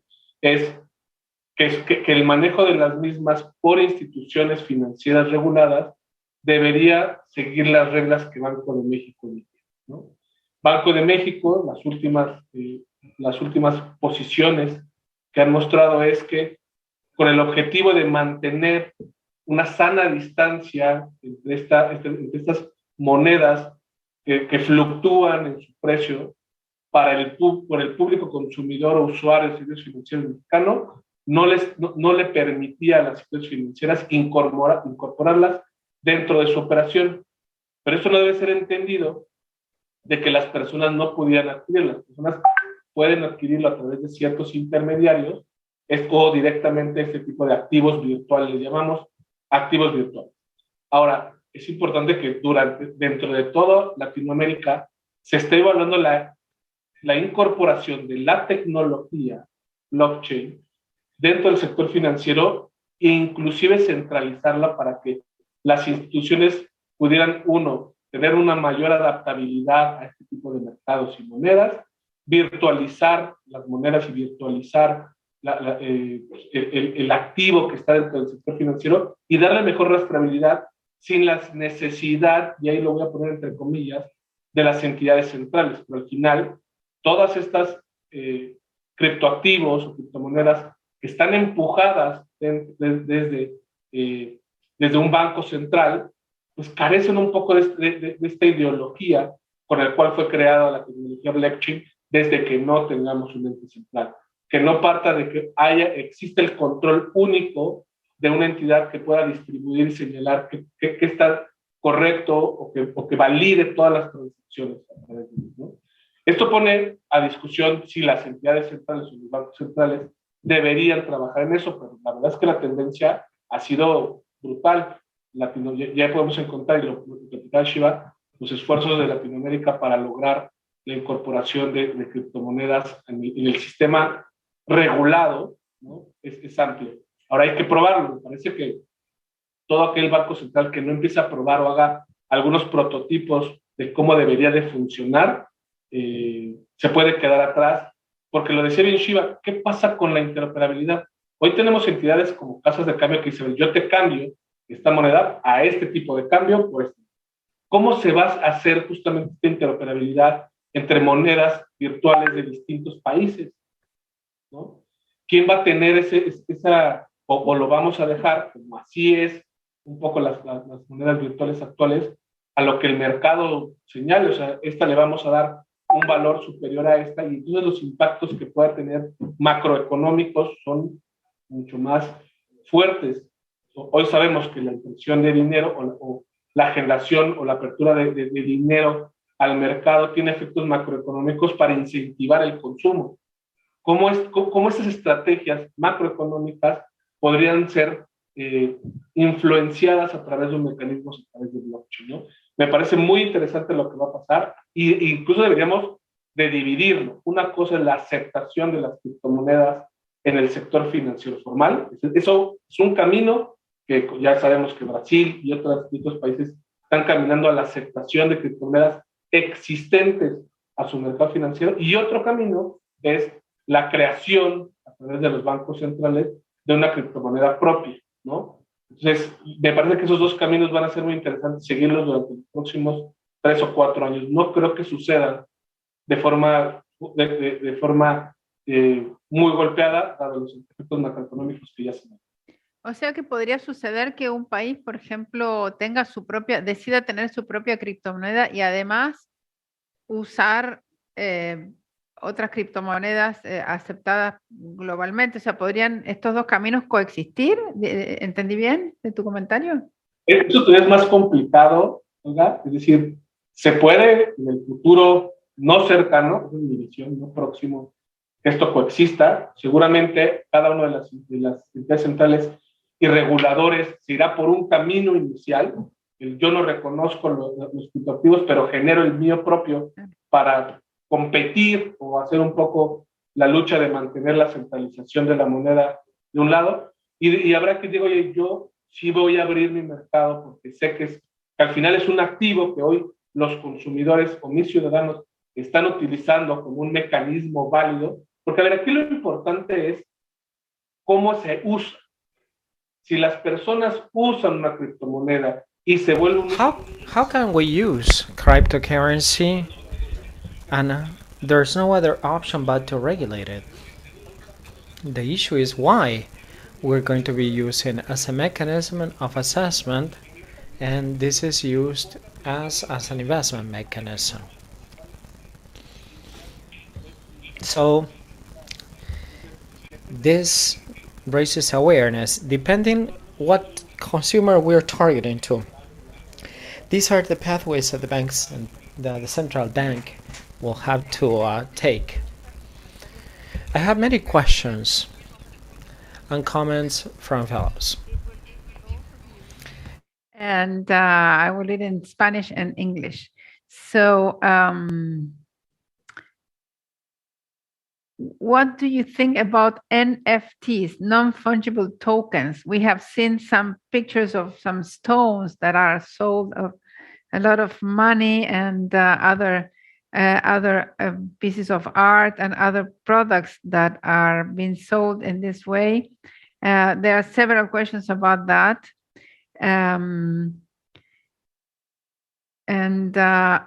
Which you have already answered it, which is the situation in Latin America in relation with cryptocurrencies. Entonces la digo en español para Jonathan, no sé si me seguiste en español. And I'm going to say in Spanish for Jonathan. Well, comments about that. What's the situation in Latin America? And also, David is asking, what do you think about this situation from China about the cryptocurrency saying that they are not allowed? I don't know who wants to start. ¿Puedo empezar? Si gustan, Shiva? Sure. Yes, NFTs, I must admit, I'm not that much current with the NFT craze, but it does offer opportunities. I have seen Caribbean-based persons involved in art being able to put out their artwork using this NFT format. So by all means, if it allows for digital innovation, if it allows for increased digital trade, if it allows for entrepreneurs to participate in the digital economy by putting out their digital wares in a format where they can actually generate some revenue, I am for it. With respect to China banning cryptocurrencies, it's interesting, and we see these news releases coming out at several occasions. We've seen China put out these announcements where they are banning cryptocurrency usage and so on. Really and truly, the question is, do they have the capability to actually do that? We have noted that, for example, when they put out these messages, the mining capabilities of some of these cryptocurrencies, they move to other territories. So it does act as a deterrent in some aspects. You see a corresponding fall in the value of some of these cryptocurrencies. So the market reacts to those announcements as well. And that speaks to the volatility in some of these cryptocurrencies. But again, the Chinese may have their own agenda with respect to pushing their own central bank issued digital currency in the form of the yuan. And they may not like the competition that other cryptocurrencies present. Interestingly, even Nigeria put out a release, I believe earlier this year, that they were banning cryptocurrencies.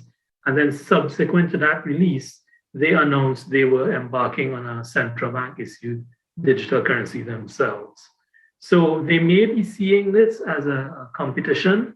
As to how they enforce such a restriction, that's another story. Thank you, Shiva. Very clear. Jonathan, ¿qué hacemos con las piedras esas? ¿Las compramos o no las compramos?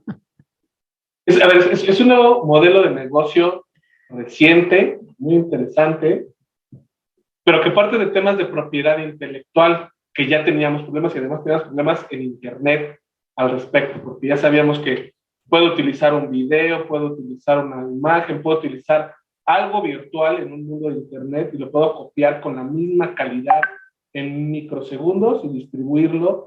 Y entonces el autor, ¿qué va a hacer con eso? ¿Quién es el dueño? ¿Cuál es la copia y el original? Y la discusión de original y copia en medios electrónicos siempre se había dado, porque el documento, el archivo, la imagen, la obra de arte, lo que tú quieras en medios electrónicos, su copia al final tiene los mismos unos y ceros. Entonces, ¿quién saber quién lo hizo primero? ¿Quién es el dueño? ¿No? ¿Quién lo puede vender o no vender? De una obra de arte que es virtual. Entonces, nacen estos NFTs, que son tokens no fungibles, y a lo que se refiere, y lo voy a decir en mi poco conocimiento, que son activos específicamente virtuales que no puedes intercambiar porque son únicos. O sea, una obra de arte es única. Oye, le puedes sacar muchas copias virtuales, sí, pero la obra de arte, el arte plasmado en esa parte virtual es única. Y entonces no puedes intercambiarlos como es las criptomonedas por una de su mismo precio. O sea, no puedes hacer cambios iguales, sino son únicas, ¿no? Pero entonces le agregas a través de tecnología blockchain, porque si bien no es igual que las criptomonedas, porque no se pueden intercambiar por sí mismas, sino son únicas, sí tiene una tecnología blockchain atrás que les da un valor, o lo diré, si les daría unicidad. ¿Qué quiere decir unicidad? Que hay un único en el mundo. Y te doy un certificado de que tú eres el dueño de un activo virtual que no puedes cambiar por otro igual, de forma directa, ¿no? Y entonces yo te doy ese certificado y tú vas a ser el autor o el dueño de esos derechos, ¿no? De explotación. Y eso está registrado generalmente en un blockchain que es Ethereum. Y entonces tú puedes decir, oye, ¿quién es el dueño de esta imagen? ¿Quién es el dueño de este video? ¿Quién es el dueño de esta jugada, ¿no? De este pequeño video? Y entonces le empiezas a otorgar valor. ¿Cuánto? Lo que pasa, lo que el mercado diga, ¿no? Quien esté dispuesto más a pagar por la titularidad de ese token no fungible, que es simplemente por el certificado de ser el dueño de esa imagen, pues va a ser lo que el mercado diga. Entonces, hoy hay un mecanismo que dice, oye, pues vamos a empezar a entrar, puede ser que un activo hoy valga $1, pero pasados 20 años puede valer $1.000.000, ¿no? ¿Qué lo va a decidir el mercado? ¿Qué lo va a decidir la evolución? Si me preguntan, oye, ¿harías o comprarías estas piedras virtuales? Si no pone en riesgo mi patrimonio, por supuesto entraría a ver y a entender, porque la apuesta es costo mínimo, ampliación mínima. Importante, esto no quiere decir que ese certificado único no le permita en medios electrónicos generar copias, pero el documento va a traer un registro, unos metadatos registrados de, oye, este es único. Todas las otras, y voy a poder identificar cuál es el documento, ahora sí, original en medios electrónicos.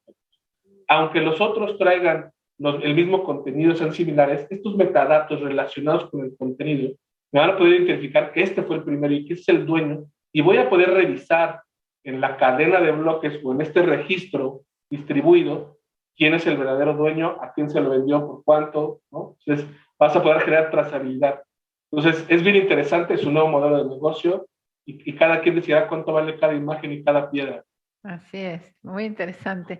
Bueno, una pregunta para cada uno de ustedes para cerrar ya el panel. ¿Dónde tenemos 500 fellows y mucha gente que nos sigue por YouTube?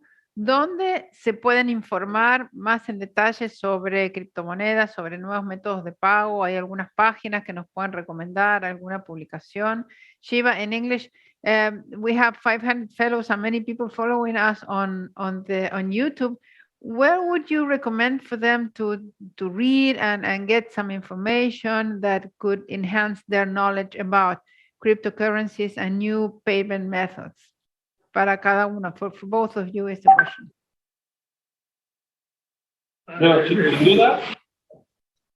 Go ahead. Sin duda, continuar y participar en la Escuela Azul de Gobernanza de Internet, dando con años, seguir las publicaciones que seguramente son altamente interesantes. Pero bueno, en México esta Blockchain Academy, que además ya está distribuyendo este tipo de información a diferentes países, ¿no? Y ahí tiene algunas publicaciones, algunos ejemplos y algunos cursos que yo creo que serían funcionales tanto a distancia como presenciales. Gracias, Jonathan. Shiva, any recommendation for fellows? What to read? Your yeah, paper. So on the central bank digital currency side, I would suggest the Bank of International Settlements. They produce a lot of CBDC related material. With respect to cryptocurrencies, we get a lot of material on YouTube itself. I would suggest following reputable sources. So you may want to look at, for example, some of the providers. You may want to look at R3 Coda or Consensus platform as blockchain solution providers, and they would have more legitimate sources of information around topics involving digital currencies and cryptocurrencies. Okay. Thank you very much to both of you. Muchísimas gracias a los dos por estar aquí con nosotros virtualmente. Espero verlos en persona en algún momento del futuro. I hope to meet you somewhere in the future. I wish you that you are healthy and okay at your countries, at your end.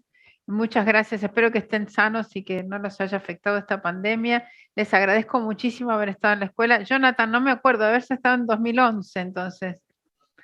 Pero no me acuerdo. No, yo no me olvido. 2011 es la primera vez que se hizo. Porque después hicimos otra en 2019, pero ahí me acordaría porque hace menos tiempo. Bueno, me encanta tenerte ahora como experto. Un abrazo desde Buenos Aires para los dos. Big hug from Argentina to both of you. Regards from Adrián and Oscar from C7 Lat and from all our team here in Buenos Aires. Saludos y un abrazo a la distancia. Muchas gracias por estar acá con nosotros y por compartir sus conocimientos. Many thanks for being with us and for sharing your knowledge with us and with the fellows. Thank you. Bye, thank you. Bye. Uy, qué interesante. Habría que hacer un curso entero de esto, ¿eh? De cada tema hay que hacer un curso entero. Bueno, gente, mira, había una pregunta más que no la vi. ¿Cómo se puede validar que un sitio está realmente ofreciendo Bitcoin si no es una estafa? Bueno, no la preguntamos. Gente, nos vemos en media hora con el último panel, Ética e Inteligencia Artificial. Es un panel un poco más largo porque hay más panelistas. Está moderado por mi gran amigo Claudio Lucena de la Universidad de Paraíba de Brasil y es de 90 minutos y ahí terminamos nuestro cuarto día. Nos vemos en una media hora.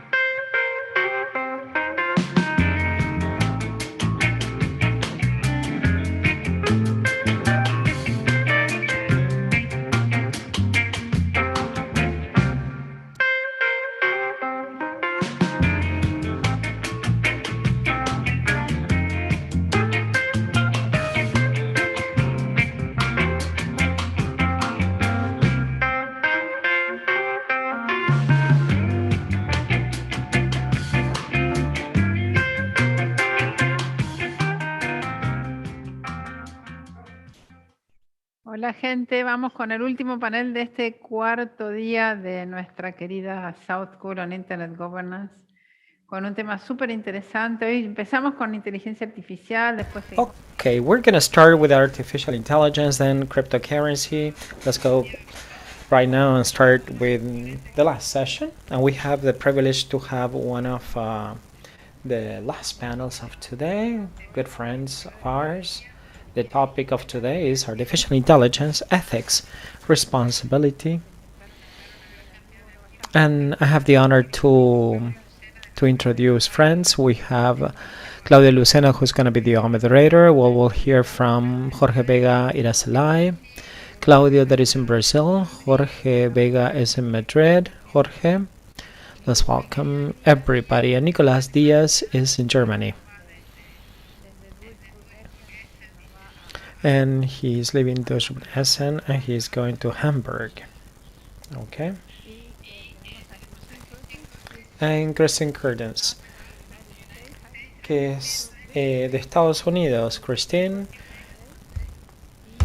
La tenemos a Leli, ay me olvidé tu apellido, a Leli Castro. And Aleli Castro, who's a system engineer and comes from Honduras. So we have a widespread panel across the world. In the 13th edition, we have 500 students. We have simultaneous interpretation also with us in the room. And we have broadcasting, live broadcast to YouTube. Oscar and Adrian says hi, and the team of experts that are here with us today.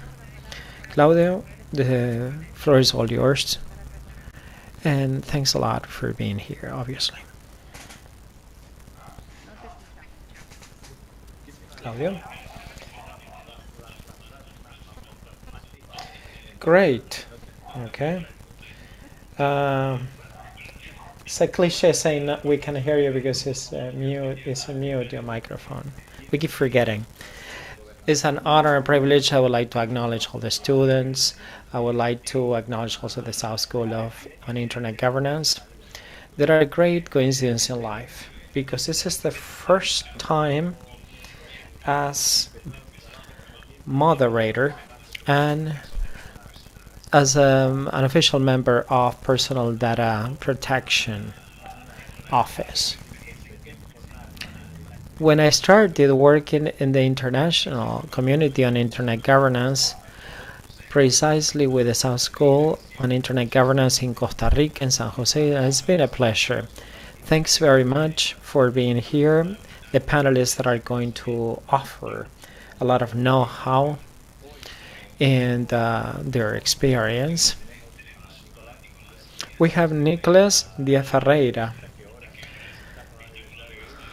He works at the University of Duisburg, Essen in Germany, so it's a great challenge because it's very late there. Jorge Vega Iracelay, Christine Custis, head of about ML and fairness, transparent accountability, partnership on AI. Ale Castro is a system engineer from Honduras, and I'm a member with her in the steering committee. And a hug and greetings to Aleli, and probably Haija Tabe is going to join us later. That is an assistant researcher of the Five Rights Foundation. Who wants to start? Nicholas? Okay. Nicholas has a simple and very interesting job. We're speaking of standalone systems and AI. So it's pervasive, and we feel the consequences and the developments across education, in our jobs, in the geopolitics, in trade, public services, public utilities. There are so many spaces where we have total or partial support of standalone options like intelligence or artificial intelligence. That's why we have a very comprehensive vision from different geographies with excellent insights that will make us reflect on the relation with this technology. that will serve for the future and the near future because it's already here. Nicholas? Hello, Claudio. First and foremost, can you hear me okay? Yes. Great. First and foremost, thank you very much for having invited me. It's a great pleasure and honor to be here of the South School on Internet Governance and to participate in this conference. As you all said, artificial intelligence is interrelated with the personal data protection, with the issue of transparencies, governance, ethics, responsibility. It's fairness also.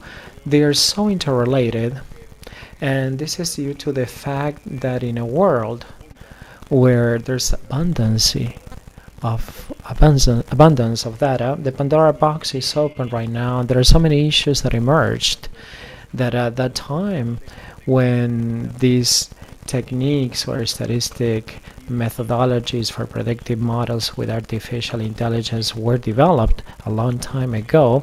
For example, I studied with the Bible of AI, that is AI, a Modern Approach by Stuart Russell and Peter Norrie.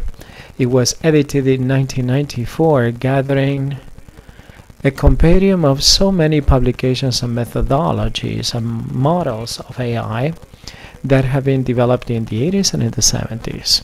So for us, we're speaking of techniques and methodologies that were not developed in the year 2000 or 2010, but they trace back to so long ago, a lot of history. So since we have a lot of data and there's abundance of data and we collect them and gather them from different fronts like social media, etc., these models are well fed, and you can predict more accurately. And why do we need these models? For example, for prediction, the prediction of musical tastes or options in the case of Spotify, shopping habits in Amazon, noble purposes like detecting the likelihood of suffering from illnesses or pathologies. There are way many uses and methodologies in AI, but usually it's for making decisions more accurately, what to hear, what to buy, what movie to watch, how to treat a pathology or diseases.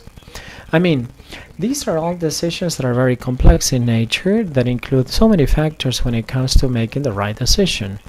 So these systems are very supportive to the decision-making process.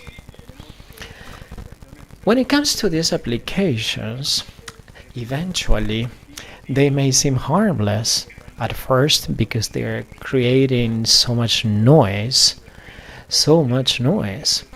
And sometimes we may argue that these AI systems could put at risk our independence when making decisions or lead us to make decisions that are not effective or optimum, that are totally biased, and they may result into discrimination, that not only we persuade people to buy an item of clothing like jean or buy some service or to vote for a political candidate or make decisions in connection for this system like iCompass in the United States. So it predicted basically whether the person or the offender was going to repeat or commit again a crime, or an offense. So these AI systems that in theory will lead us to make better decisions could also lead us to basically undermine making the right decisions and not taking the most objective decision. So these people, or many people, take decision as the ultimate decision, like as if the system would decide by itself. So we sometimes leave our independence, we set aside our autonomy and reflection. They say, well, the system will decide, and if the system says no, basically I will say no or reject the implementation. So I put him in the shoes of those that develop these AI systems or methodologies, and I believe that when they started working, the architects of this system, on algorithms of AI, knew that or figured that they were going to be taken as granted so bluntly without any additional criteria. That is why we're speaking of including ethical principles of fairness, transparency, and applicability. Because why would you basically implement this or that? Because that will have better interoperability with the people. Now,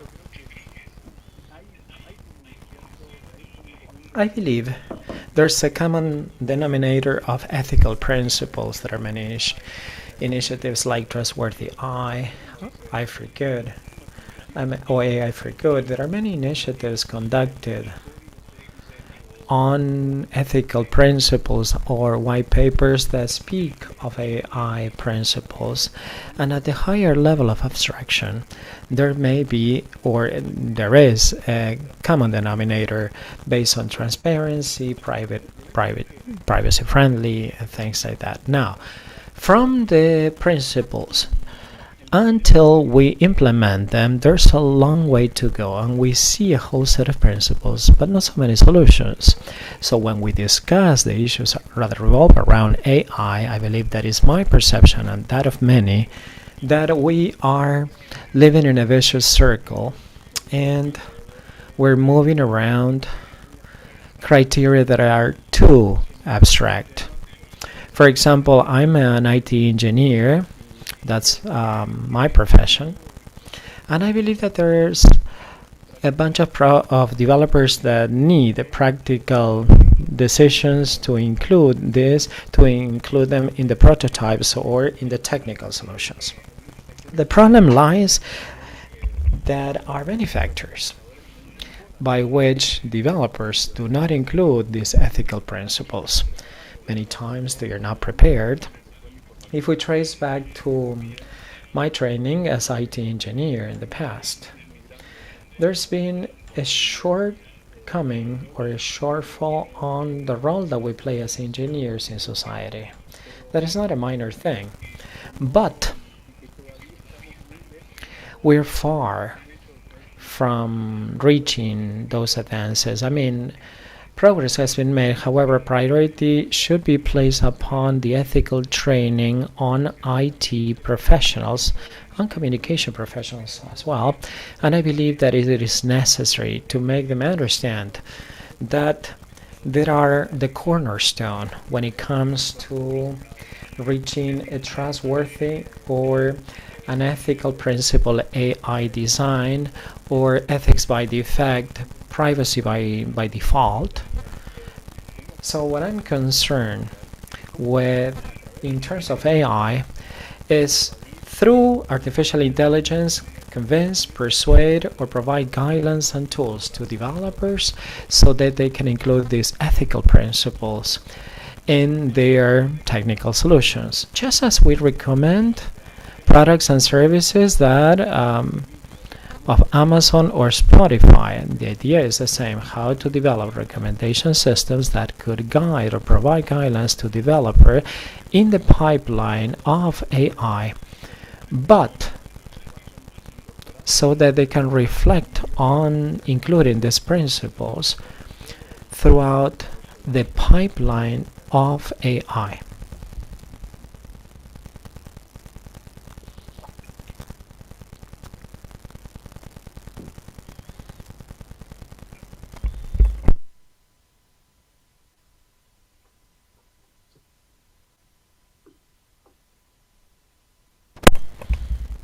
I think, Nico. Okay, let's continue. I don't know if you remember when we were in July. I think we were in 7DP Latin America when you addressed this issue.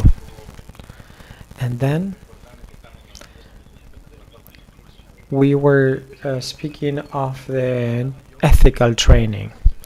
I was taking the IT course in the 90s, and to tell you the truth, it was difficult to find something in the 90s that considered the life of people that revolve around one ethical option that I would make underline or behind it. I believe that this has become a reality. All the young people are being trained in communication sciences.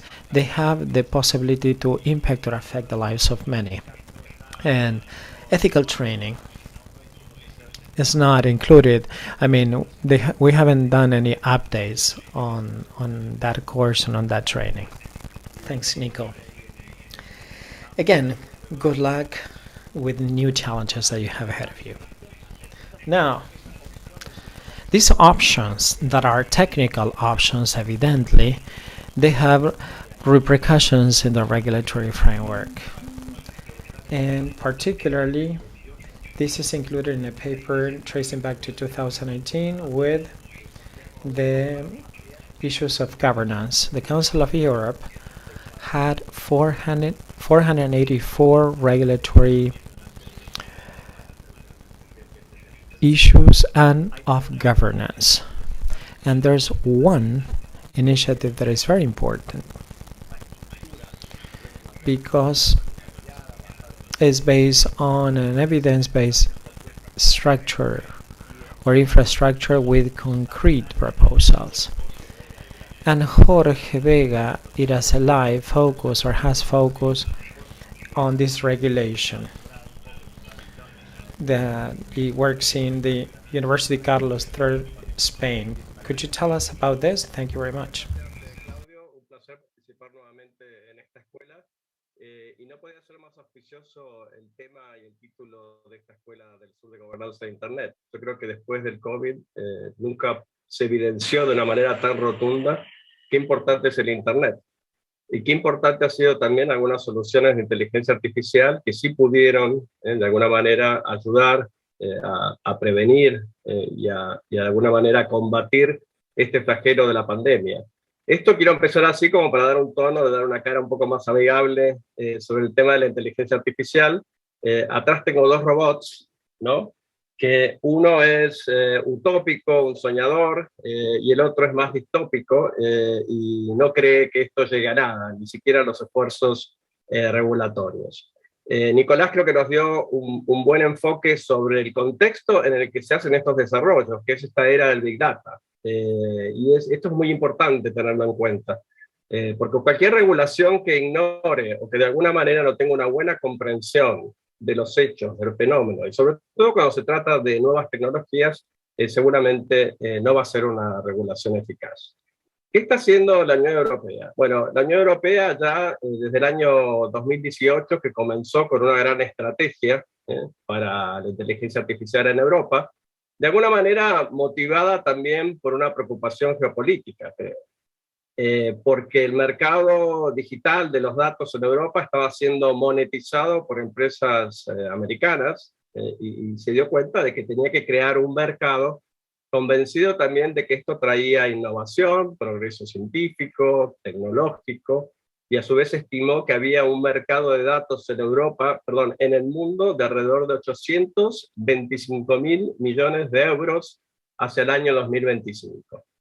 Esto es importante porque es la pregunta de qué está en juego. Aquí está en juego, bueno, unos datos que pueden monetizarse de acuerdo a nuevos modelos de negocios, conforme a la analítica, y sin entrar en terreno, creo que Nicolás dio unos buenos ejemplos, tiene que ver con el marketing segmentado, con la publicidad dirigida, alguna más inocente que otra, como puede ser la de las grandes tiendas, otra quizás más perversa o que está bajo el escrutinio público, como puede ser influir una votación, todos conocemos lo que fue el escándalo de Cambridge Analytica, y bajo este contexto, la Unión Europea se traza una hoja de ruta que lo que interesa a Europa es que generalmente los plazos se cumplen, y empezó con publicar determinados documentos, frutos también de un proceso de discusión más o menos abierta, donde participaron unos expertos de alto nivel.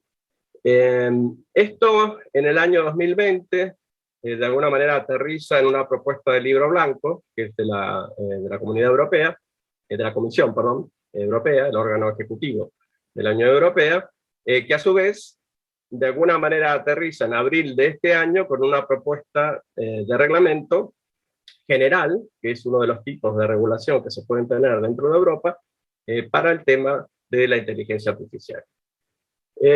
Básicamente parte de entender, parte de un concepto de riesgo. Es un enfoque, es un prisma bajo el cual la Unión Europea intenta regular algunos de esos desafíos o de riesgos que nos presentaba o que nos presenta la inteligencia artificial bajo la opinión de la Comisión y a su vez el asesoramiento que le dio este grupo de altos expertos que fueron nombrados allá por el año 2018. Ya en el año 2019, este grupo de expertos dicta unas directrices de una inteligencia artificial ética, y ahí viene un poquito también el nombre, creo que del panel, irresponsable. O sea, dice, sí, apostamos por una inteligencia artificial, pero esta tiene que ser ética y tiene que ser responsable. Sobre el tema ético, ya nos habló algo Nicolás, yo estoy un poquito tentado de entrar en terreno, pero no me voy a meter. La ética tiene, sí, voy a hacer solo un comentario, que tiene un problema, que todos definimos la ética de una manera distinta.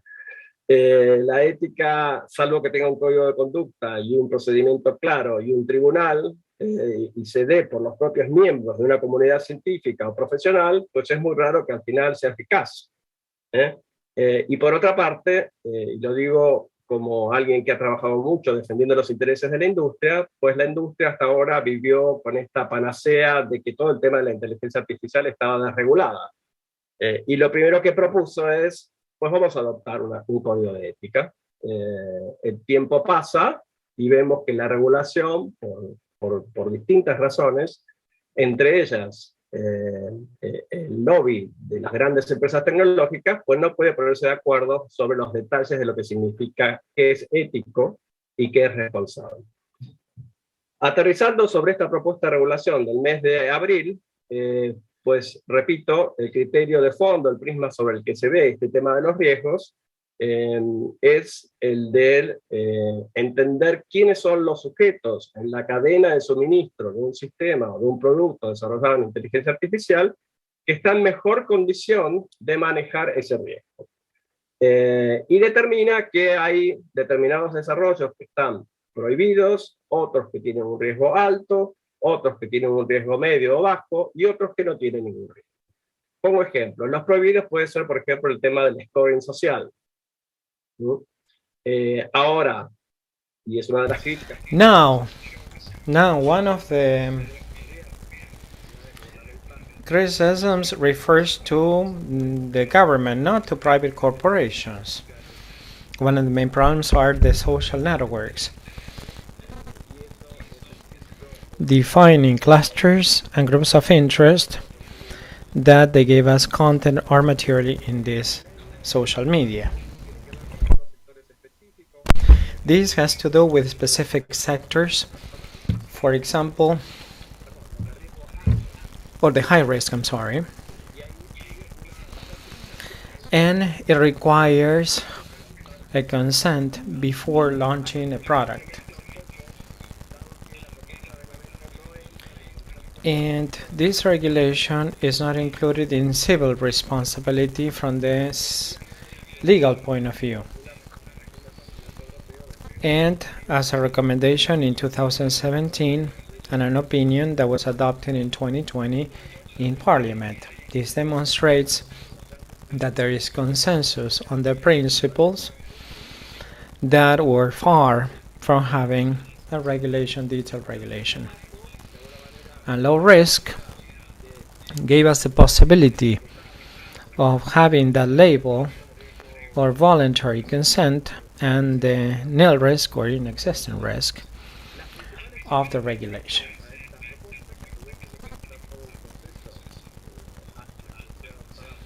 So, until this adopted by Parliament, it's not a legislation that harmonizes other provisions like the personal data protection system, and even though it's an advance in building a regulation with artificial intelligence, there's much to do. What are their criticism? And let me see if I can give the floor to other colleagues in the panel, that we need to change the mindset.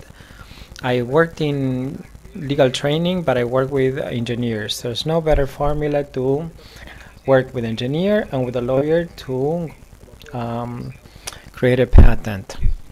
If you work with a legal system that is with a civil principle to see how we see the correlation of algorithms, that's the wrong way to go about it. I mean, the law could be clear at first, but the worst thing that could happen is that is not complied with, and it doesn't advocate or protect the rights and the underlying values. So when we demand the article number 22 of data protection and other articles, who is the one responsible for preparing this, that has to explain the rationale of the decision.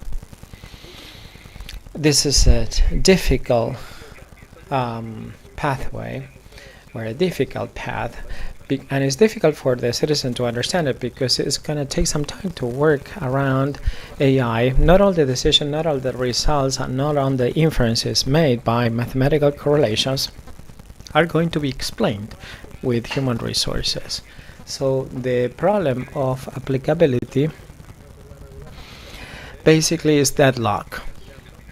So we have ineffective regulations that doesn't serve the purpose and goes against the trust that we need to create on the citizens with this new technology that can do so much good for humanity. And on a positive note, I learned that an AI system could rebuild the composition of Beethoven's symphony, the 10th symphony. In line with the patterns, it trained the system to compose it, and probably the movements of the symphony could be effective. No. Thank you very much. We have the proposal of the European Union that could be the most advanced framework that we have.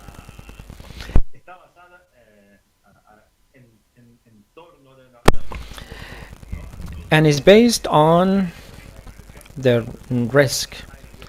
We use the high-risk uses of AI. I believe that these are the 10 uses of high risk. And I believe that this one is the European methodology. In August, we had a Chinese initiative with the regulation of internet AI, but not based on risk, because the European approach is to select what are the uses of AI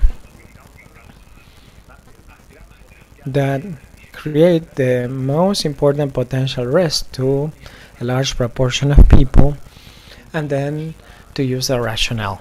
However, in China, they have a different proposal. What surprised me of China is to regulate recommendation systems. That is to start with artificial intelligence, and that is important, and these are comparative analysis in this regard that would serve as an effective methodology. Christine now. Muchas gracias. South School on Internet Governance. It seems like there are key words for us to work with. I don't know if transparency is still one of those strong notes. It used to be one very strong notion when we started bringing the artificial intelligence key to the table. We then started to think about words that try to let's say to control more and to exercise a little bit more of oversight. And then we talk a little bit more. We have been talking a little bit more about the ethical discussion has come to the table. And we also have brought onto the table fairness, accountability, and governance. I think that's exactly your position at the Partnership on AI. And I would like you to invite you. You have the floor. Thank you very much for your presence. Thank you so much for the invitation. I really appreciate it. I'm so happy to be here with you today, and I can't wait to go back and review with the captions on so that I can follow all the wonderful conversation. Yes, my name is Christine Custis. I'm with the Partnership on AI here in the United States. And I'll tell you just a little bit about us and about the work that we're focused on. We are a nonprofit partnership of many different organizations, academic, civil society, industry, media organizations, and tech companies. And we're all convening together to make sure that we make decisions that advance AI with positive outcomes. And so the work that we do in the particular area, the folks that I serve, we do think about fairness, transparency, and accountability.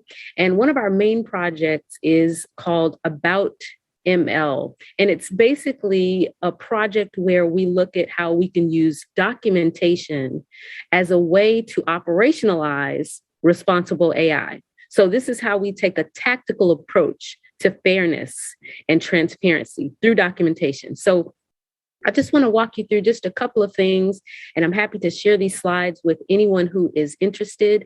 The first slide here that you're seeing on your screen, I hope that you're seeing it on your screen, is just a high-level machine learning lifecycle. You've probably heard of the software development lifecycle. Well, there's also a machine learning lifecycle, and there's these different phases where we are developing and thinking about and planning and designing and then deploying, observing, maintaining, all these different phases that we go through in order to develop and then deploy systems. And what I want to talk to you about is all of the different opportunities throughout these phases where we can action responsible AI. So let's take a look at the next slide. I want to talk to you about all the different phases that have to do with the data. So we're still talking about the machine learning lifecycle here. When we're thinking about the machine learning lifecycle that as it relates to data, in the very beginning, we need to specify what type of data we need. Where are we going to get it from? Who owns it? Tell us more about this data set. What is the trajectory of this data set? Who keeps it fresh? So these are things that as we're developing our machine learning systems and we're thinking about where the data comes from, these are prime opportunities for documentation.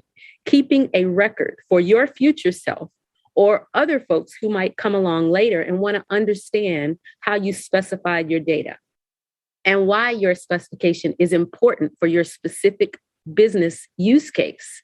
We want to connect the technology and the reason we're building it using algorithms and models to the actual business need.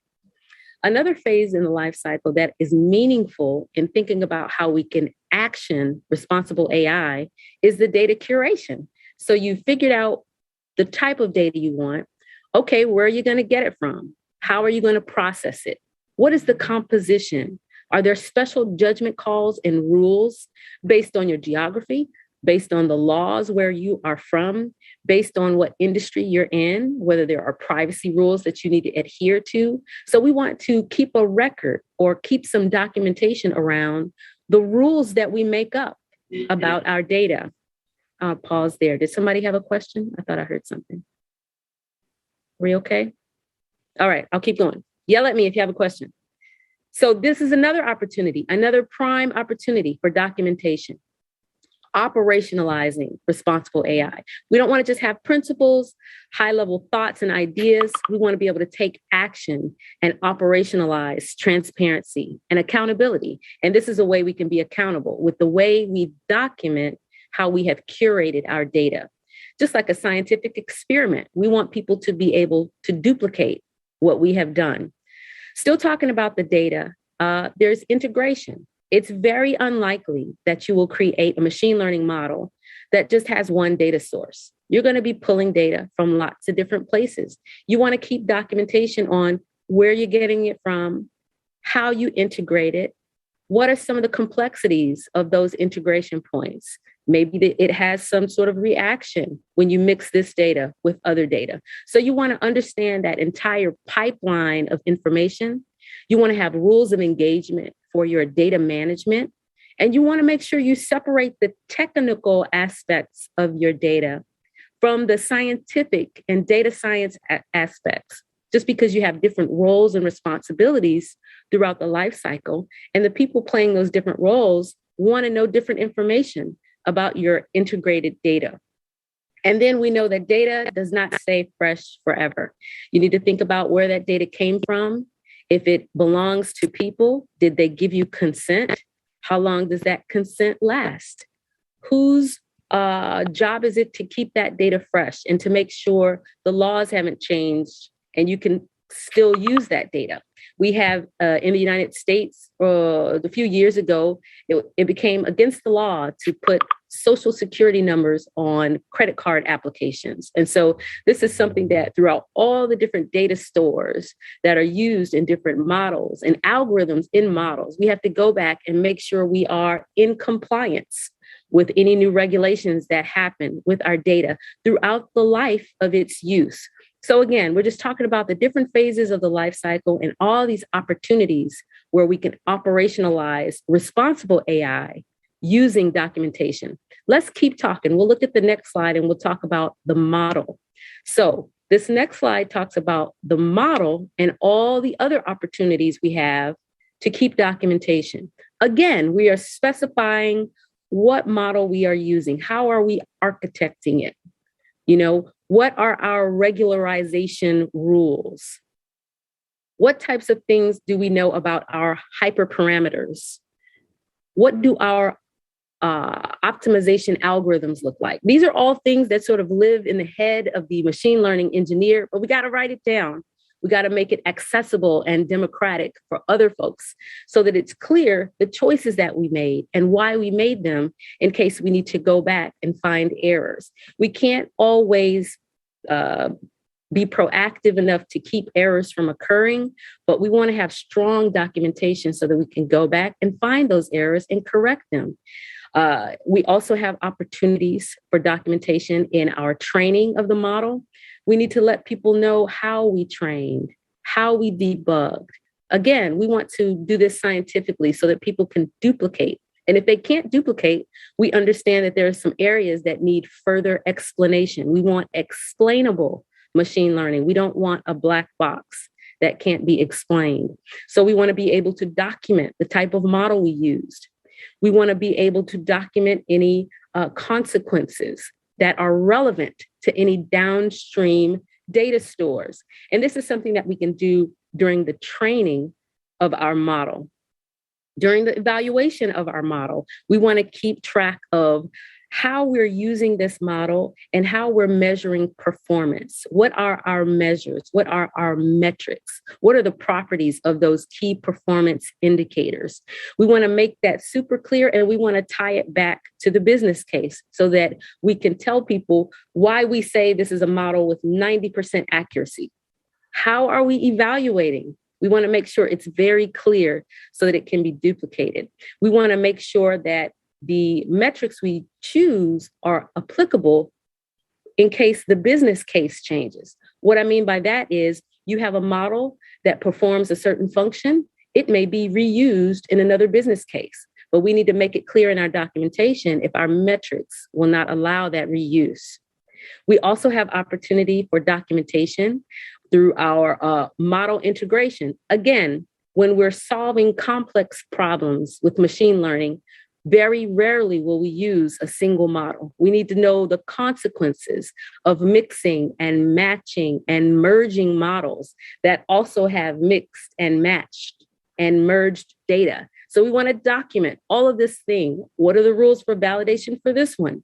What are the rules for training for that one? So we want to make sure we have a record in our broader conglomeration of systems, of models, so that we can keep track and make that clear throughout the life cycle of this machine learning effort. And again, models don't live forever. They are sometimes deprecated. They are sometimes revised.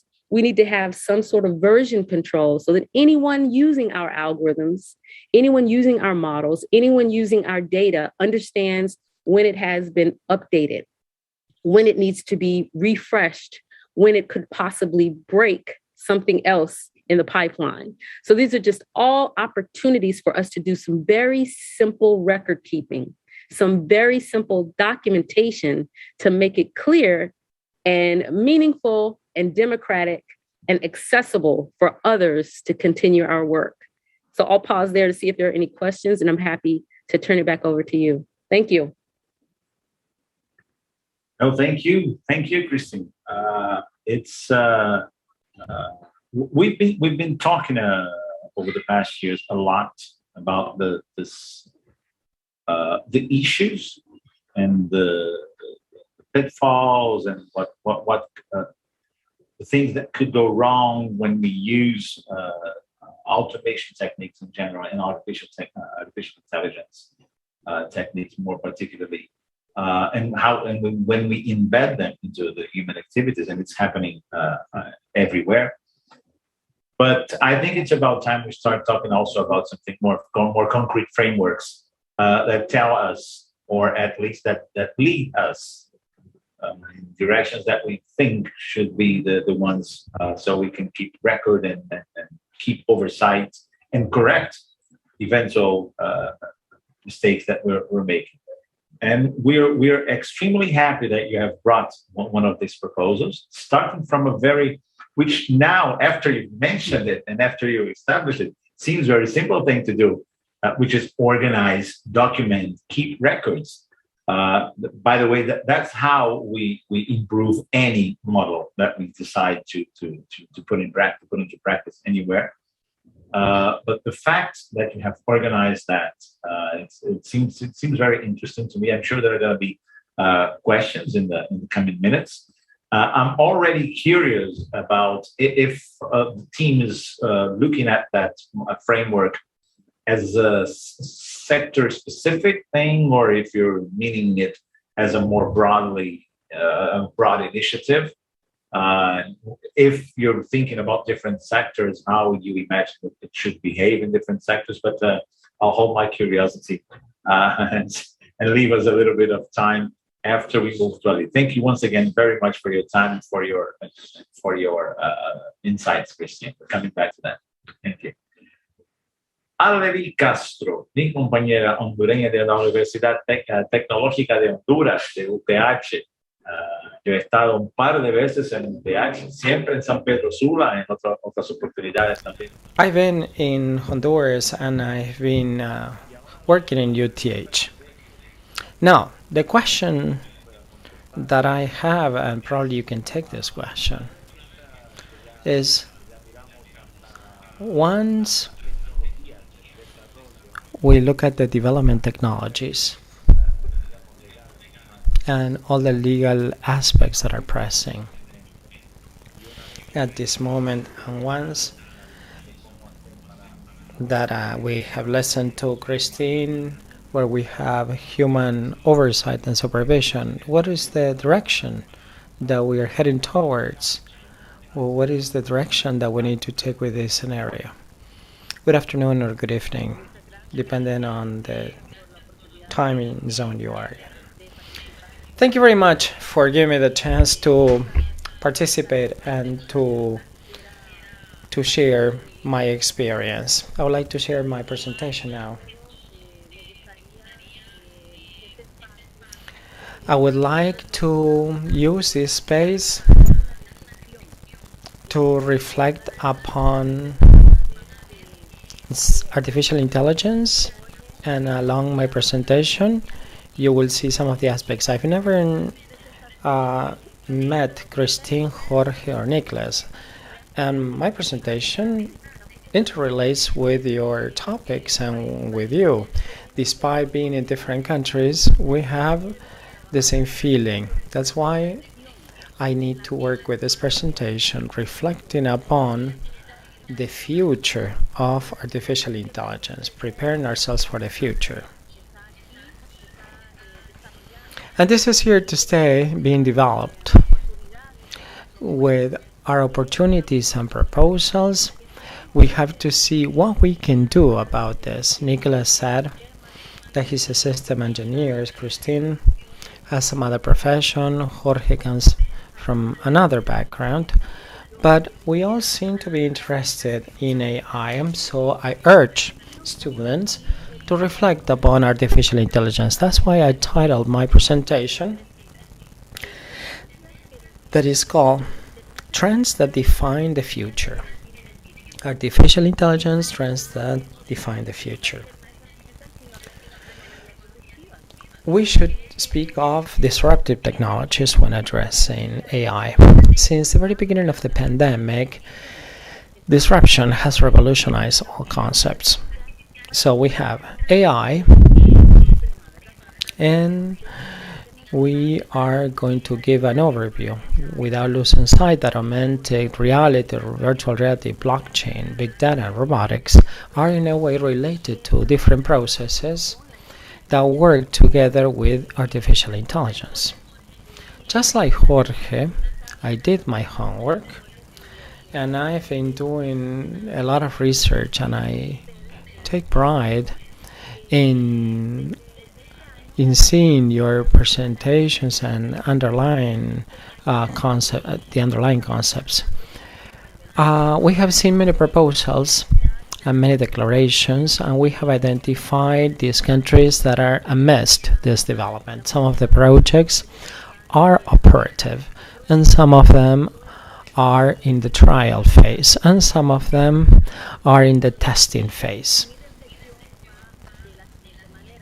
So my reflection is like follows. How much are prepared to see the actions that are, or how difficult is to make decisions based on this intelligent algorithm? Is it possible to make decisions responding to this kind of behavior or actions? We're going to assign processes that will depend on a smart algorithm, whether it is AI, applied to robotics, processes, law, because right now law is highly involved in artificial intelligence. Now, tracing a parallel, let's see how organizations can exercise the control. Like, for example, the United Nations. To what extent these organizations are aware of the changes that are going to create with this evolution as AI makes progress. And that is why I would like to share with you these ideas. There are many countries that have been working strongly in this endeavor. The United States and China are competing with the development and the application of AI in different processes to take companies to a higher level of competition. We have this process in Spain, but in line with this investigation that we have developed in Spain, we are protecting, or they are concerned with the protecting of human rights, of users, personal data. Precisely this year, they have decided to invest a lot of money in AI because they are not against technology as such, but they are in favor of protecting what is being created out of this technology.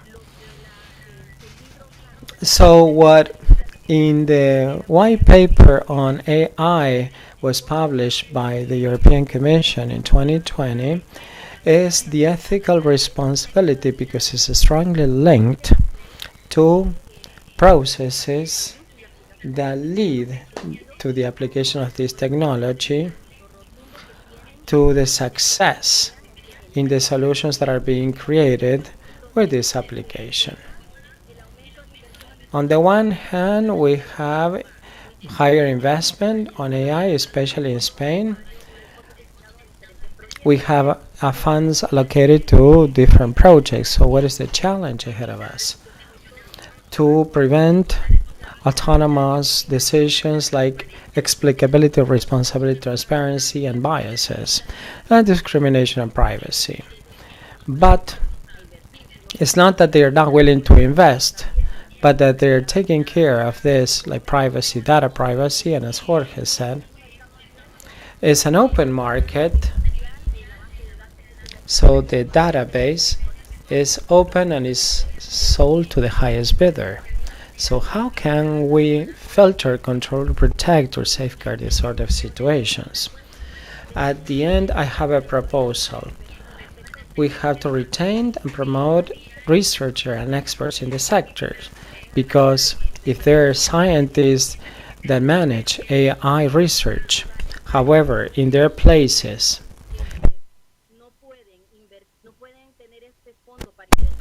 they do not have the funds to invest or to create projects, what they do is to migrate. The idea is that to keep the talents in the country, what are the guidelines and the applications of high risk? Well, that would be the health sector, transportation sector, imaging. These people being cared or being looked after with people that have no talent in the health sector, the legal aspect, administration, also facial recognition, for example, is of high risk in their opinions, and they had to see how they monitor that. Skills should be promoted, and also they created an excellence European center, just like China and the United States, because those are superpowers, and we're going to see how they segmented AI across the world. Here I would like to briefly say that in the United States, they have declared that the AI algorithms cannot patent its own inventions. The only ones that can patent inventions are human beings, and this was published October 2021, because a scientist through AI basically achieved 2 projects that were developed by this technology. So they didn't allow to patent these projects given the situation that it was not that he did that, but it was AI that tried to patent the invention. So how an analytics and AI could help save lives and reduce crime in the cities? Well, I'm referring to many cities. For example, I mean, in Bogota, they open an office of analytics that managed through AI, and it controls and monitors and provides follow-up to possible behavior of criminals in order to prevent cases of crime and abuse, because there's a lot of cyber crime. So they have opted to choose or to resort to AI in data analytics. The objective was to combat or to fight corruption and insecurity. Here I'm showing a graph.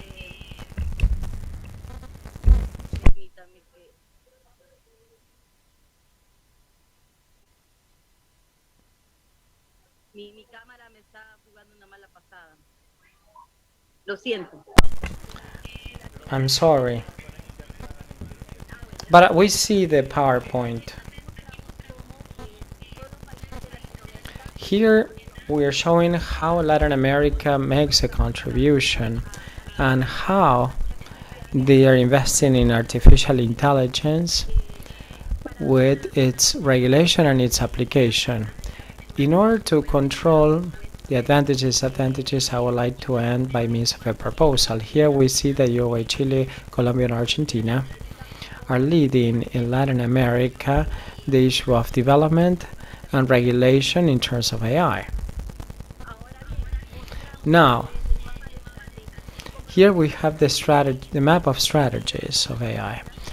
United States and China clearly know what they want to do with these proposals. They have their strategies well defined.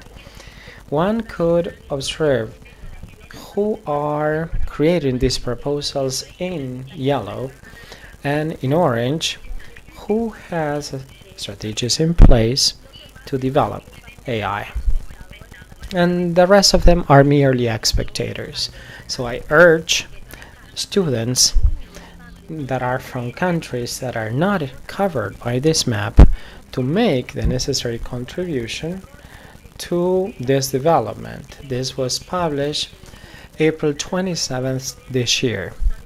This dates back to the information that you share, and that information is very current, updated, and very important for the conference that we're hosting right now.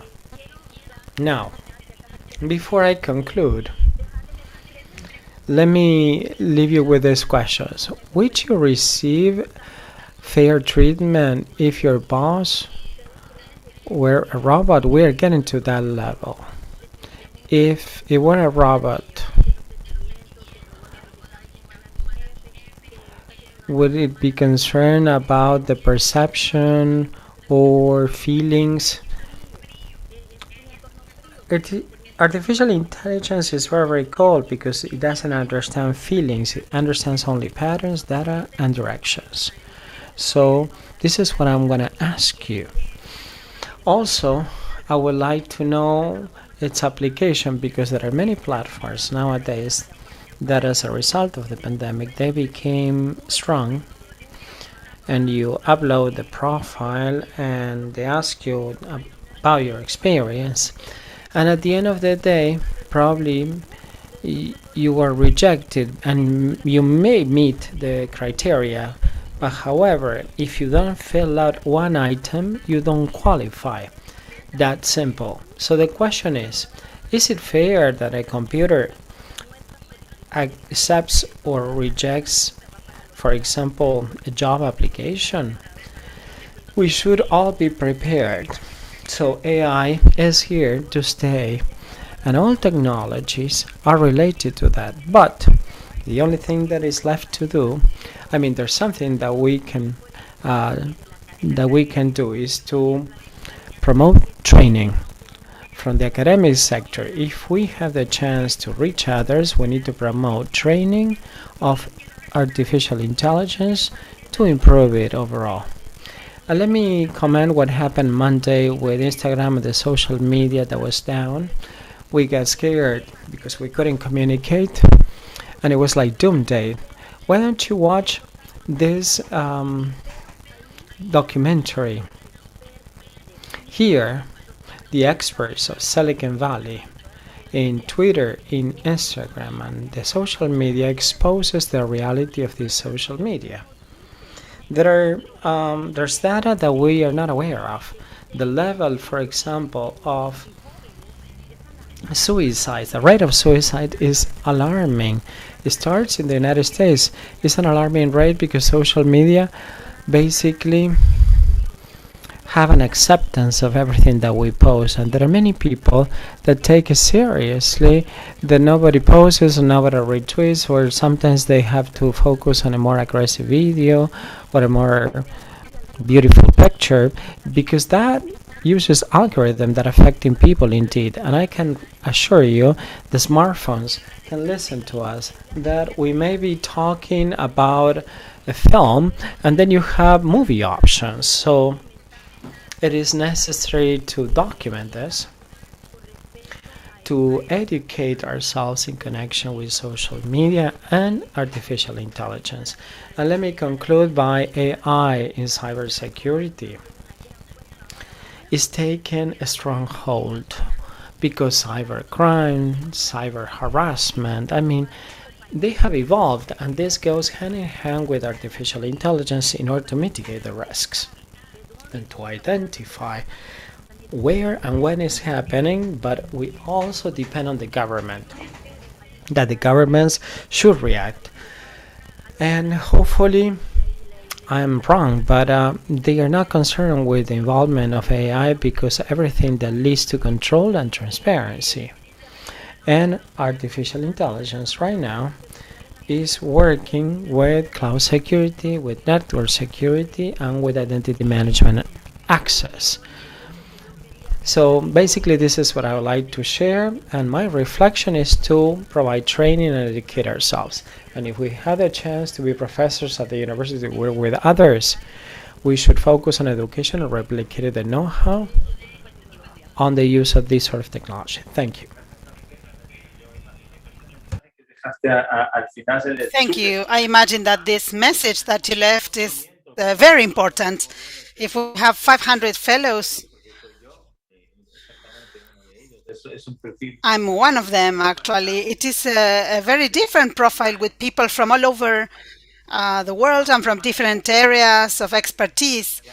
So AI is going to be in the next few years a very broad space for opportunities for all of you.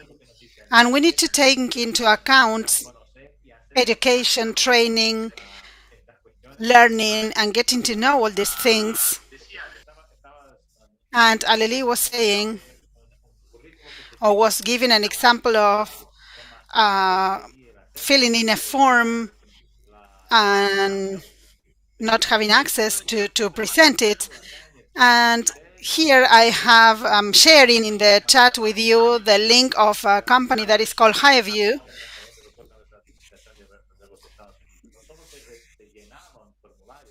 Not in this company, not only you needed to fill in a form, but also a video was sent.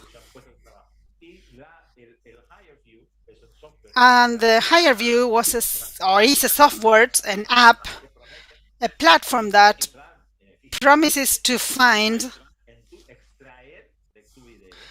and to extract in your video, the video that you are sending. You didn't fill in anything, any kind of information. You didn't write anything. You simply sent a video,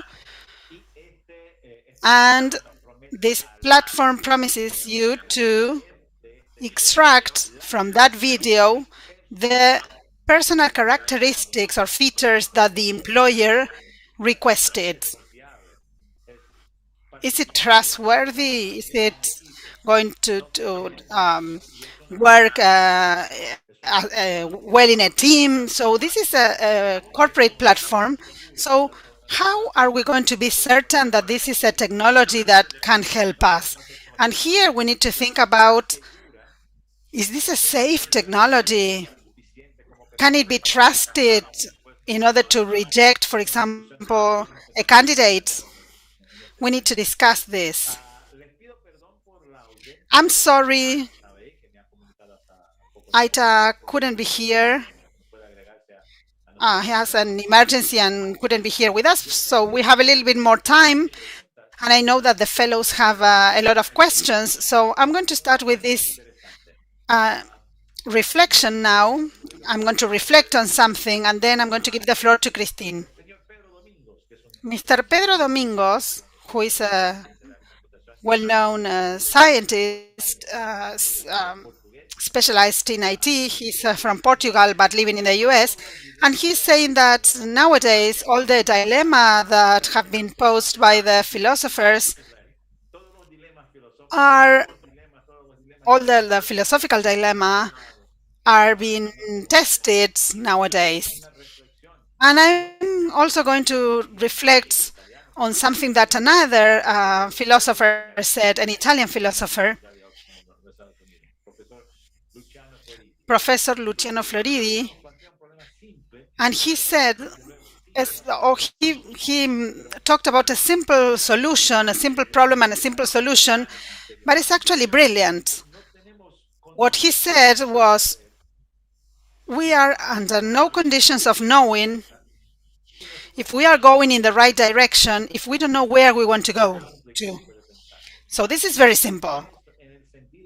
And he's saying that we need to know which is the digital environment that we want to have in the next decade. That is an important question.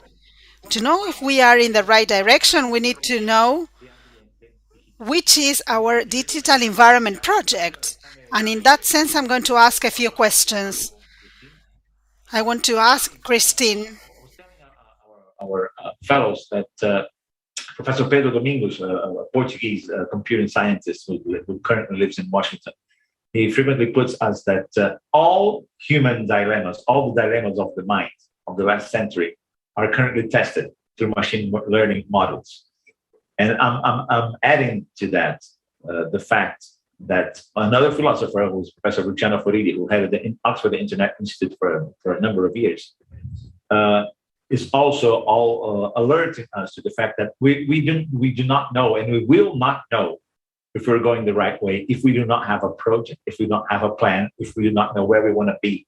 So and where we want to be in terms of digital space. The question for him, and that's why we need philosophers. The question is, what digital environment do we want in the coming years? That is the fundamental question, because if we all put what we're discussing here together, we have to understand the direction we're going, and to that reason, we need a direction. So I would like to start with you, and if you want to highlight any other thing from your presentation, you could.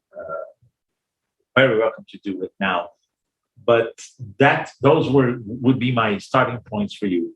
When you and the partnership on AI and the various other players who are working on similar frameworks throughout the world, do you pose yourself that question? What digital space do we want for the future, so we can evaluate, assess the frameworks that we propose for them?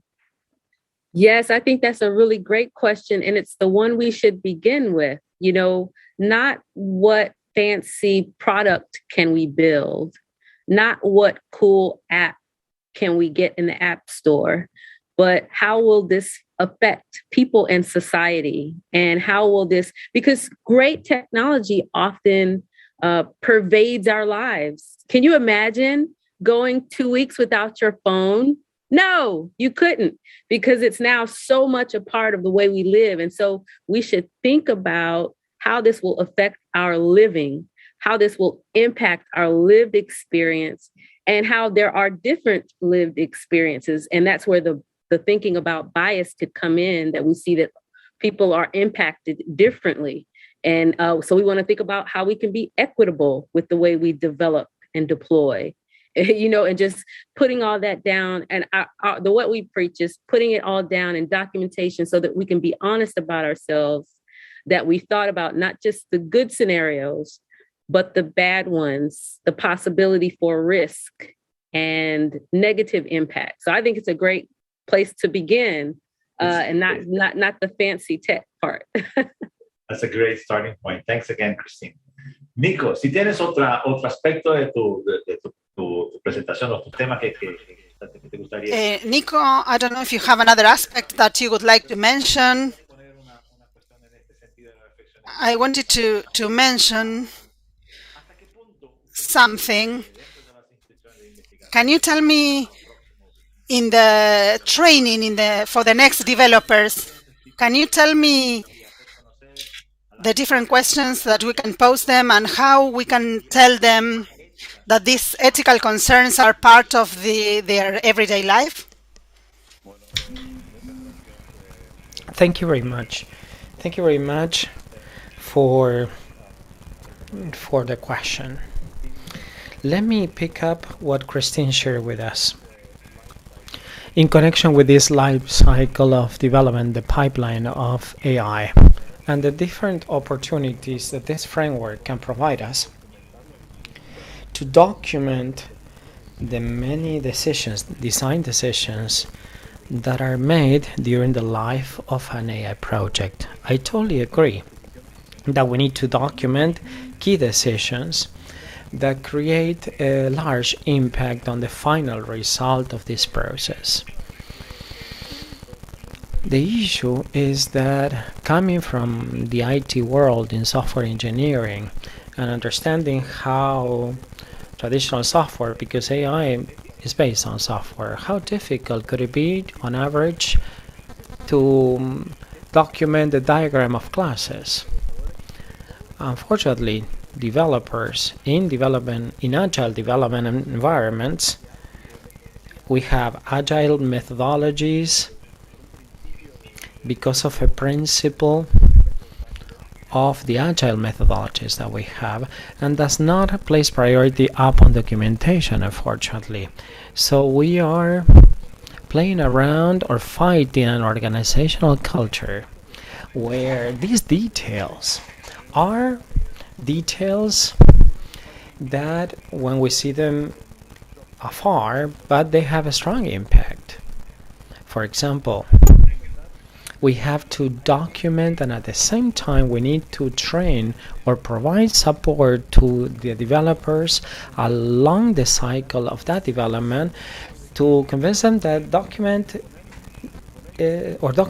is really worthwhile, and the decisions that you're making in a report, or not, let's not put it in a report because they don't write in a reports or reporting on the decisions they make. But we shouldn't be documenting the activity, for example. What we're really doing research on, and the research that I do are the dark patterns. Those patterns that should be prevented when it comes to developing AI applications, because they may lead to decision making that are suboptimal or undermined and could result into very high inherent risks. And in connection with the risk assessment that the draft of the European Commission includes on artificial intelligence, and I would like to, it's good to perform a good risk assessment of the AI systems.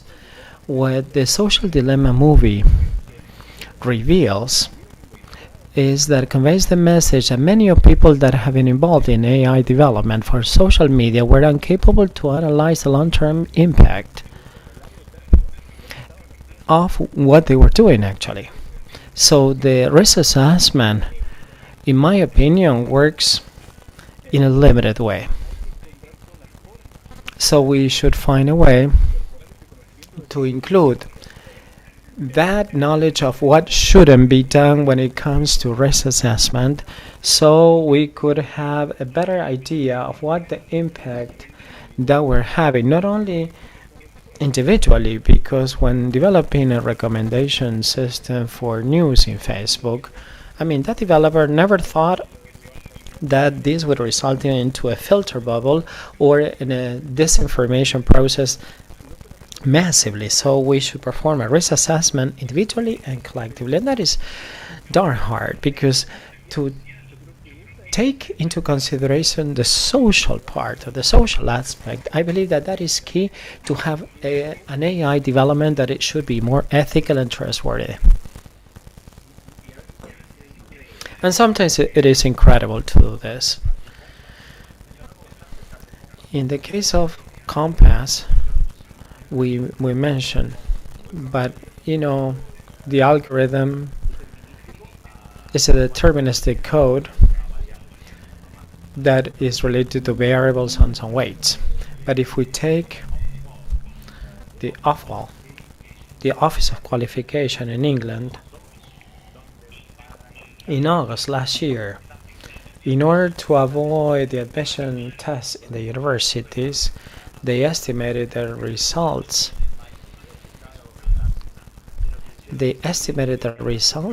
And they included in the variables the geographic location of schools. This is a mistake that cannot be overlooked. You should perform one simple risk assessment, and probably they're not considered on a daily basis the developers did not consider, and it was overlooked by those that they were speaking of this sort of information. These red lines that in the European Union proposal is not that clear. For example, data protection is not included there. We don't have red lines. There are no data categories, special data categories. There's not a prohibition of personal data. Obviously, the special categories are imposed some requirements that are not recommended or they're more difficult. But there's not express prohibition subject to this regulation. For artificial intelligence, there is a prohibition, but it's not sectorial. I mean, it doesn't say that it's not, you cannot do it for education, for health, for transport, or for national security. It's for a specific purpose. Do you believe that these red lines are necessary? And second, if so, can we think of other treatment or other sectorial treatment that at first they are prohibited by the state or by the state of the art in this case? I believe Jorge would like to say something of what I mentioned before. Some brief comments, and if you want to, I can approach the question since it's related to regulation. Documented is fine. And pero no basta, o sea, los registros son importantes, es un buen principio, pero lo que tiene que ser es what we can do, claro, I mean, this should be explained, it should be a clear case. Probably the ownership of these rights, I mean, should exercise the rights, okay?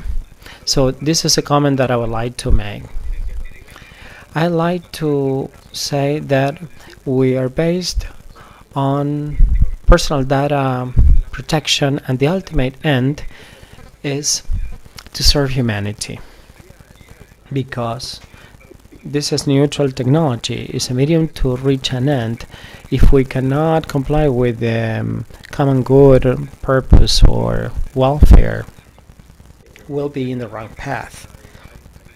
And here we see that there are two to blame that created this romantic internet, monetizing data and gathering data not in a transparent way.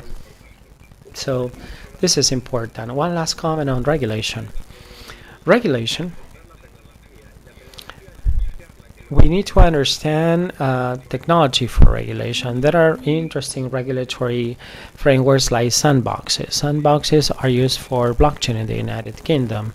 Is to understand clearly how it works and to try regulation and its effects. We need to intervene gradually, especially over a phenomenon that is unknown to us. Who can explain that the algorithm was the one that won the chess tournament? There are applications that we don't have yet.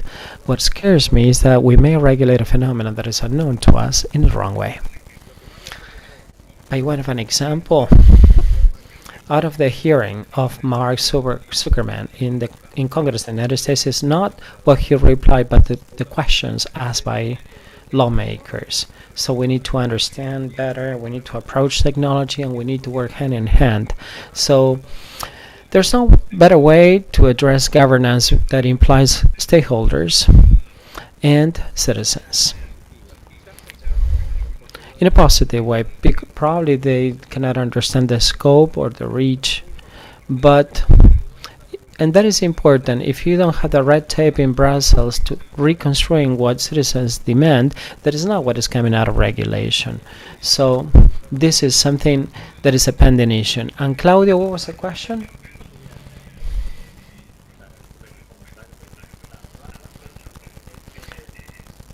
Yes.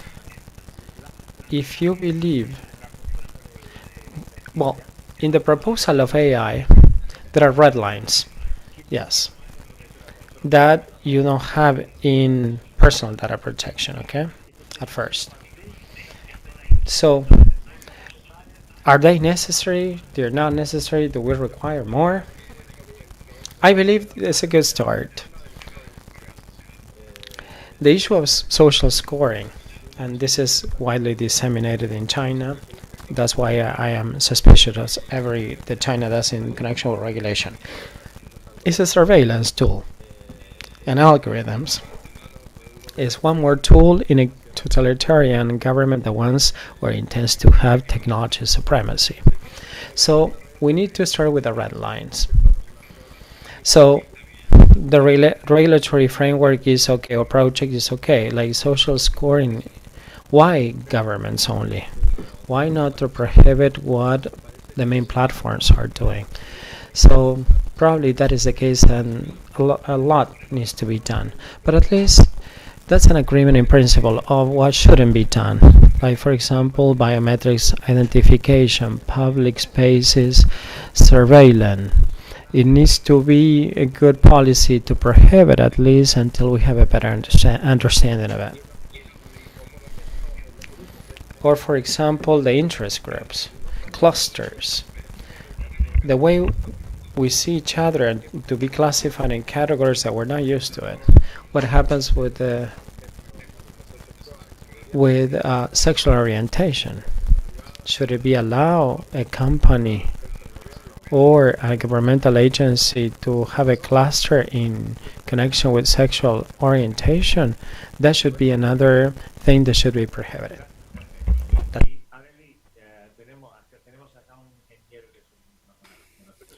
We have another question, Aleli. If we don't program the future is going to program us. In that sense, you were talking about difficulties, and you were saying that some countries are waiting to see what happens. And what do you think are going to be the main difficulties in order to bring awareness locally for the authorities? Not only the population, but also the authorities specifically. The population is feeling the effects of automation in their daily lives, but for public authorities that should be regulating or helping in the governance of these things, which do you think are the main difficulties at the local level?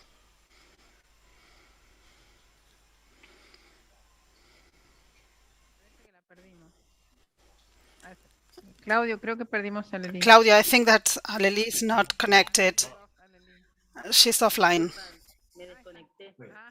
I'm sorry, I was offline for a second. I'm sorry, Claudio, can you repeat the question? The question was, you were sharing with us the global initiatives as regards regulating and governance, and you were saying that some countries were waiting to see what happens. But the question is, which are the difficulties that you see to bring awareness as regards local authorities, not so much the general public, because they do feel the effects of automation in their daily lives, but in the case of public authorities that should help regulate or govern these kind of automation aspects, which do you think are the main difficulties at the local level for bringing awareness in the automation role in your country? Actually, in Honduras, these are topics that are not well developed yet. We are working toward that, but the difficulties that we have is lack of interest on the authorities to follow on that kind of technologies. The situation here is that many things are involved in politics, so it depends on politics and not on the need that we may have. So there are many proposals as regards technology in our country in the political sector that is eventually the sector that is going to be bringing about that change.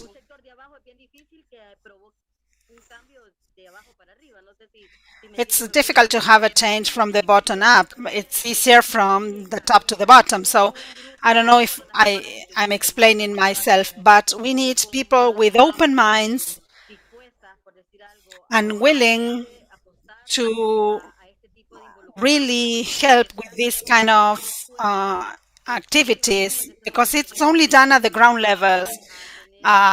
There's a lot of talk about AI and automation, but it's only talking about it. So this is like being too difficult to have access to this, even if we have good intentions and a good project. So from my point of view, I work in an innovation development center, and in my center, we work with emerging technologies. So we are developing projects. I do have an AI project that suggests supporting education in general. We are going to launch it soon because we think that it's the only way in which we can achieve something, some results. Thank you, Aleli. We have only 5 minutes before we wrap up the panel.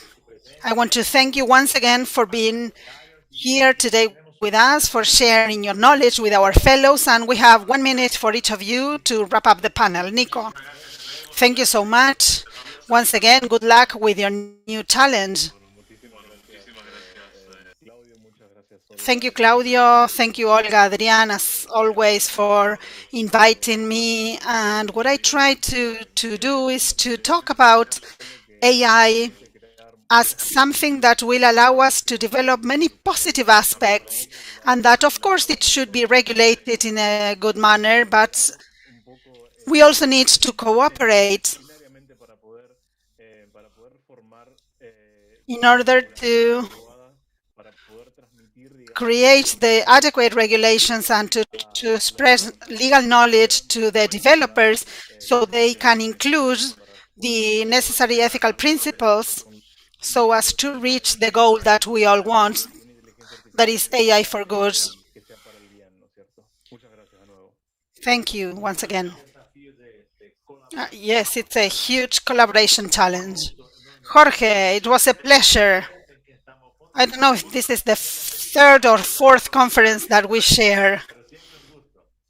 It's always a pleasure. Claudio, welcome to Madrid whenever you want to come. Final comment. Here I agree with Nicolas. AI can do great things for humanity. Let's think in the health sector. It's fantastic. Data protection is important. There are other rights that we need to protect, but we need to understand in a dynamic way where this technology is going to go. And we need to identify the red lines that you were mentioning and to move forward, because actually the owner of the rights is the common citizen that needs to understand how this is going to affect their rights. Supremacy of the human being is a very important principle, but we need to be clever about it. So we need to work a little bit on the myth and realities and to give a different kind of dynamics to these regulations, because there are certain risks that we still don't know about. Thank you. Thank you, Jorge. Christine. A very hands-on presentation. The fellows are already asking to see the presentation again, asking if they can have access to it. So it certainly triggered a lot of interest to them. And in a world where we have been talking about principles for a long time, and always is all about that, all about action. I know how she liked this presentation also. You brought us a very interesting insight. Thank you very much. Thank you so much for having me. And please feel free to share the link. It's available to everyone. Love for you to visit the Partnership on AI on the internet. It's partnershiponai.org. Lots of great actionable resources out there. And we'd love to hear your voice and how we can improve those in the way that you are approaching your work. So thank you again. I really appreciate it. Thanks a lot. Aleli, mi compañera, estamos ahí. Aleli. We are organizing the next event in Honduras, and we're going to see each other. Thank you so much for participating in this panel. Thank you all for giving me the opportunity to be part of this panel and to offer my ideas and my feelings And my reflection had to do with we need to educate on AI. Thank you all so much. Olga, Adrian, thank you so much for inviting us, for uh, in these 2 years that we couldn't get together face to face, at least we could do it virtually. IGF in Berlin. I moderated a session about ethic and internet and artificial intelligence, and I got to know your organization. Please go to your website, and they have fantastic information, very good articles, and a lot of information. Les decía que la conocí. I was saying that I get to know another colleague of partnership on AI in IGF in Berlin in 2019, that I moderated a panel on AI and ethics, and I discovered the website of Partnership on AI that is great. Go there and look for detailed information. Thank you so much, Aleli. I was invited to the IGF in Honduras. I'm going to be part of it. Jorge, Nico, thank you so much. Thank you, Jorge. You were the first person that believed in this project a lot of years ago and helped us to have the financing at the time when you were working in Microsoft. And Nico, as always, great pleasure. Good luck in your new challenge in Hamburg. I hope to visit you soon. And Claudio, thank you so much for your help and support for this project. I wish you have a great day. And I hope to meet you soon in person.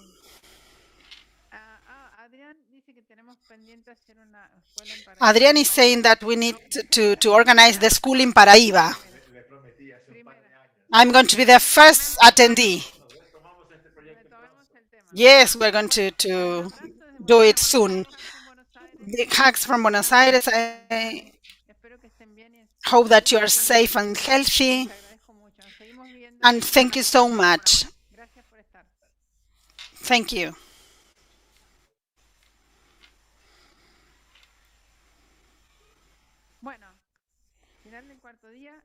Well, this is the end of the fourth day. Friday is going to be a little bit of a short day. We're going to start at 9 a.m. Colombian time, 11 a.m. Argentina time, and 9 a.m. Ecuador, Peru, and 11 a.m. Brazil's time. Have a nice end of the day. Thank you for your questions, and I'll see you all tomorrow.